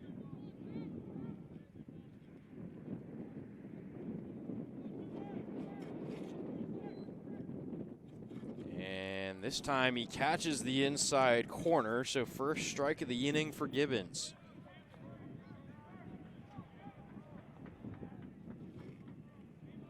One count, no outs, runner on second base. Here's the pitch. Misses outside, ball 4, second straight walk to start the inning.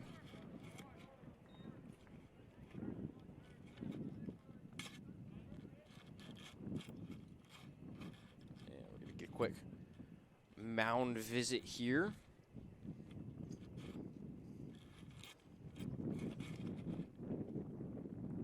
Buy some extra time warming in the bullpen.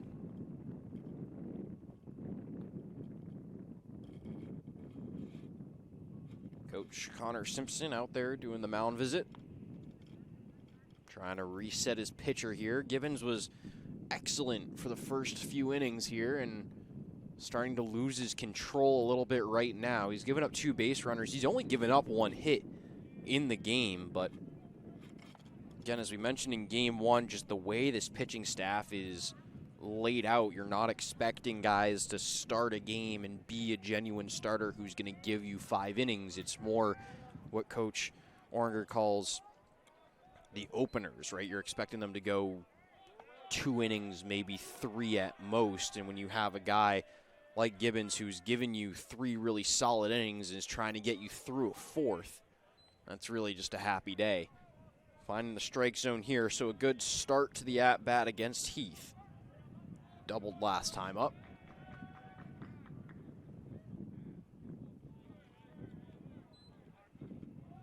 Shows bunt, pulls it back.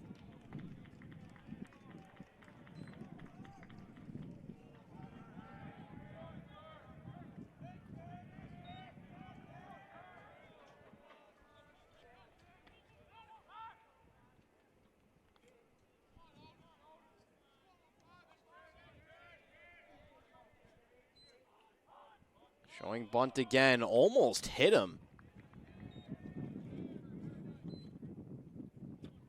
Took kind of like a weird bounce there. The way he kind of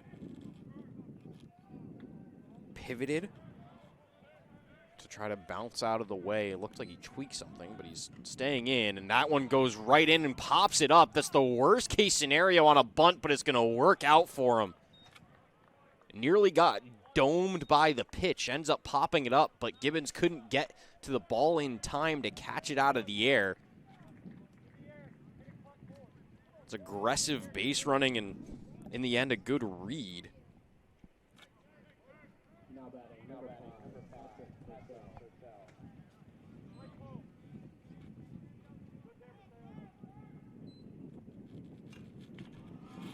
Ball popped up. There's going to be a play here for Layton, and he's able to catch it out of the air, so 2 quick outs.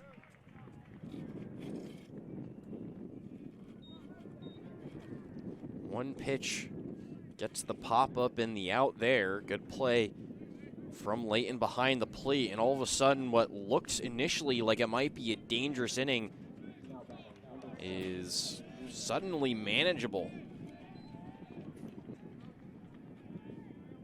Here's Nunez, who grounded out to short in his first AB, rips one down the line, but foul.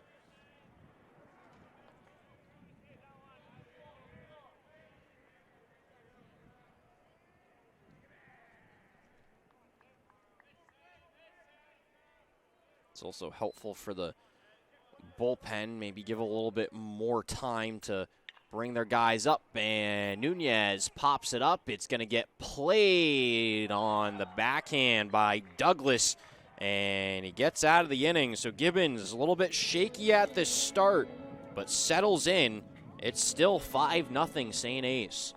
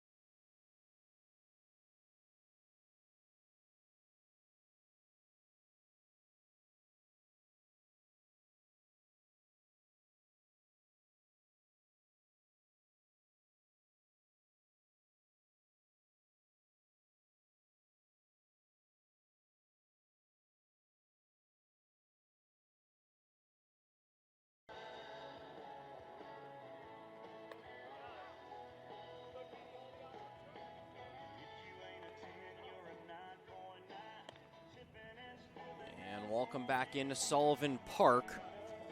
So on the mound is still Sangiolo.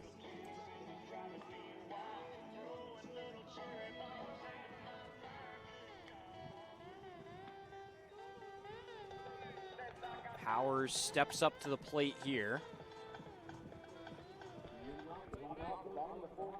We do have a defensive substitution.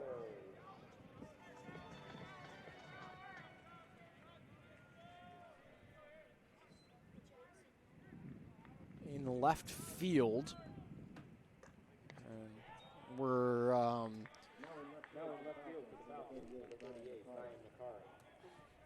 so it's Macari out in left field.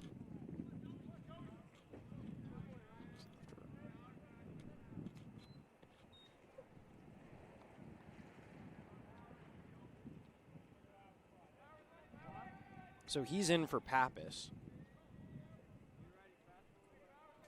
Count to 1-1, 1-1 pitch, misses on the outside. Just a bit of confusion on the numbers as you look at the roster. The number didn't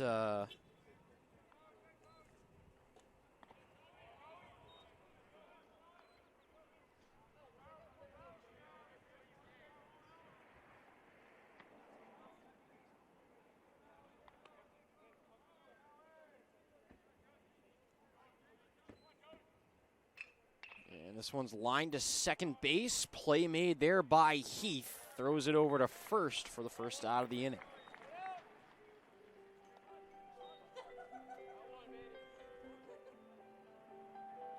Now batting, the first baseman, number 34, George Thompson.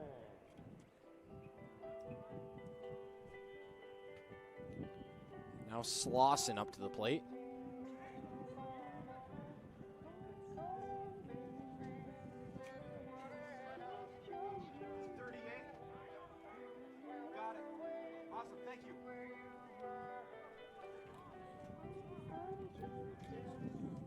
So we've been told it is 38 and left. 38's not on the roster. Oh, it's Lily, I apologize. So I guess he just doesn't have stats, that's the problem. This might be his first game. So congrats to him, first game of the year.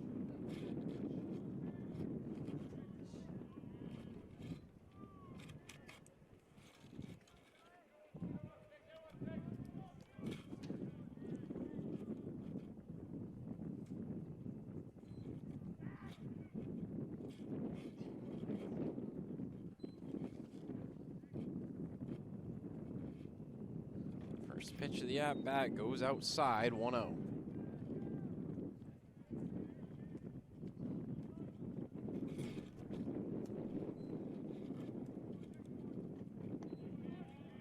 That one finds its way into the zone.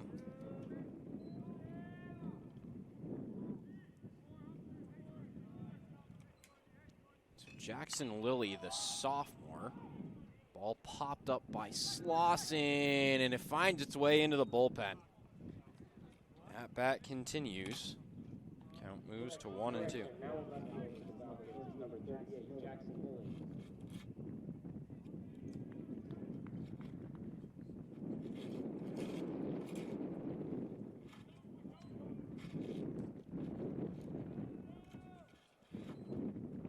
One-two pitch, fouled back.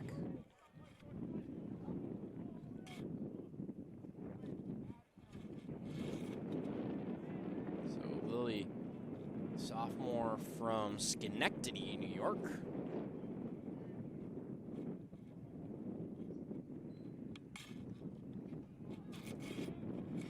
This one misses, 2-2.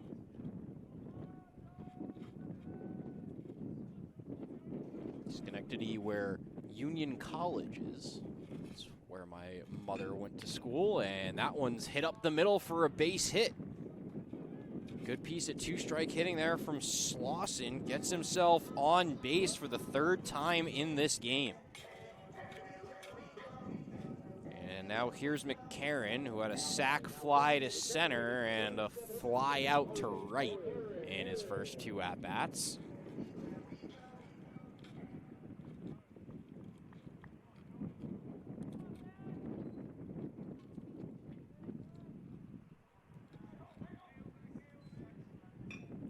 This one sent to short, picked up off the bounce, and an errant throw will go wide. He's going to go to second and get thrown out there. So that was a 6-4 to 3-4, I think, double play. And that'll end the inning. St. A's leads 5-0.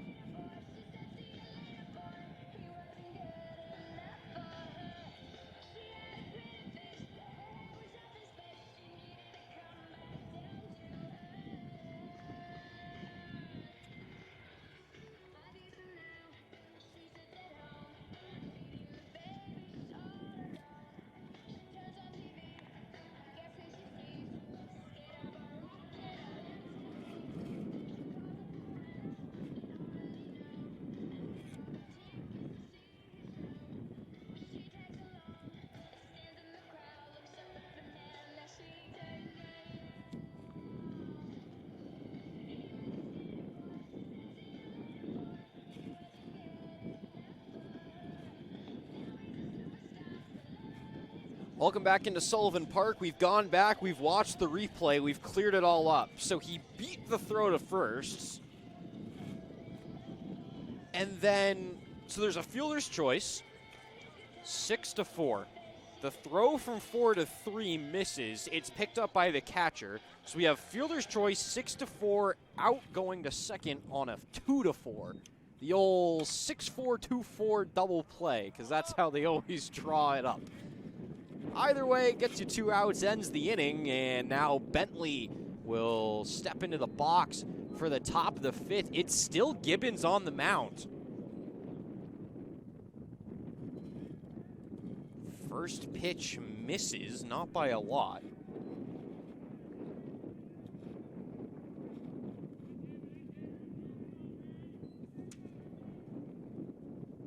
Second pitch in the dirt. So still not fully in command here.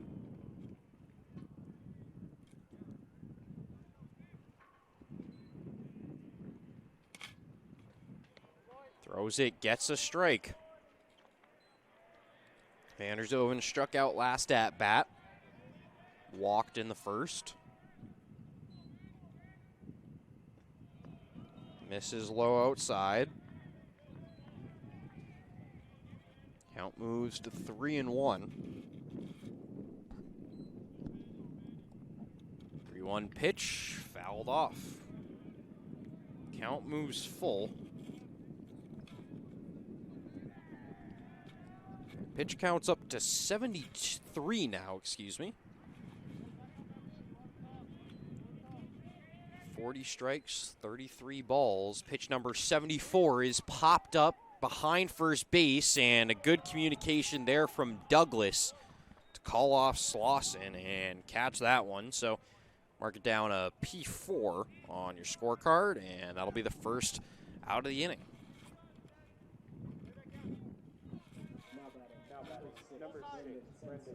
Now Sensei stepping up to the plate. He walked and then advanced to second on the hit by pitch in the third after popping out to shortstop in the first. First pitch is outside for a ball. You would like to see Gibbons get ahead of some of these hitters a little bit earlier. But he's doing a good job of fighting his way back. You saw it last at bat where he started off behind and battled his way back into a full count before getting the out, and does it a little bit earlier in this at bat. Gets another foul ball, so now he's ahead, 1-2.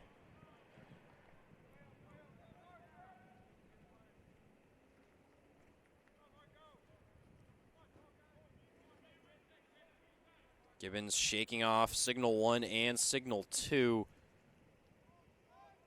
from the dugout.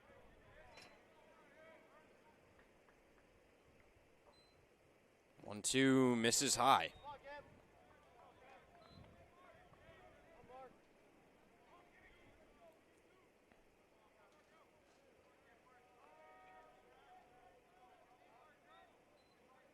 Sets, throws in the dirt. Count runs full for the second straight at bat.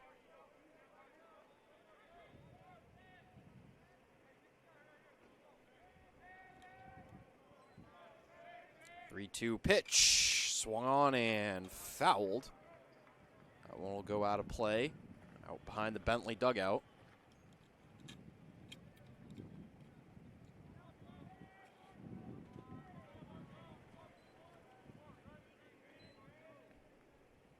And the off-speed pitch doesn't break for him, so it misses up and in.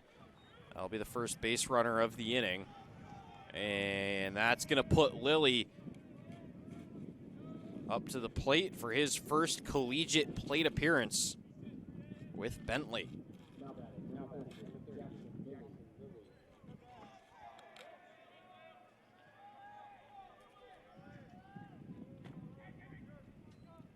First pitch misses high and inside.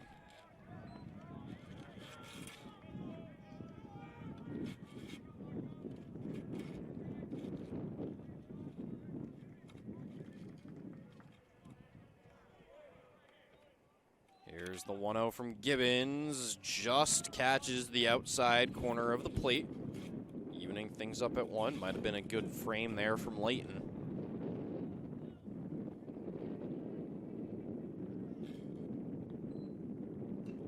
Fouls that one directly back, hits the fence, and bounces back down. 1-2.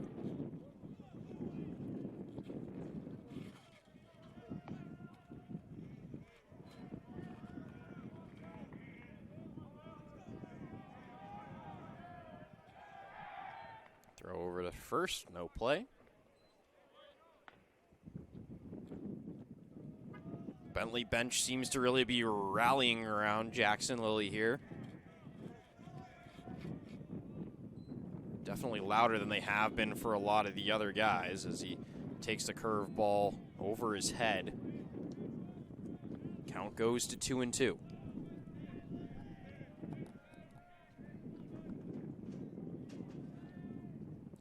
Two count, 1 out. Runner on first. 5-0 St. A's. 2-2 pitch. Misses up high. 3 full counts to start the inning.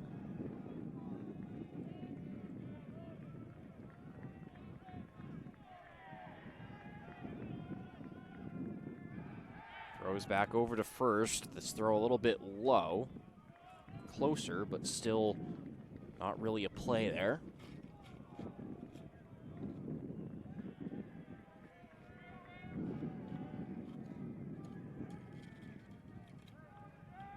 Here's the 3-2. Pops it up. It'll stay in the infield.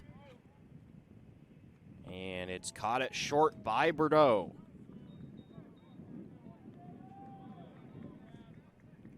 So good at bat from Lilly to work his way back in the count and get the bat on the ball, but unable to get on base. So with 2 outs, DeMartinez steps up to the plate. First pitch, that one's high, gets past the catcher, and the runner will advance. So Sensei ends up on second base on the wild pitch as Layton couldn't catch that one out of the air.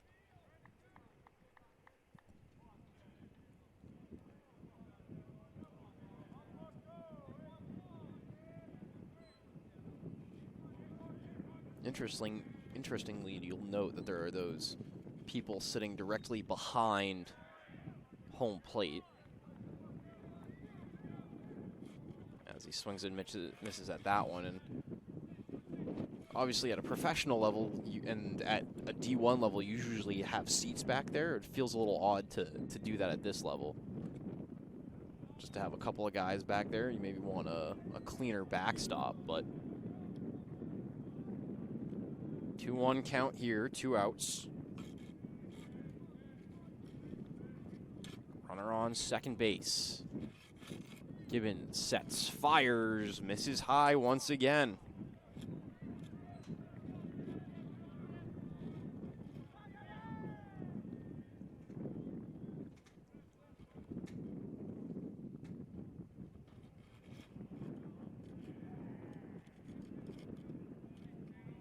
Here's the 3-1. This time almost gets it in the zone, barely missed high. And that'll put the runner on first. They're going to let Gibbons ride this out. He's up to 92 pitches. 48 strikes, 44 balls, and Berardino stepping up to the plate. Get 1 out, it's going to be 5 quality innings for Gibbons. Leads off this at-bat with a strike.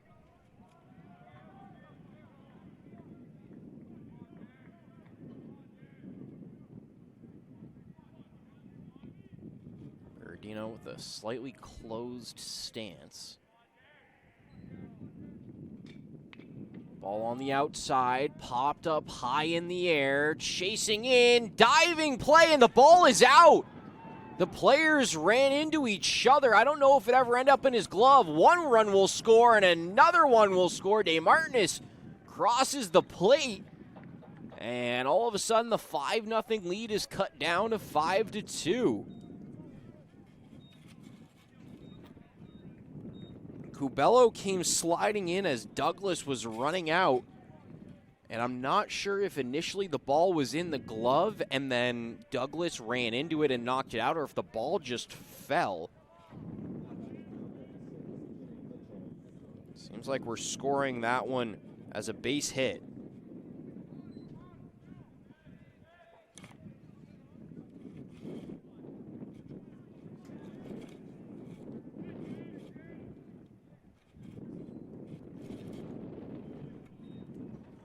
Pitch misses, ball high.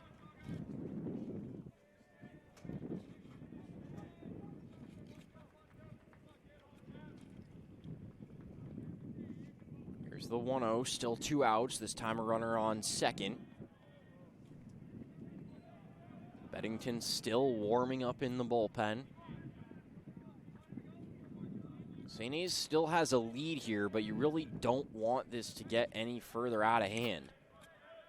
Need to shut down this inning before it gets bad.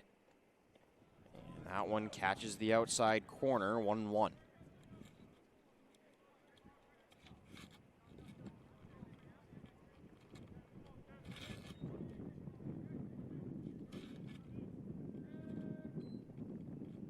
Excuse me, it's 2-1, and now it's 3-1.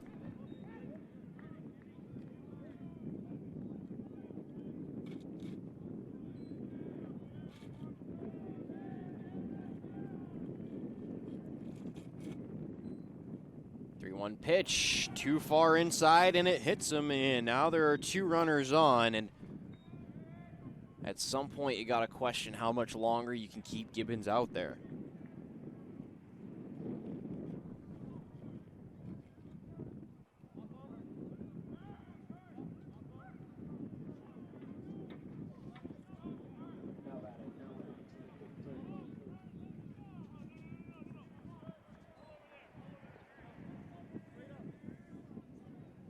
Question becomes, are you trying to save arms for tomorrow? But why wouldn't you just go for the win that you have now and try to go for it?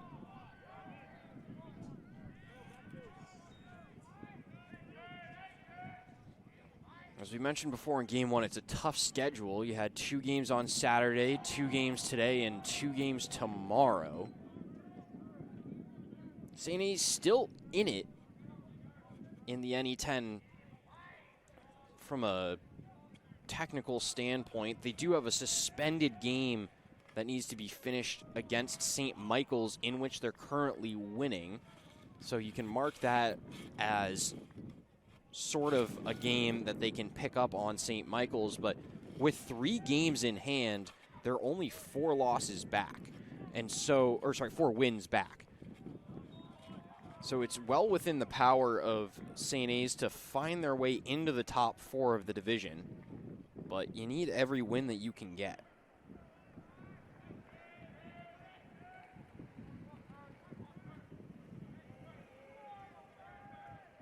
Here's the 2-2, swung on a line, and that one's going to get down for a base hit. 1 run's going to score comfortably, a second one's going to score as well. Heath is going to break for third. Here's the relay throw, slides in safely. 2 RBI triple for Heath. All of a sudden, this is a 1-run game with a runner on third. And 2 outs with Purcell stepping up to the plate.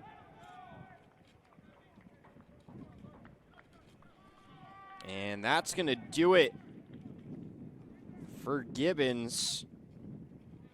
He put together 4 shutout innings of just 1-hit baseball, gives up 2 massive hits here in the 5th, and 4 runs in what was a 5-0 ball game is now 5-4.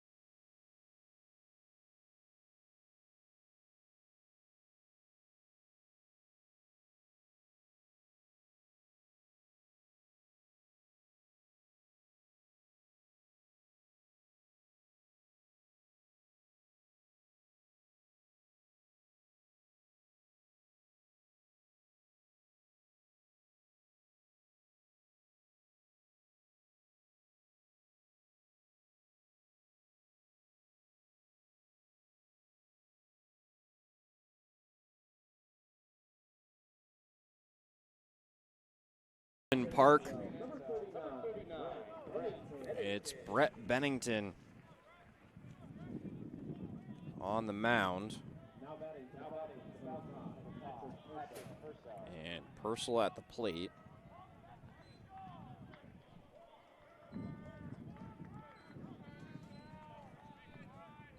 First pitch showing bunt. A little suicide squeeze action, maybe? I mean, he didn't run, right? So it was safety for sure, but still. Down one, need a run, 2 outs, runner on third. I mean, the danger there is you have to get to first base, right? Or you have to trick them in trying to make the play at home.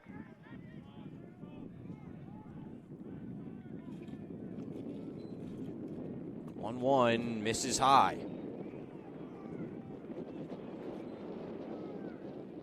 Bennington on the year, a 13.5 ERA and a 3 whip in 2 appearances. This one lined to third. Here's the opportunity. Ball bounces and gets past first base. Slauson couldn't pick it out of the dirt. A low throw from Scolaro. Didn't get the ball out very quickly, and that's going to score a run. It'll be unearned, but it's one you're going to want to have back.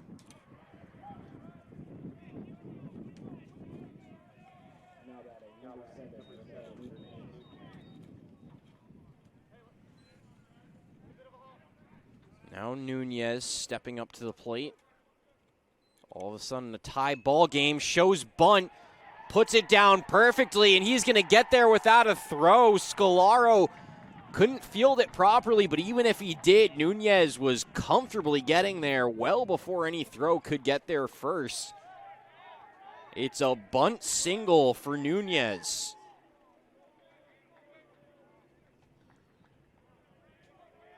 So the runner moves over to third.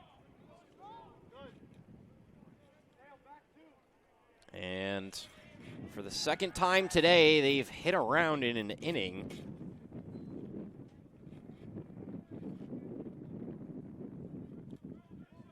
Andershoven popped out to start off this inning.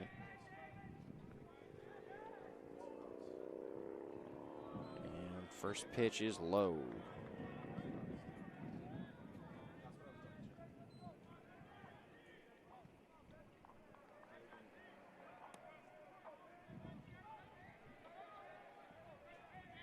Here's the 1-0, runners on first and third.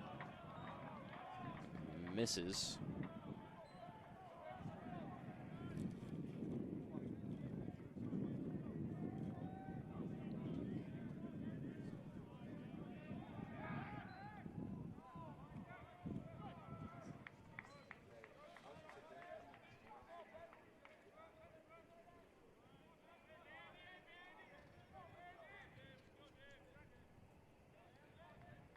Pitch. That one misses outside as well. Goes to 3-0. Final stat line on Gibbons. 4.2 innings pitched, 5 runs, 4 of them earned, 3 hits, 6 walks, 2 strikeouts, 2 doubles, and a triple given up.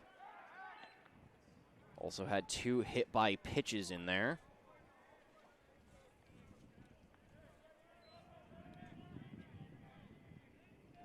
Crucially, no longer in line for a win as the game's been tied. There's a strike.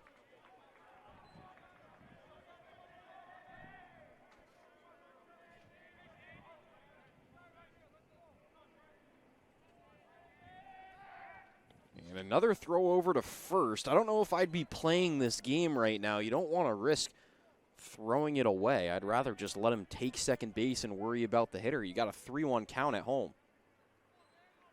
3-1 pitch, misses high and outside, and that'll load the bases.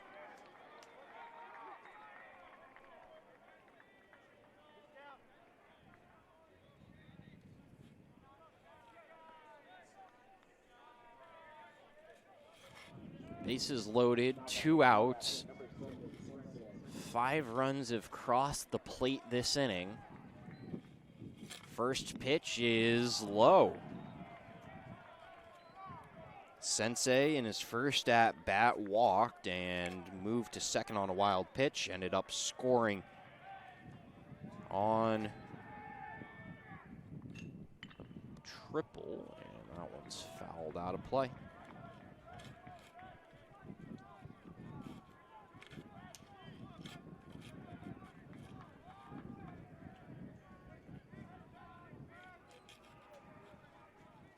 Here's the 1-1 pitch. Popped up in the air. It might stay in play, but it's comfortably foul.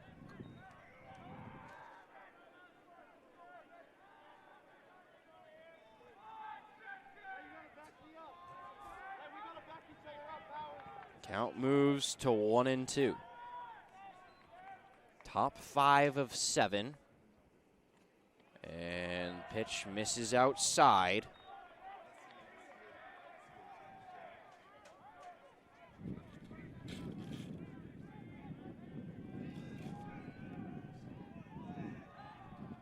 Two-two pitch, fouled off once again.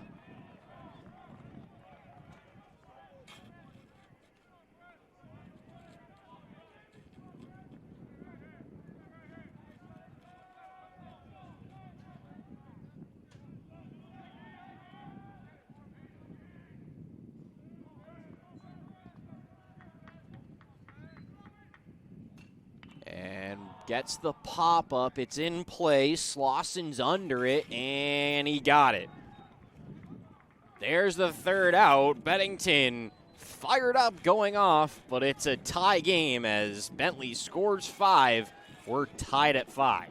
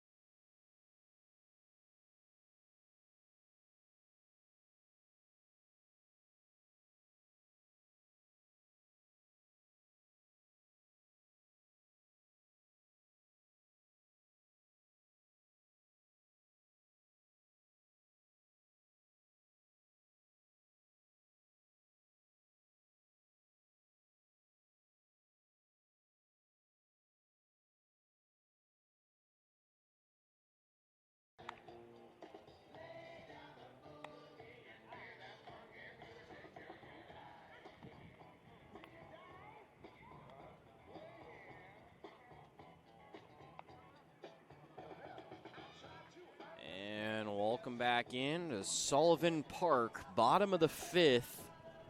Falcons score 5 in the top. Let's see how the Hawks can respond. It's going to be Scalaro first. We know that he's got power. Hit a home run in the 9th inning of Game 1. Hawks could use one of those now. Nice breaking ball there, finds its way into the zone. Part of the difficulty now, too, is that you're facing a unconventional delivery of a submariner, and that one is crushed well foul.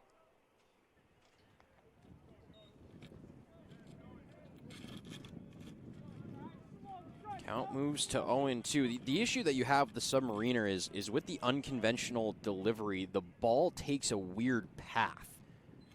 As the 0-2 comes in and he swings and misses for the first out of the inning. So traditionally, a more over-the-top pitcher, it's coming in a little bit straighter and a little bit down from the pitcher. With a submariner, it's coming in for a right-handed submariner and a right-handed hitter, it's coming across your body where it's starting behind you and ending up in front of you. And so the angle that the ball takes can be awkward, and this is one of the solutions. They're going to have to let that one roll foul. It might have gone, but nice bunt single to generate a runner.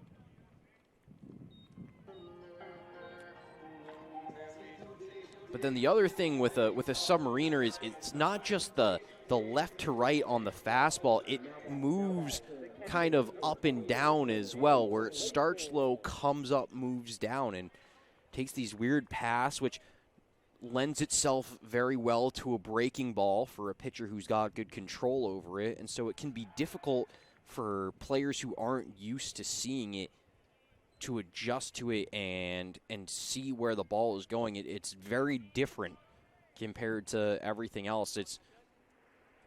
I'd almost compare it to driving a car you've never driven before, where you step into it for the first time, like a rental car. You step into it and you have to figure out where all the buttons are. It can take a second or two to kind of figure everything out and get comfortable again while you're driving, and you tend to see that sometimes when hitters aren't used to facing a guy with an unconventional delivery like that, because it can mess up with your timing and also mess up your eyes and your bat path and your command of the zone.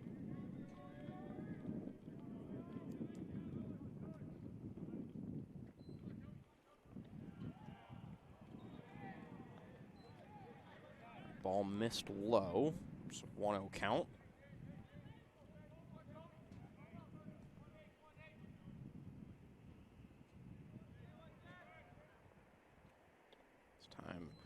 Fastball with a little bit of action inside. Misses off the plate. Almost hits him as well. Layton walked in his last at-bat. Takes that one on the inside corner for strike one. Singled in his first at-bat, walked in his second. Has a runner out there at first.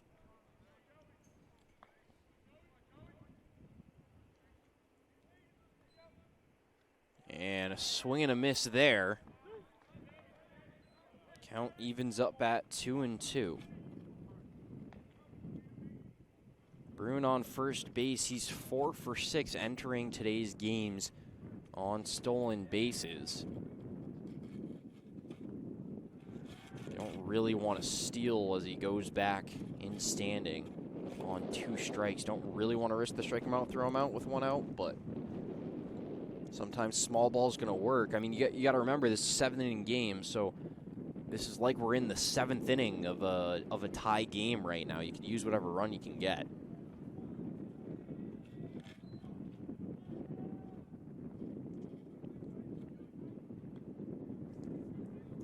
Count runs full.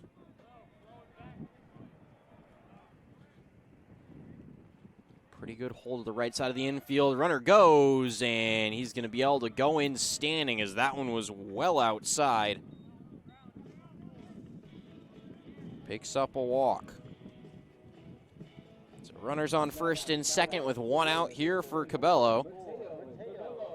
He walked in the second and then popped up to first in the third.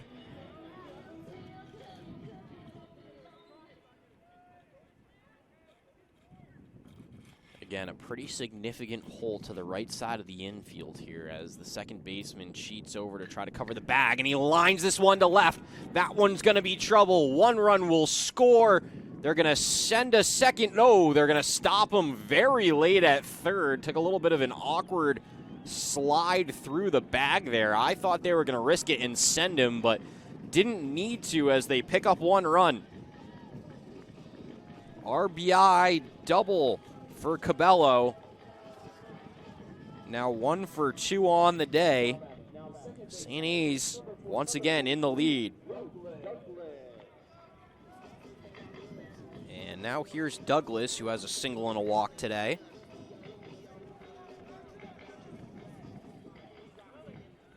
There is a pitcher throwing right now in the bullpen for Bentley, and someone throwing for St. A's as well. Here's the first pitch, curveball, nice pitch, goes well outside the hitter and finds its way into the zone.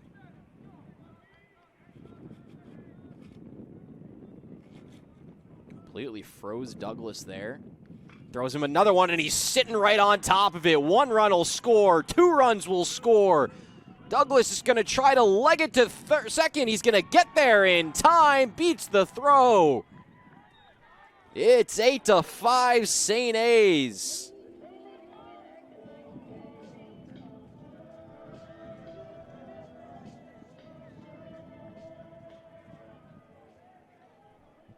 And we're going to get a mound visit here from the pitching coach for Bentley.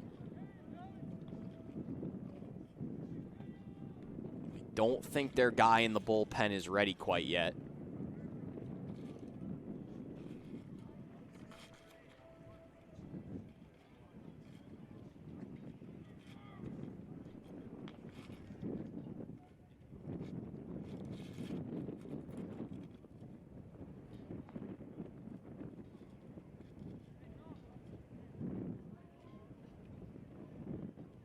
All right, mound visit over, no pitching change.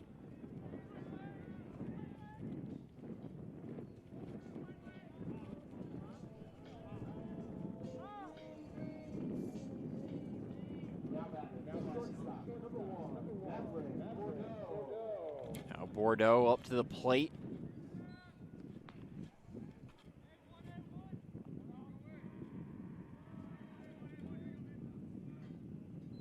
First pitch Bordeaux, and it hits him in the front leg. That one definitely didn't feel good.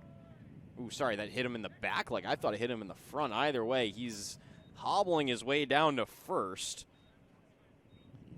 We'll take that all day long if you're rooting for St. A's. Hit by pitch gets him to first, and we'll have a pitching change here. That'll be it for Sangiolo.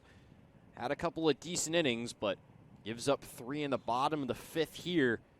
Squanders the tie game, and he'll get taken out.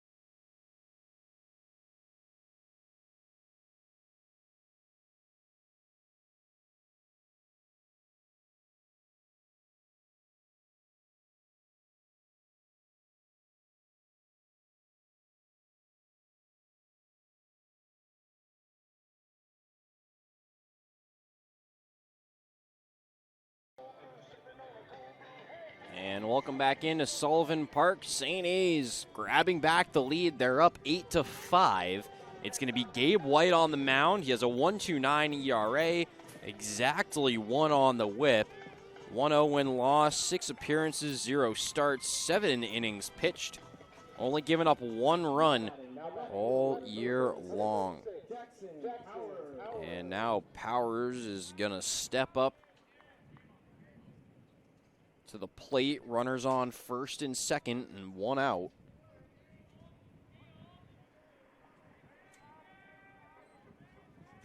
And for White, his last appearance was on Saturday against St. A's and had 1 perfect inning. First pitch in there for a strike. Powers grounded out to second in his last at-bat. Here's the 0-1 pitch. That one in the dirt. Gets past the catcher. He has no idea where it is.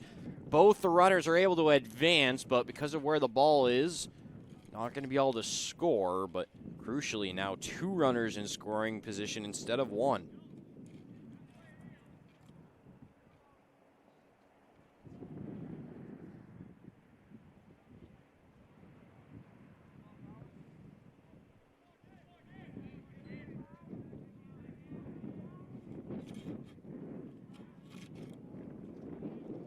Infield all along the grass here Have to limit as many runs as you can. Fouls that one back towards us.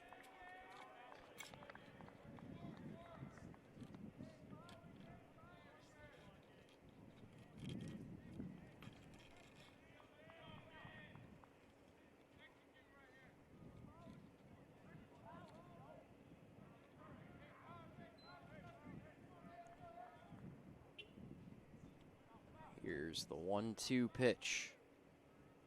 White sets, fires, fouled off.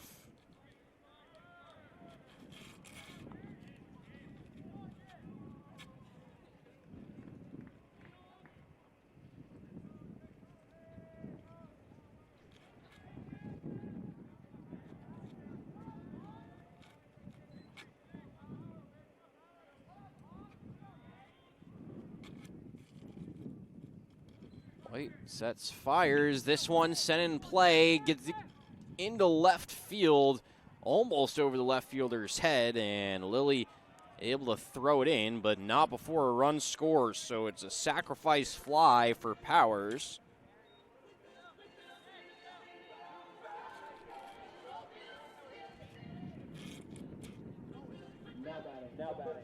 And now Slauson steps up to the plate. 2 outs, 4 runs scored in the inning. It's 9-5 St. A's. They gave up 5 in the top of the 5th. They've picked up 4 of their own now, and all they need to do is go 2 more innings without giving up more than 3 runs. Easier said than done.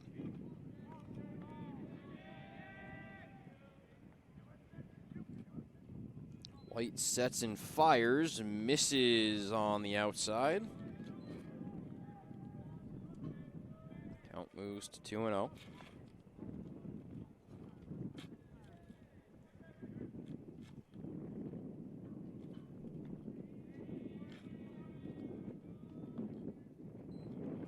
Second, 2 outs. 2-0 pitch hits the zone. Makes it 2-1.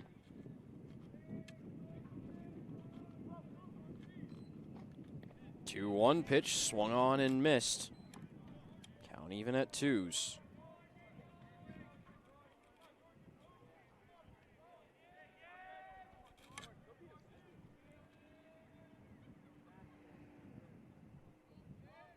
Here's the 2-2 pitch, swung on, popped up in the air, foul territory. Mitchell chasing it back, and it's out of play into the Hawks bullpen.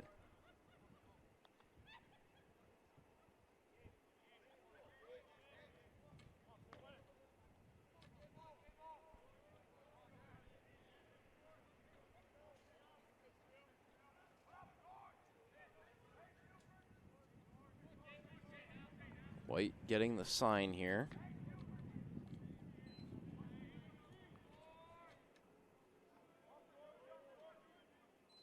Sets, fires, and misses on the outside. Count runs full.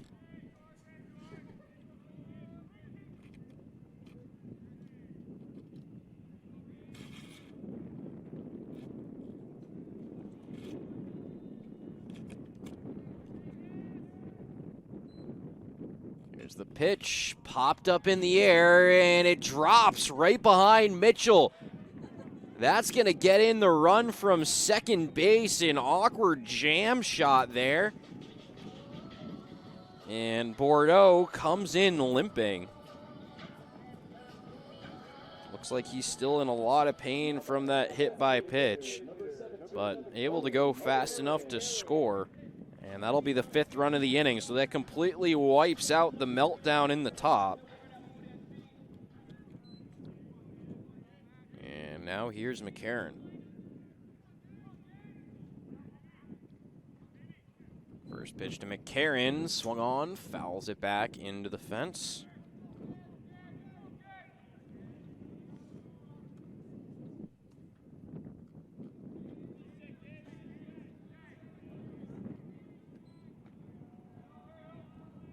Slauson on first base. White gives him a look, but not much to worry about there as McCarron swings and misses.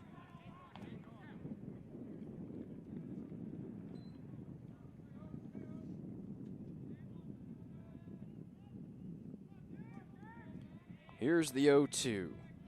2 outs, runner on first. St. A's back in the lead, 10-5. The delivery just misses on the outside and low. Thought for a second that one was going to stay up, but lost it a little bit on the release. We go to 1-2.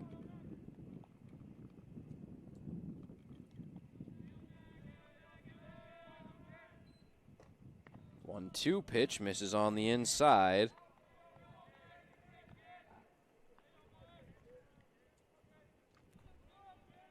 Count evened up. Here's the 2-2 pitch, misses on the outside. Both teams struggling to put hitters away once they get ahead in the count.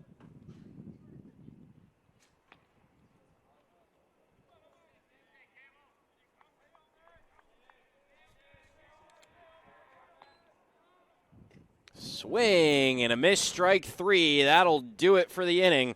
St. A's puts up 5 after giving up 5 in the top. They lead 10-5.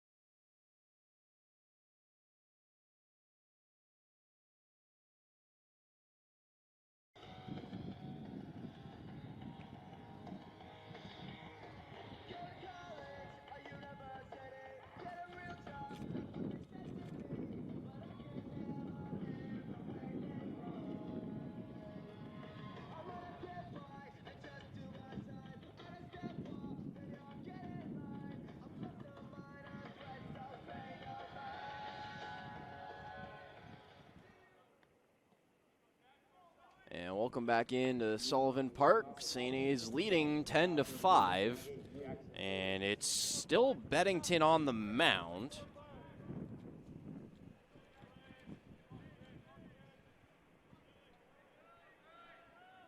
First pitch misses on the outside.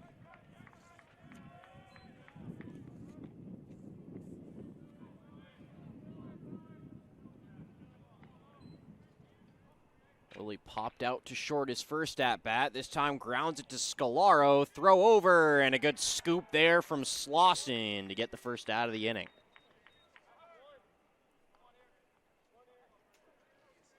Now batting, number 24, De Martinez. And now here's De Martinez.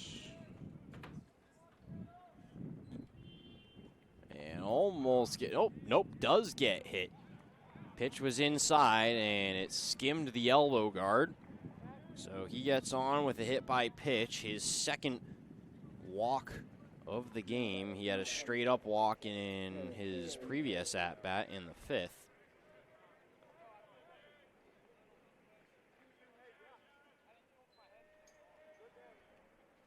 Now here's Berardino. Beddington misses low on the first pitch to him. Berardino had a double in his last at-bat, a walk the at-bat before that. Flew out to center in his first at-bat in the second. Lines this one to short, stabbed over to second for one, to first. Double play, inning over. 1-2-3 inning on the 6-4-3 double play. Smooth up the middle. We go to the bottom of the 6th. St. A's leads by 5.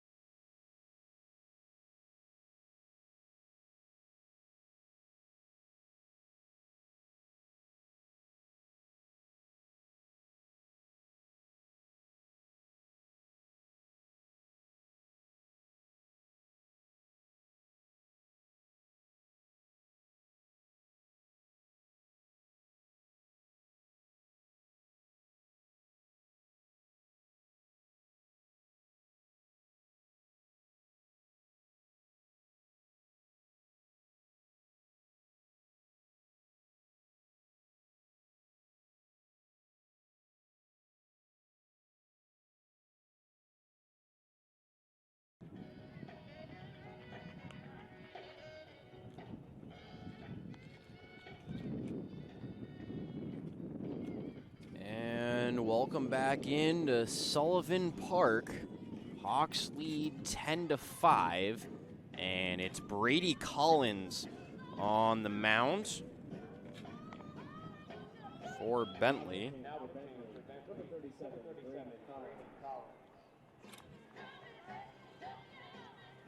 So your final pitching lines on Sangiolo, 1 2/3 innings pitched.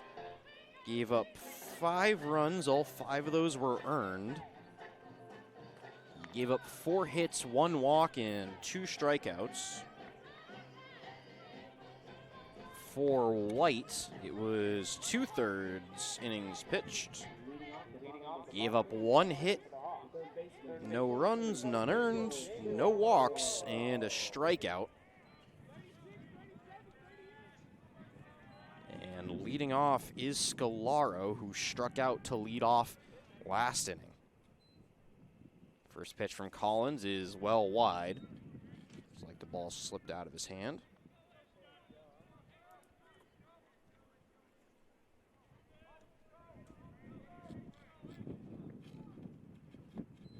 Here's the 1-0, fouled off.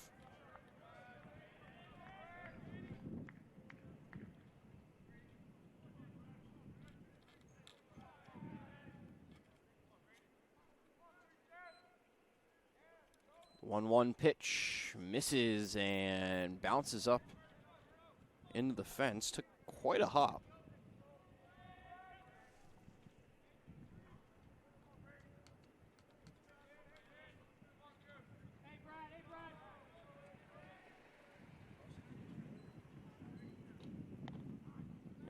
Collins misses low on the 2-1. Count goes to 3-1. Scalaro 0 for 3 today. A looking K, a swinging K, and a fly out to center. 3-1 pitch. Misses up high, and he gets on base.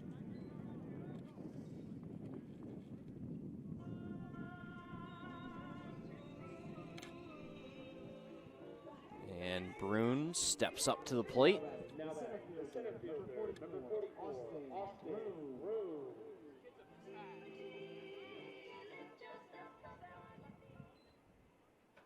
Runner on first, no outs. 5-run lead for the Hawks. Here's the pitch. Almost hits him in the head. And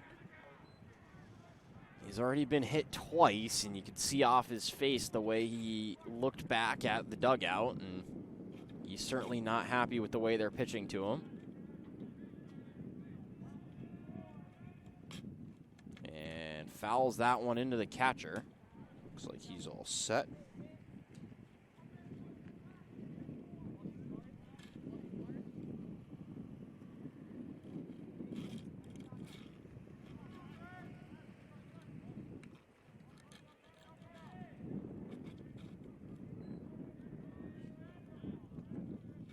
Here's the 1-1, and a breaking ball cuts to the outside. He's able to get a good barrel on it, but hits it right to Nunez and flies out for the first out of the inning.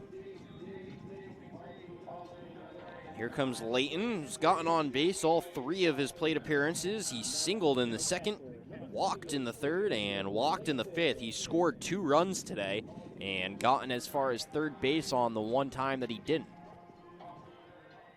1 out, runner on first. Opportunity here to try to advance him. Has a nice hole to the right side, and another breaking ball misses, this time high.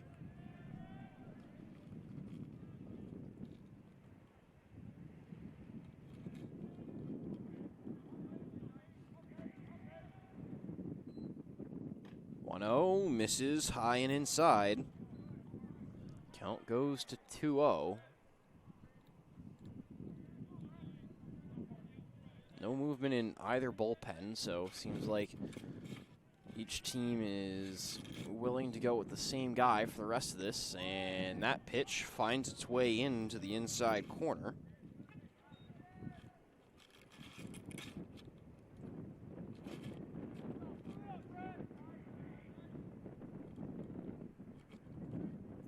Here's the 2-1, and that one misses high and inside as well.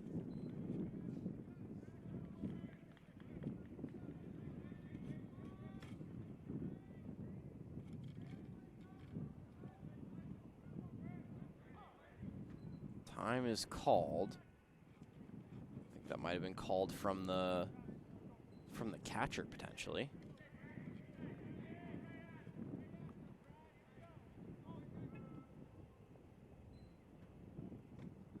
And that one misses high. Thought for a second that might have caught the top of the zone, but it didn't. So now runners on first and second, and that brings up Cabello. Walked in his first at-bat back in the second, and then popped out to the first baseman after a long at-bat in the third. Doubled and scored in the fifth.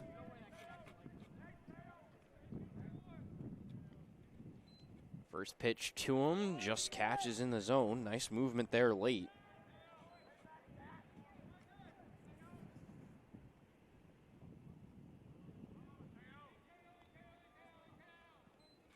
Here's the 0-1, and that one breaks well outside of the zone.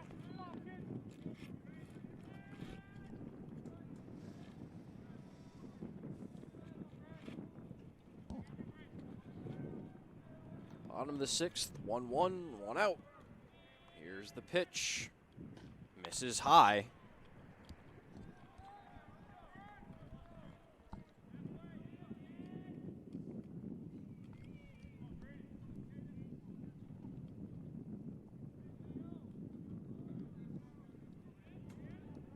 Collins with the 2-1, fires, and just catches the outside of the zone to even things up at 2-2.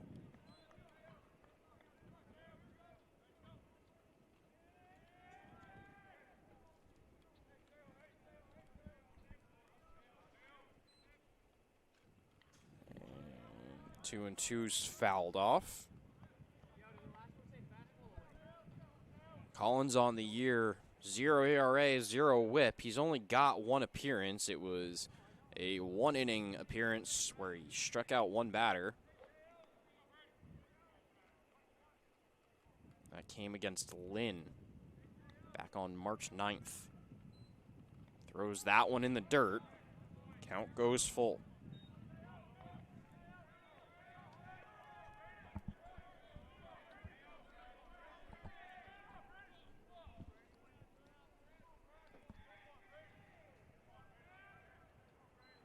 Seventh pitch of the at-bat here for Cabello. And he takes it high, gets on base, and all of a sudden, bases are loaded with 1 out.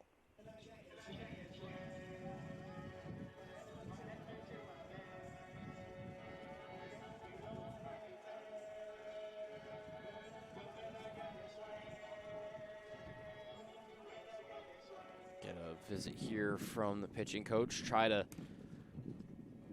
limit the damage, keep their team in the game here.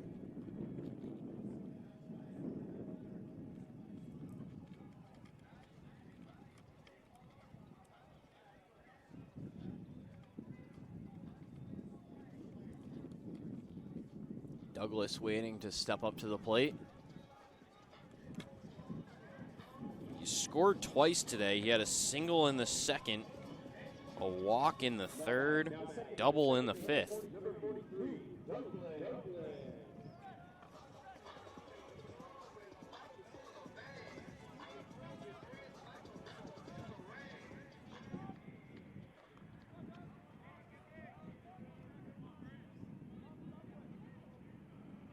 First pitch of the at-bat, infield is in. Trying to save as many runs as they can. I think I'd be playing at double play depth here to try to get out of the inning. Maybe run corners in, but this one grounded foul. Count evens up at 1-1.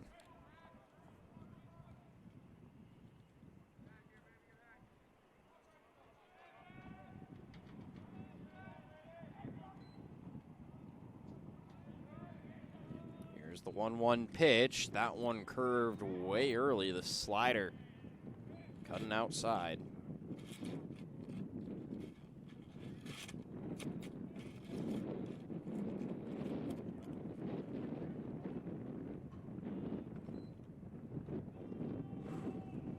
Misses high and in.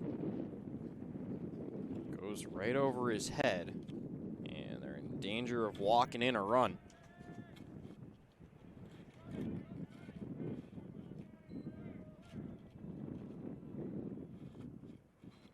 Misses inside, and that'll walk one in.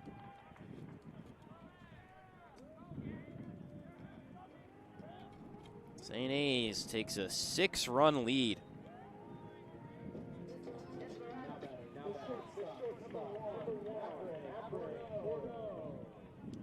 A walk to start the inning, then a fly out to center, and then 3 straight walks to bring in the run.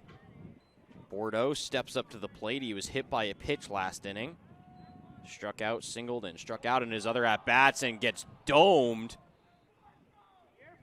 Throws his bat in frustration, understandably. Bentley still with no one warming up in the bullpen, and things are getting a little ugly.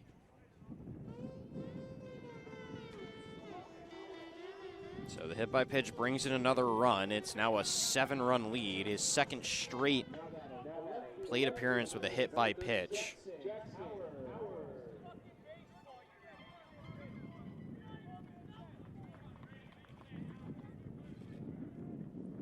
Brings up Powers, who hit a sac fly to left last at bat and almost gets hit there. Pitch in the dirt for ball 1.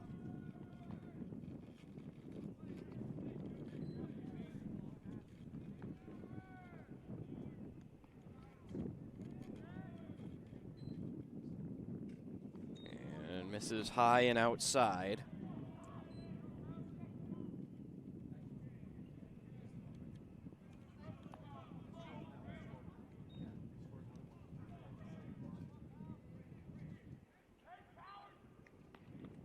That time, he gets it to slide right where he wants it. Count moves to 2-1. 2-1, 1 out, bases loaded. St. A's leads 12-5 here in the bottom of the 6th. Just can't backdoor one.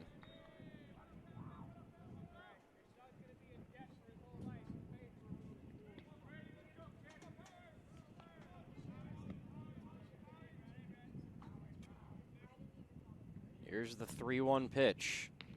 Sets, delivers, misses well outside, and that's going to walk in yet another run.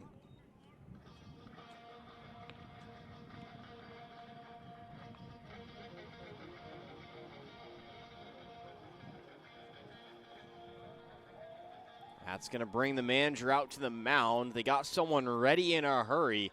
That's going to do it for Collins, and we'll be back after the pitching change.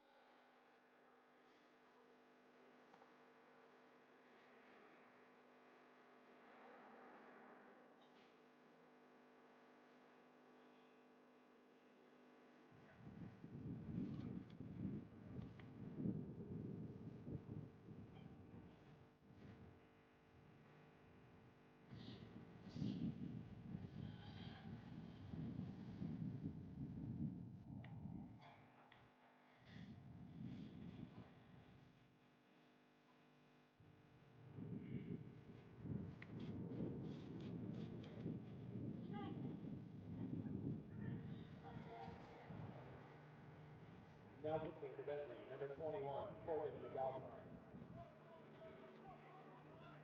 Now batting for the Hawks. And welcome into Sullivan Park post pitching change.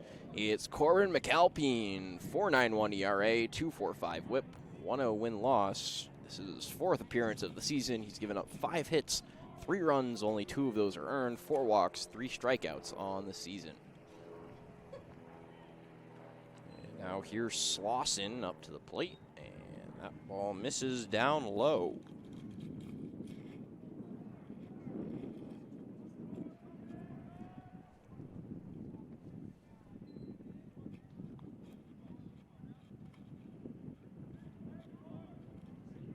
Here's the 1-0 pitch. Catches the outside corner.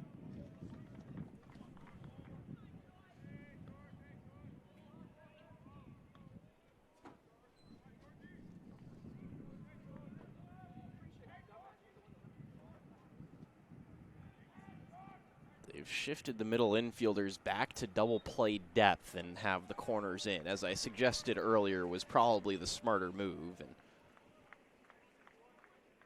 count moves to 2-1.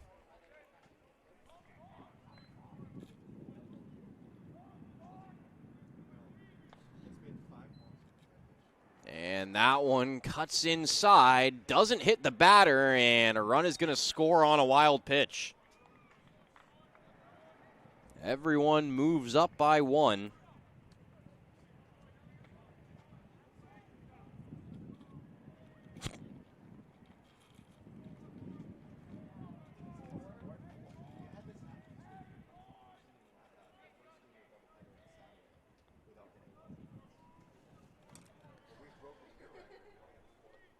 3-1 count to Slauson, still 1 out. Force plays are off. Here's the pitch. Fouls that one off.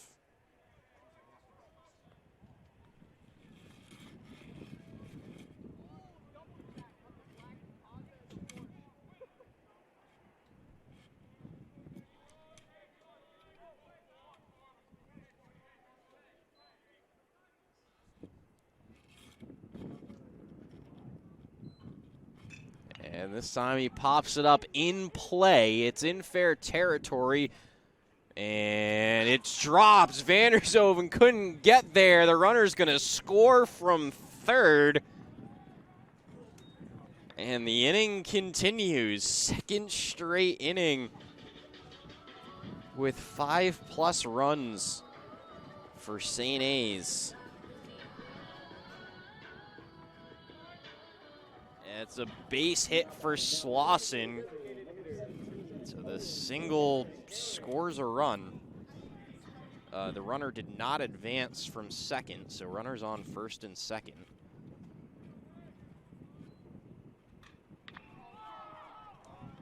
And this ball is crushed to right field, and it's caught there by Berardino. It'll move a runner over from second to third, but now there are 2 outs.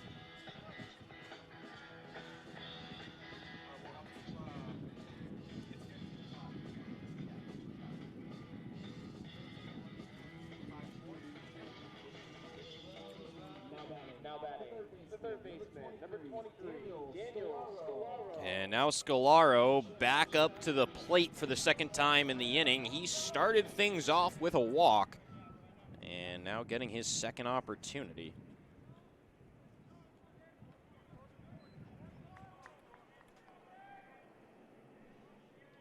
Here's the first pitch. That one in the dirt gets by. Slauson will move from first to second.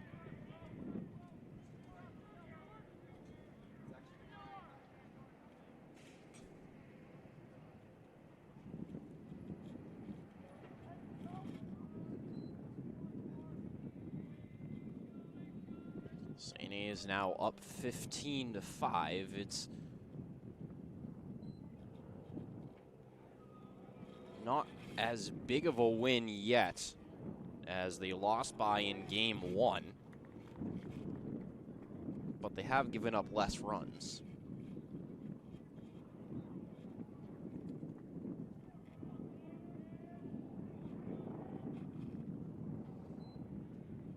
missed it. Final score in game one was 21-10 in favor of Bentley, and this one's popped up. It's called by the first baseman, Sensei, and the inning is over. 5 runs cross home plate. St. A's leads 15-5.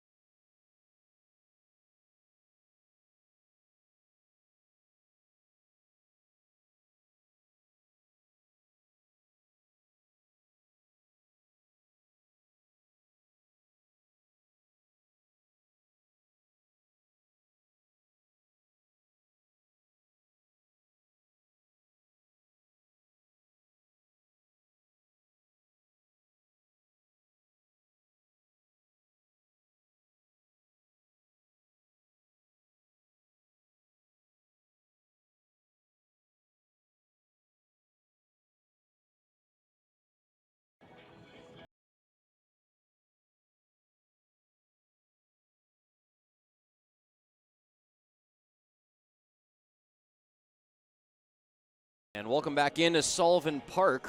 Run you through the box score real quick. 15 runs for St. A's and 5 for Bentley. 4 hits for Bentley, 11 for St. A's. And 1 error for St. A's, none for Bentley. So a lot less errors in this game. Granted, there have been a lot less balls in play because we've seen so many walks. And now Mitchell will step up to the plate. He was hit by a pitch his last time up. Back in the 5th. Beddington still out there trying to close out this game. Currently in line for the win and throws a first pitch strike. Starting to get a little bit dark here. Not dangerously dark, but it's getting darker as the night goes on. Gets a swing and a miss for strike 2.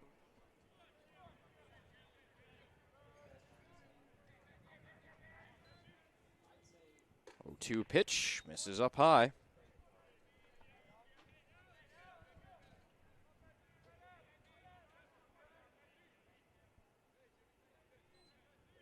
Here's the 1-2, flies that one out to center, running on, and it's going to fall. No one could get there in time. Douglas couldn't get back to it, and Bruin and Cabello couldn't get in, so it's going to be a leadoff single for Mitchell.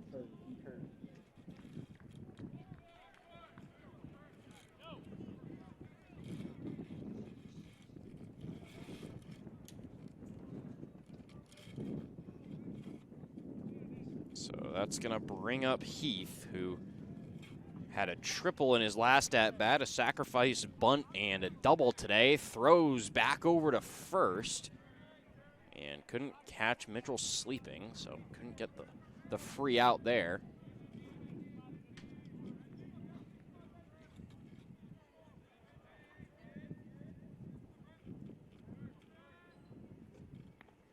Pitch too high, out of the zone. Goes to 1-0.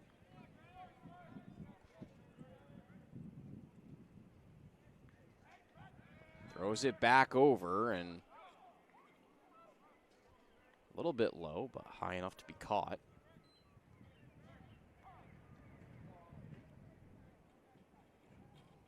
Home plate umpire asking for the Bentley players to back up past the front fence of the dugout.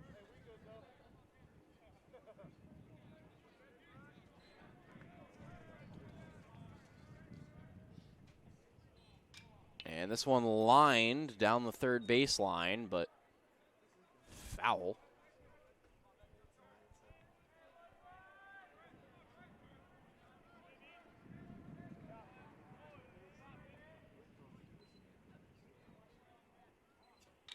And this one grounded through the hole. Douglas was playing over towards second, and and got. That's another single. Now Purcell stepping up. Managed to get to second base after an E5. His last at bat is part of that big inning in the 5th for the Falcons, but popped up to the catcher and lined out to second base in his other 2 at bats.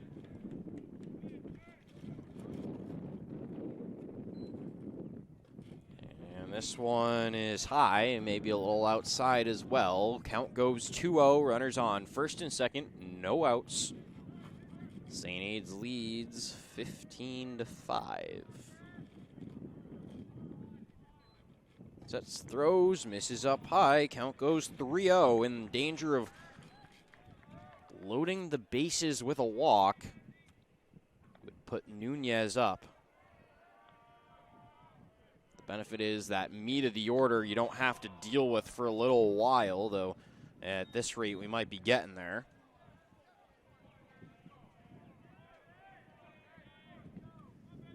So now Nunez steps up to the plate.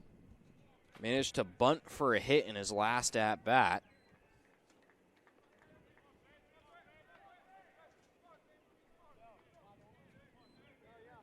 Here's the first pitch to Nunez. That one finds the zone.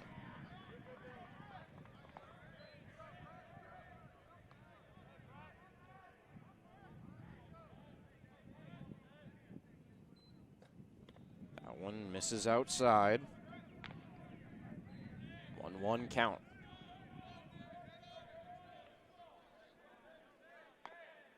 Bentley dugout certainly hasn't given up yet. That one misses as well. 2-1 count.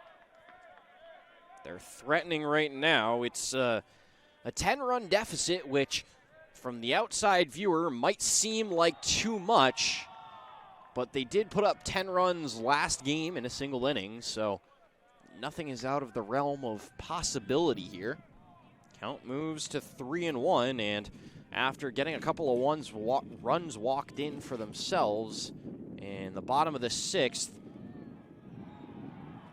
the Hawks now in danger of doing it themselves. Nunez disagrees with the strike call, and count runs full. So full count, no outs, bases loaded. Here's the pitch. Got him swinging.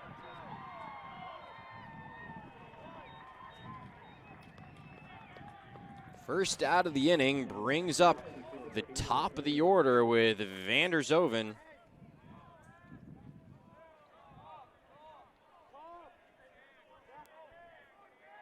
Vander Zoven walked his last time up. He's got 2 walks on the day, a strikeout and a pop-up to second base. Takes the first one outside the zone. Here's the 1-0 pitch from Beddington. Gets it in play. That's going to find a hole. No, great ranging play there from Cabello. It'll get a run in, but crucially, it gets the second out of the inning, so it'll be a sac fly.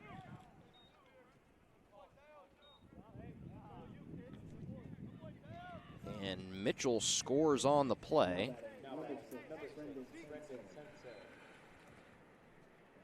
And here's Sensei with the Falcons down to their final out. Runners on first and second. Still a 9-run lead for St. A's. First pitch swung on and lined to center field. That's going to score 1. The trailing runner in Purcell stops at second base. It's an RBI single for Sensei.